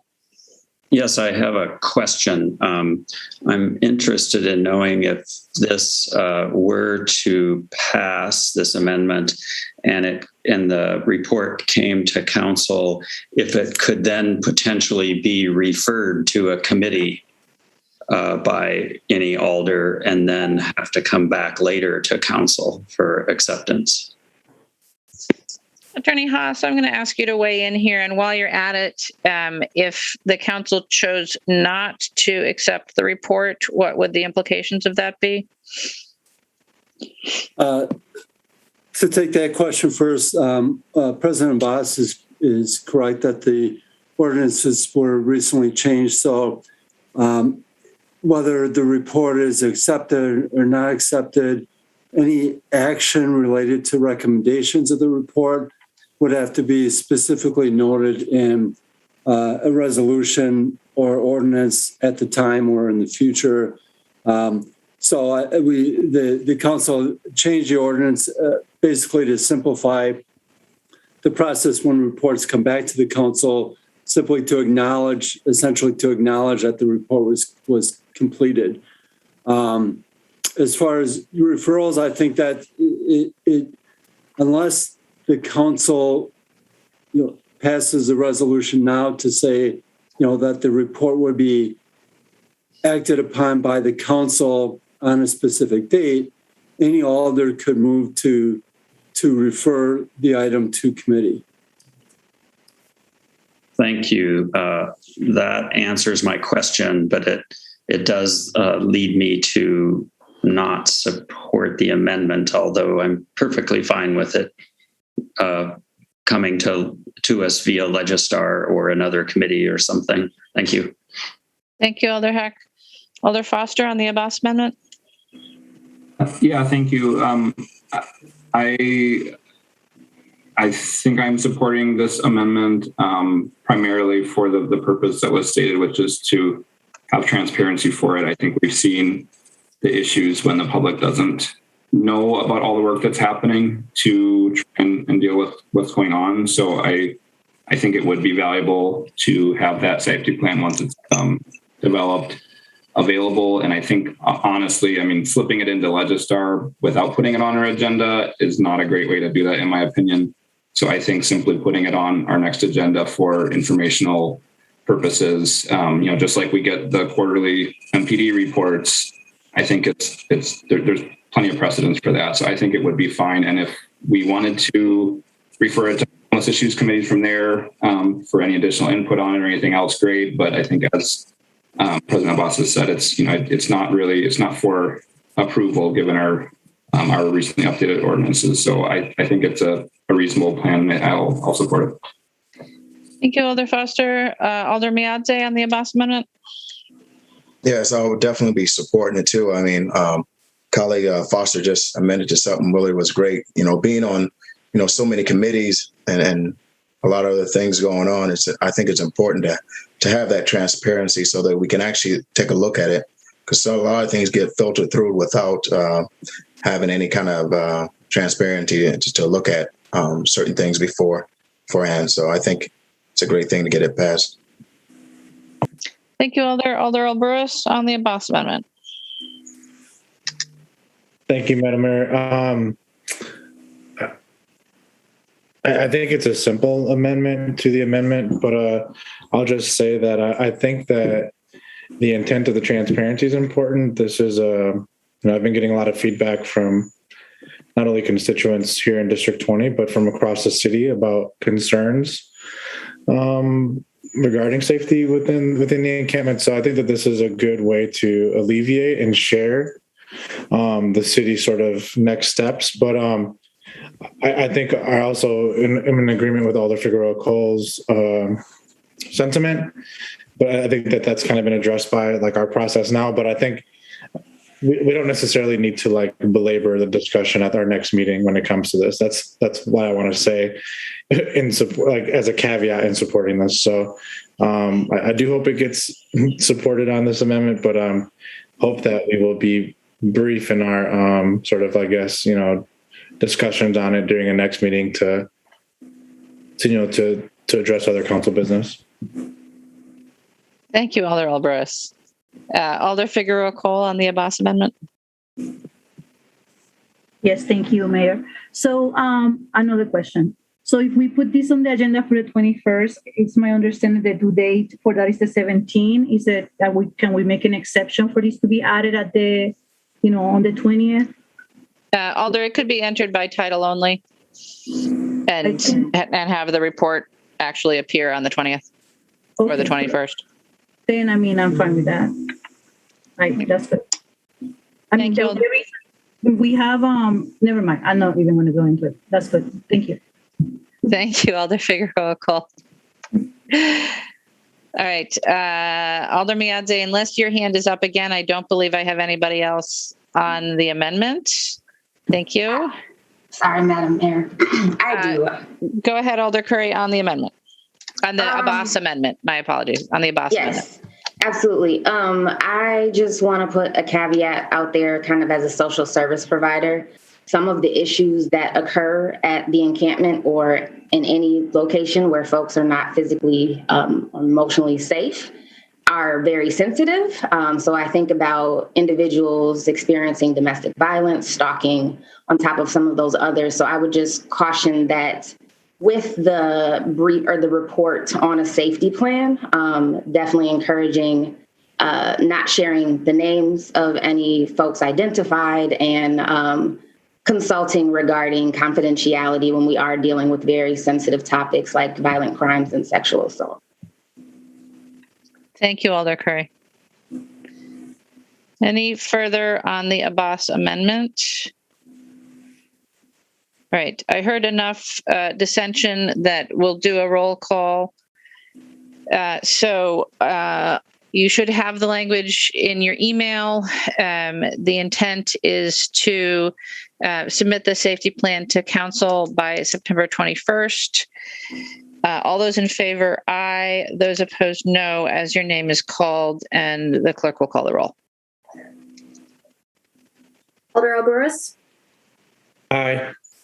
Aye. Alder Benford? Aye. Aye. Alder Bennett? Aye. Aye. Alder Carter? Aye, but I did have my hand up, Mayor. Aye. I'm sorry, Alder. I thought that was for the underlying amendment. Alder Curry? Aye. Aye. Alder Evers? Aye. Aye. Alder Figueroa Cole? Aye. Aye. Alder Foster? Aye. Aye. Alder Furman? No. No. Alder Halverson?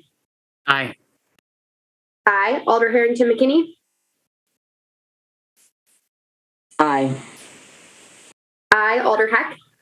Aye. Aye. Alder Lemmer? Aye. Aye. Vice President Martin? No. No. Alder Miadze? Aye. Aye. Alder Revere? Aye. Aye. Alder Vitever? Aye.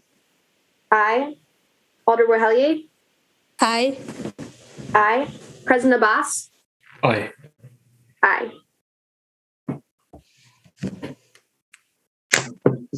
Madam Mayor, we have 17 ayes, 2 noes. Thank you. With 17 ayes, that amendment passes. That brings us back to Alder Figueroa Cole's amendment, as now amended by Alder Abbas. And on that, Alder Curry was first. Thank you, Madam Mayor and my peers. I just ask that you bear with me for a second. I feel extremely compelled to speak about this since I'm the alder within the proposed site, as well as my career and current work roles. But know that this isn't the end of conversations or resolutions that will need to come before us. So there's been many stereotypes and generalizations made about the needs of campers who are residing in Rindall Park and many others who are unsheltered at this time. So to be real and share, I haven't been immune from making similar yet dangerous generalizations during my career. But also a caution of, if folks on the call or paying attention to the issue think what we see at Rindall currently is the entire scope and gravity of homeless issues in our community, it's sadly mistaken. So I wanted to draw attention, especially before the vote, to my peers about differences between this proposed site and Rindall. I think one of the most important is timing and ability to be proactive. Rindall encampment was created due to displacements and an ongoing need for safe, sanitary, affordable housing and or shelter options. So that also includes receiving feedback from those who are at the camp, buy-in, outreach workers to work together collaboratively to identify solutions that hopefully would mitigate safety, re-traumatization issues, and other concerns associated with Rindall. And a reminder that this resolution is just an attempt to expedite the work that needs to be done in order to get this site up and running. A reminder for some of us who have either been closely watching the council's movement or on the council ourselves, bringing light to a couple of housing projects and programs that have been coming to our community in the last couple of years that are targeted towards homeless and unsheltered households. So Rethke comes to mind, Tree Lane, The Harmony, all of these apartments, and all of these projects generated a lot of public comment, a lot of similar what we're hearing tonight. We hear about purchasing hotels and putting folks in the hotels. And I go back to projects I just talked about and want to caution around the danger of warehousing people with complex needs and traumas and disabilities. That public outpour that comes out from, we need to do something about this problematic, is when we do things like that. So warehouse folks who have lots of different needs, lots of different perspectives, triggers, traumas. We also are dealing with, we've had objections to permanent shelter location for men. We haven't found one yet. We've had objections to encampment sites, objections to homelessness, it feels like, in general. We cannot keep debating and striving for perfect. It's very clear we will never have a perfect solution. And our community has a long way to go in terms of demonstrating actionable steps towards applying empathy, compassion, and understanding of social issues and racial issues that impact the ability to secure and maintain housing, especially for those with less than perfect rental histories and backgrounds. So I just urge us all to continue to shift our efforts to working together to restore safety, well-being, peace, and dignity of everyone impacted by this issue, because at the bottom line, I think that's what we're all here for and wanting to ensure. Thank you. Thank you, Alder Curry. Alder Carter? Are we still on Alder Figueroa Cole's amendment, or did we move somewhere else? Nope, that's where we are, Alder. Okay, I didn't know. It seemed like we were going a different direction. I'm just concerned about the sentence of, I'm just going to use the 3 words, other park users. Who is going to bring, who's going to outreach to those people? Is it the neighborhood, the community gardens? There's no direction on who would outreach to those, or are we saying that city staff will do the outreach? I believe that's the intent of the amendment, and in fact, of the underlying language, Alder. Okay, the city staff will do the outreach to the neighborhood and the community, correct? Well, so the clause that you're referring to is focusing on the safety and well-being of campers and other park users. Mm-hmm. So it's not actually about doing outreach to them. It's making sure that their safety is considered in the process of creating the plan.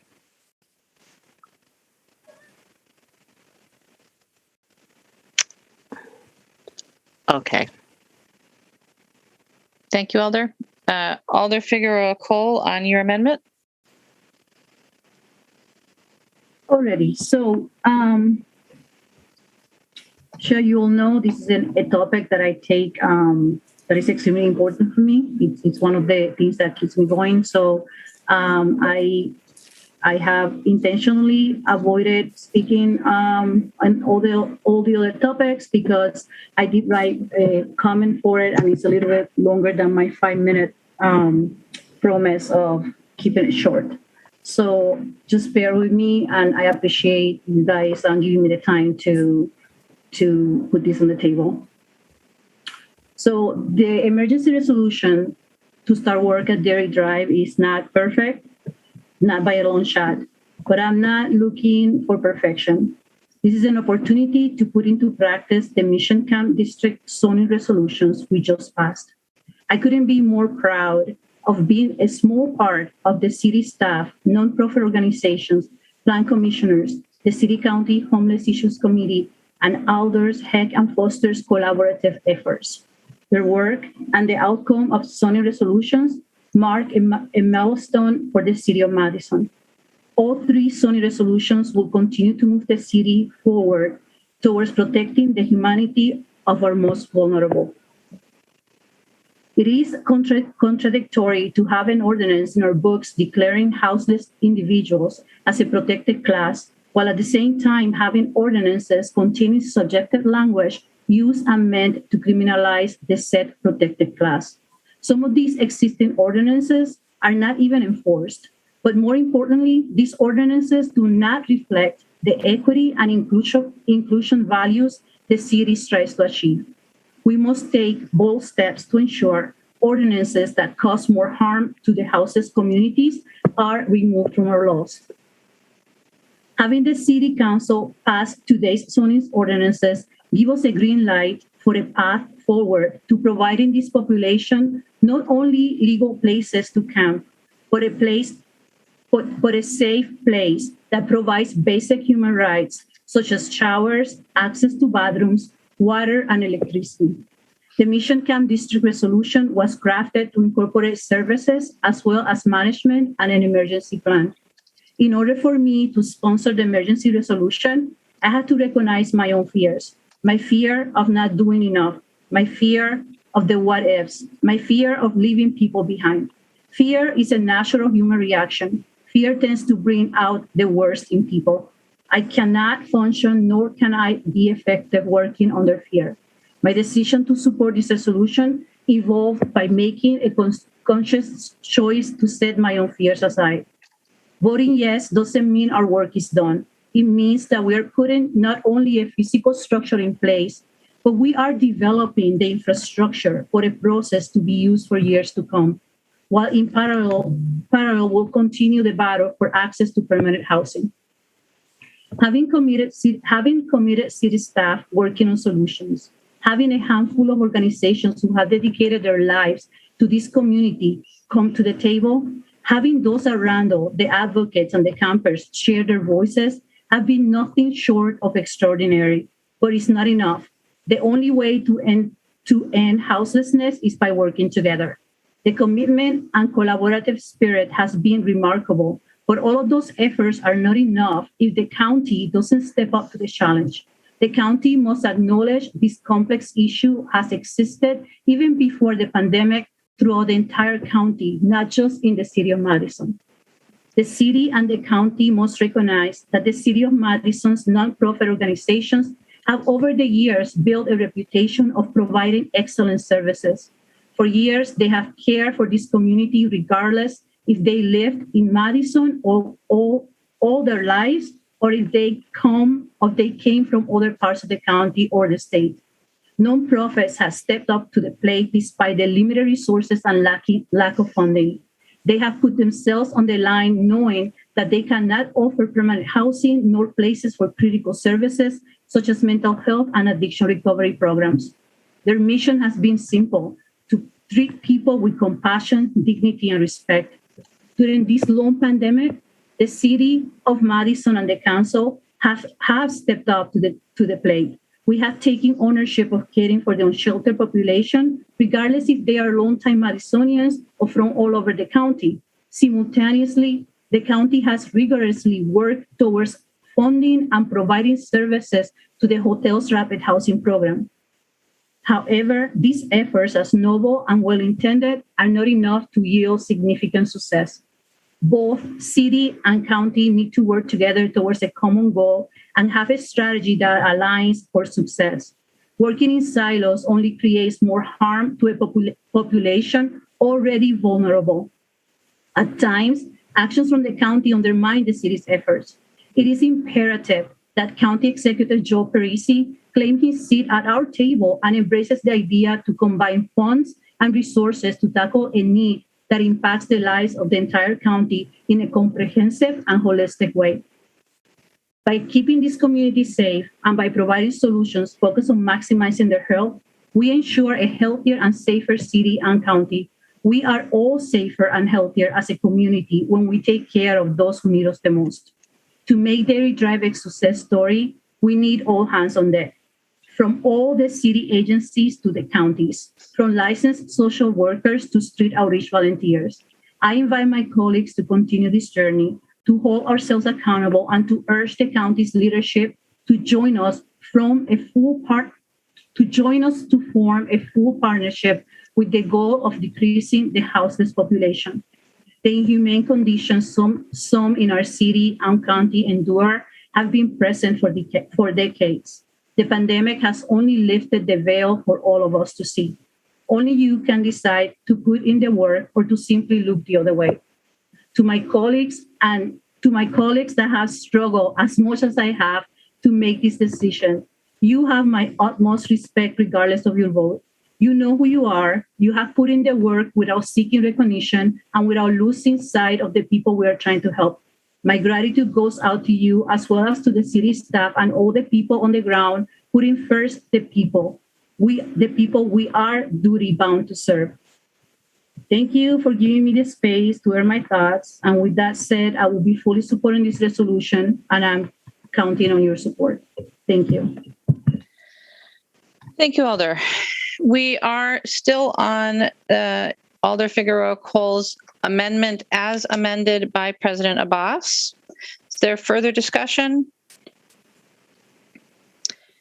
Seeing none, is there any objection to recording a unanimous vote on Alder Figueroa Cole's amendment as amended by President Abbas? I am not seeing any objection. Alder Figueroa Cole, I believe your hand is still up from wishing to speak. Yes. All right. So without objection, then Alder Figueroa Cole's amendment as amended by President Abbas will be adopted by unanimous consent. And that brings us back to the main motion now as amended by Alders Figueroa Cole and Abbas. Is there further discussion on the main motion? Seeing none. Is there any objection to recording a unanimous vote in favor of the amended motion? Seeing no objection, item 23 is adopted as amended. Vice President Martin. Hi, I would like to move for a 10-minute recess. Is there a second? Second. Moved and seconded for a 10-minute recess. It's 11:05 p.m. We'll be back at 11. Excuse me. Is there any objection? Seeing no objection, we'll be back at 11:15 p.m. Thank you all.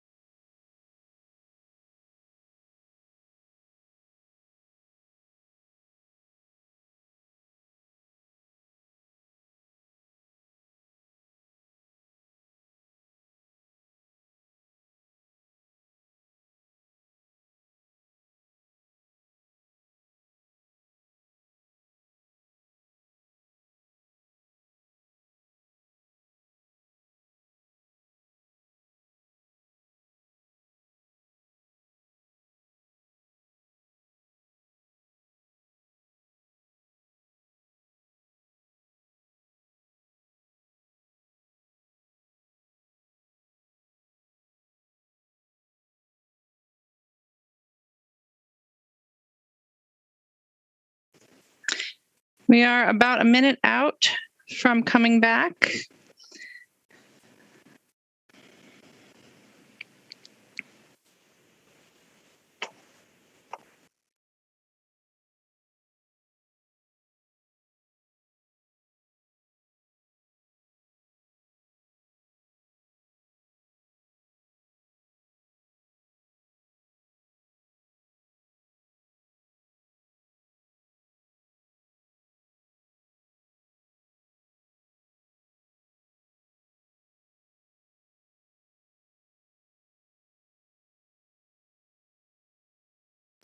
We're about 30 seconds out. If I can get alders to come back and turn their cameras on, please.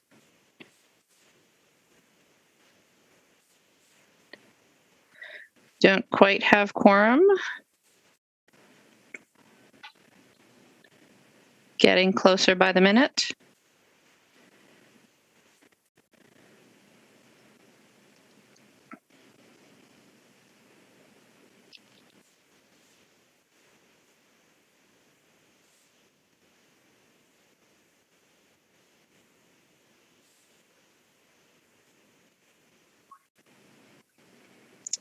And we are at 11:15. If I can get alders to come back and turn their cameras on, please. And I will ask the clerk to call the roll.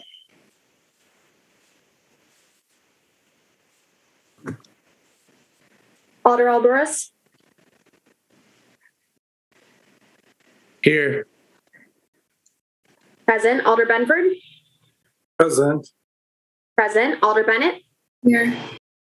Present. Alder Carter. Alder Curry. Here. Present. Alder Evers. Here. Present. Alder Figueroa Cole. Here. Present. Alder Foster. Here. Present. Alder Furman. Present. Present. Alder Halverson. Present. Present. Alder Harrington McKinney.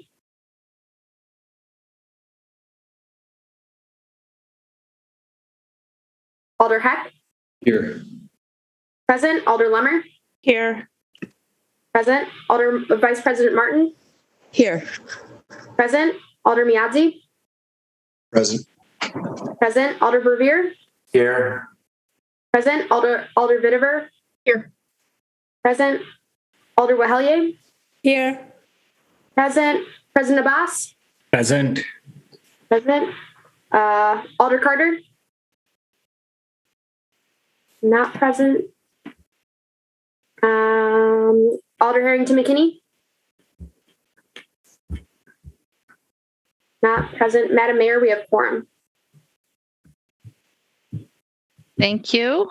All right, we are on to item 24, which is Legistar 66638. I am absolutely delighted to present to you the appointment of Matthew W. Tucker for confirmation for a 5-year term as the Building Inspection Division Director. President Abbas, can I get a motion, please? Yes, I move motion to appoint Matthew W. Tucker for confirmation of a 5-year terms as the Building Inspection Division Director. Second. It's moved and seconded. Are there questions for Mr. Tucker, who has been with us all night? Or any discussion? Alder Furman. I just wanted to know, will Mr. Tucker always be wearing a jacket now that he's a director, or is that just for this evening? What is it with everybody? They've been giving me that business all day. Just tonight. Any additional questions or discussion? Seeing none, is there any objection to recording an enthusiastic, unanimous vote in favor of confirming Mr. Tucker? Seeing no objection, we will record that vote. Congratulations, Matt. Thank you for being willing to take on the job, and please appreciate the virtual round of applause that you're getting. All right, folks, that will take us to item 66. We do have a number of registrants that were wishing to speak. Let's see if they have hung around with us. And I'm going to ask staff to help me out. The first registrant is Dave Gary. I believe he spoke in early public comment on this item already.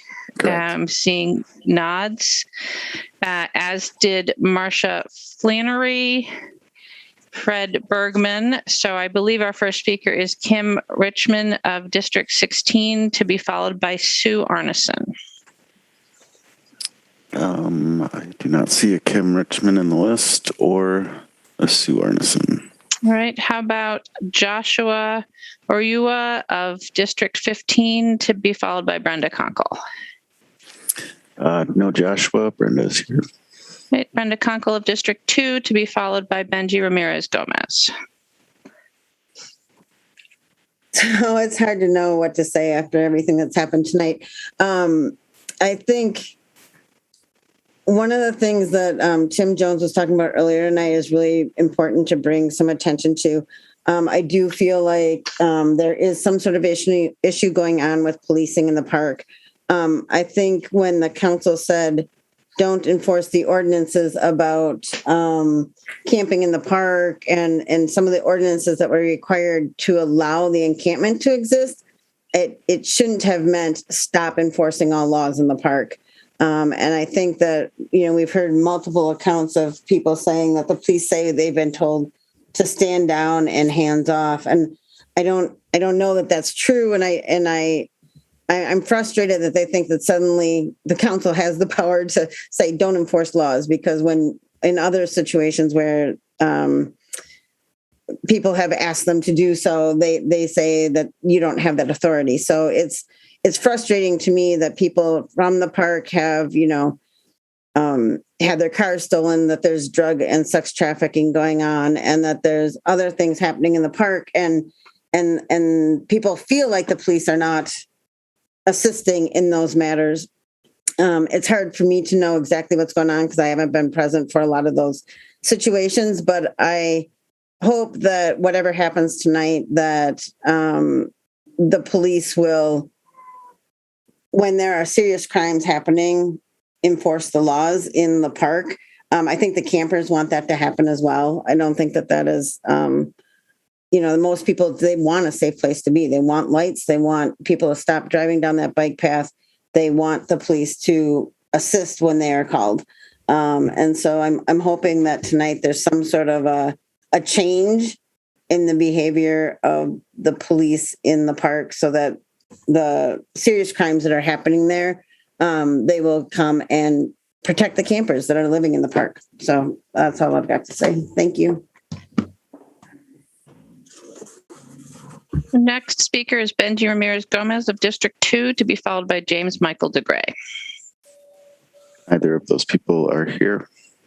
Right, then let's try for Bob Schaefer from District 17, to be followed by Michael Ryan. Yep, I'm still here. Okay. And I applaud all of you for your endurance and that. I agree. I think that that what is happening is that there might be some people who don't want to see the police out there. I'm not sure that those are people who are in compliance with the laws. I do believe that the people who are earnest out there want to be protected, and that, so I think that considering the efforts that Madison Police Department is putting into being respectful and helping people, I think that they certainly ought to be allowed to go in there and to be able to help the people who are looking to get their help. It may reduce some of the criminal activities that are going on in there, which some people that are doing criminal activities might think that they're in a safe haven because the police can't come in. So I think that setting that straight and giving the police the okay to go in there and do their best work and show the people in there what the integrity of the Madison Police department has. I think that that's what ought to happen, and help those people who are having to deal with some of those issues, help them out. Okay, our next registrant is Michael Ryan of District 17. And that is our last person wanting to speak. Michael Ryan's not here. All right, thank you. Then I have no one else wishing to speak. Are there questions for any of our registrants? Seeing none, President Abbas, a motion on item 66. Move motion to place on file without prejudice. Second. It's moved and seconded to place on file without prejudice. Are there questions for staff or is there discussion? Alder Halverson. Not a question for staff, but just discussion real quick. And I won't take too long on this. I think you all know that the reason I put this forth is because of the safety challenges, the safety issues we're having at the park, that this is not a good situation. All it takes is walking through there. Nobody should have to live like this, and nobody should be under the threat of safety. And even to, Brenda's comments earlier, just that there is, I think there's definitely individuals that are up to no good that are taking advantage of the individuals at the encampment and the situation to do criminal activity. And I think the police are attempting to enforce what they can, but having been with them and seeing that they get stuff thrown at them as they go through the park, and it's just a difficult, complex situation, obviously. And I appreciate my colleagues' amendment on the last resolution. That's the emergency order on looking for ways to ensure that safety is occurring there. That will come up with a plan. I think that's great. And we all know how this vote went down on trying to bring the encampment to a close as quickly as possible. And I know that we're on the path to do that. So I just wanted to say that always in everything I've been doing, I've been listening to the voices of my district. I've had hundreds of conversations and emails and calls from the residents, as well as individuals at the encampment, bringing their voices forward, the voices of the women, the children, the many diverse residents that are unable to use the park, uncomfortable using the park, or unsafe using the park, that the encampment has interfered with every aspect of the park, across the park, and that we are allowing this to occur. We're allowing the individuals at this encampment to be in a place that's unsafe, dangerous. And we do need to continue to move quickly. We do need to have solutions to this problem. There's going to be many solutions, many resolutions, as it was alluded to earlier tonight. And I think everybody on this council wants to see the best outcome for individuals experiencing homelessness and helping them get on the path towards long-term housing. There's no question of that. And so I just wanted to speak to that and say, this is why I brought this forth initially. And I think we're on the path towards bringing a resolution as quickly as we possibly can. Thank you. Thank you, Alder Bennett. Question for staff. Given we just passed the last agenda item, the emergency order, so now this resolution, how would that affect that? Have we already, in a sort of way, dealt with this resolution?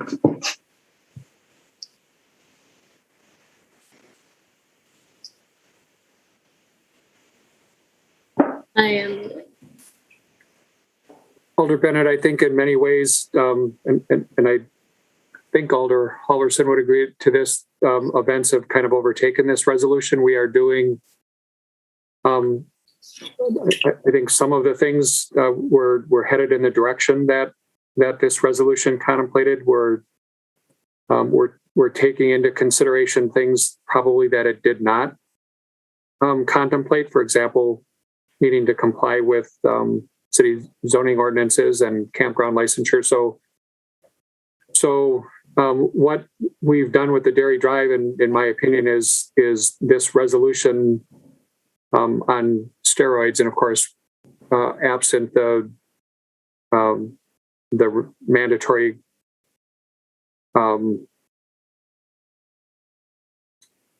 immediate enforcement of the ordinances at Rindle Park. Okay, thank you. And then just to address the concerns, because people brought up policing within Rindle Park and relating it back to this resolution, it seems as though this resolution is specifically trying to like basically close the camp and not like enforce like city laws on the campgrounds. And I hope that makes sense because I'm mixing it up in my head. But could you clarify that?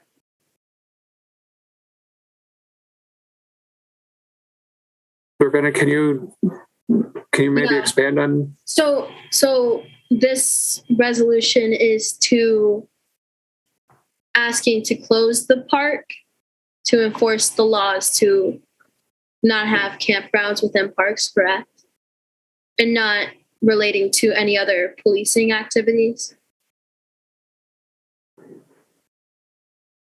So I'm not sure if this is responsive or not, but what we're about to do at Dairy Drive and what I expect we will do at a second location is establish alternatives to the Rindle Park encampment that are both safer and better from the standpoint of the accommodations that are there and that are within the bounds of the city ordinances and state campground licensure regulations. So in the course of doing that, as I mentioned, the objective is to use those alternative venues as a means to bring the Rindle encampment to a close, and then that effectively satisfies the intent of this resolution with the enforcement of the ordinances at Rindle Park. Thank you. Thank you, Alder. President Abbas? I have discussion item, not question. Alder Burris, do you have a question or discussion? I have a question. Hopefully it's brief if somebody's able to answer it. I see here, if I'm looking at this correctly, in this legislative file, that there is unanimous opposition from the City County Homeless Issues Committee. I don't know if there's a member of city staff that can maybe shed light on the discussion there, or a member of the public who's here. But if so, it'd be great if we could just be brief on that. I just kind of want to know what that body's sort of, take on this issue was, and why that there was a unanimous vote on it.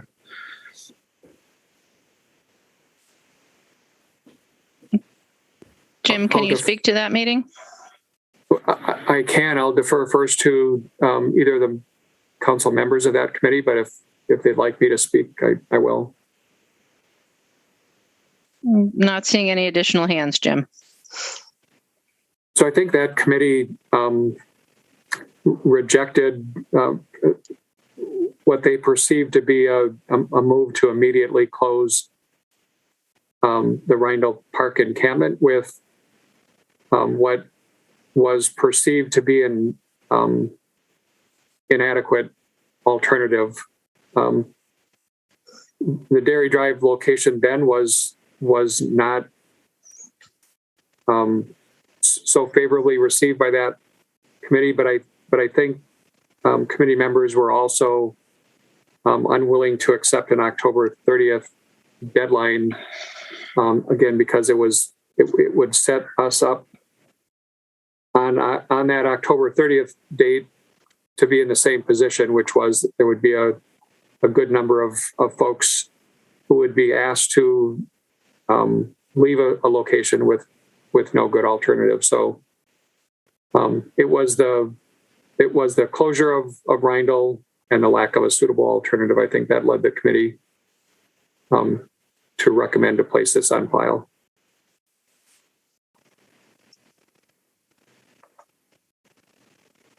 Thank you. Thank you, Alder. Alder Evers, is it a question or discussion? I'd like to call the question if we can, but I suppose it's not the right time, but I think we're ready to vote. There's some agreement from your colleagues, Alder, but President Abbas does wish to speak. So President Abbas, and then I want to just clarify that everybody understands what we're voting on. Thank you. Yeah, we'll be really brief. I think so. This particular resolution, already action has been taken in previous resolution. Alder Heverson tried to put a date on end of encampment, which failed by 14-4. And then I really appreciate the amendment by Alder Figueroa Cole about safety plan, which is extremely important, which is sort of this, city ordinance implementation through a safety plan and see how we can bring some sort of balance in that particular community. I cannot tell you how many emails and phone calls I get from various residents, not only my district, but as a council president from Alder Heverson and different areas and community is really asking what is going on. They're not asking what we need to do. They're asking they need an action or some sort of balance from the council. So I appreciate we're looking into Dairy Drive as well as we're looking into a safety plan. I also really feel like if we don't bring this situation under control, and when I say under control, I mean to say with collaboration with housing advocate, with collaboration with the neighborhood, with collaboration with people who are living there, it's extremely important. They're also stakeholder. If we don't bring that, it's going to set a really dangerous precedent in City of Madison for any future project in any district, regardless you as Alder is in favor of that project with homeless, either it's a homeless shelter, encampment. Community is going to say that you guys basically leave these people there and did nothing. So I think so now more than ever, we as a council really need to reunite and work together. And I'm very glad to see few things are moving forward. And with that hope, I think so it makes sense to put this file on place because those actions are already being taken and amendments are already been decided in previous resolution. Thanks. Thank you, President Abbas. I just want to be 100% clear about what the resolution was speaking of, just because I think we've gotten a little off track due to some of the public comment. This resolution only ever contemplated enforcing the laws related to camping overnight or living in city parks. At no point did this resolution speak to enforcement of any other laws in anywhere, including Rindall Park. And as a matter of fact, don't believe that anyone has instructed the police or anyone else not to enforce those laws in the park. And if officers are choosing not to do that, I don't believe that's direction from the council, and I know that it's not a direction from my office. So I just want to be 100% clear about what we're voting on and what this is regarding. The motion is to place on file. Is there objection to recording a unanimous vote to place on file? Seeing no objection, that item is placed on file. And that brings us to item 67. We do have registrants. We'll see if any of them are here, and again, rely on others to help me remember the content of the early public comment. I believe that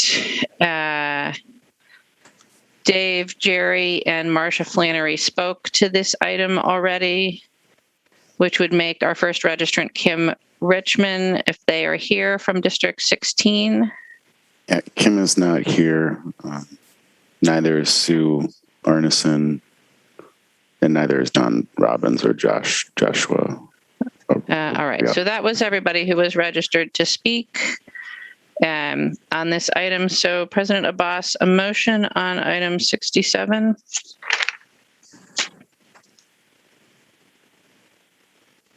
Move motion to place on file without prejudice. Second. Moved and seconded to place on file without prejudice. Is there any questions or discussion on item 67? Seeing none, is there any objection to recording a unanimous vote to place on file without prejudice? Seeing no objection, that item is placed on file. And I believe that takes us down to item 107. I do not know if we have any of these folks still here, but let's see if we have either Amy Stillman or Tim Wagner. Mayor, I do not see either of those names in the list. All right, then President Abbas, and I motion on item 107.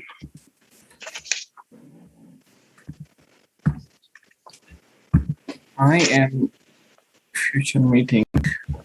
Is it the motion to adopt? I'm going to let Alder Benford make the motion. Yeah, President Abbas. Alder Benford, why not? You take a lead on this. Alder Benford?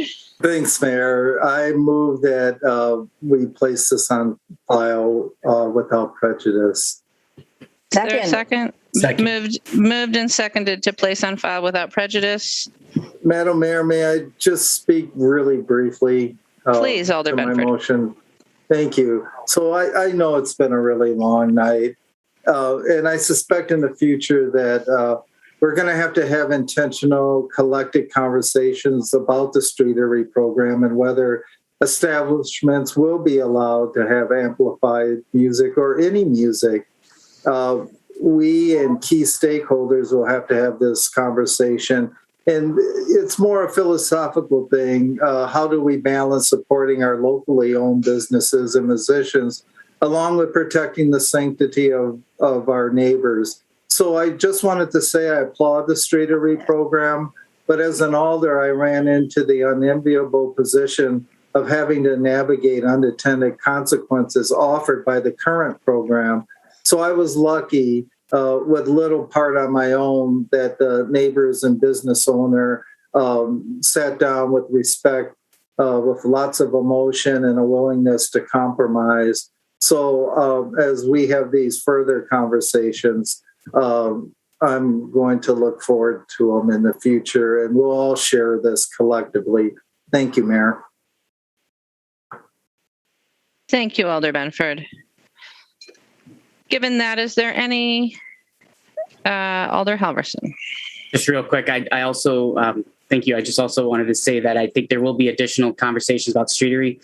There's also some unintended consequences that I've encountered as well with regards to handicap parking spots being negated out during the day when the businesses aren't open. I think we do need to, I like this program. I think we need to have some more conversation around it. So I echo my colleagues' comments that we were going to have some good conversations about this and moving forward. So that's all.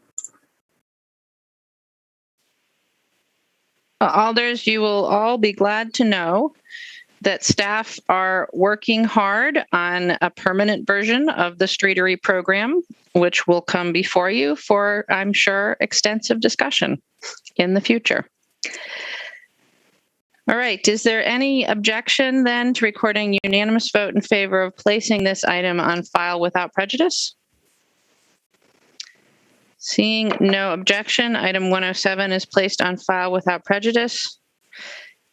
I believe, ladies and gentlemen, that brings us to the end of our agenda, unless there are any introductions from the floor or announcements. I believe we need to wish President Abbas happy birthday soon. And I will be in Vegas on my birthday, by the way. Perhaps better not to say that on live TV, Alder. Alder Alboris, I believe it's your turn.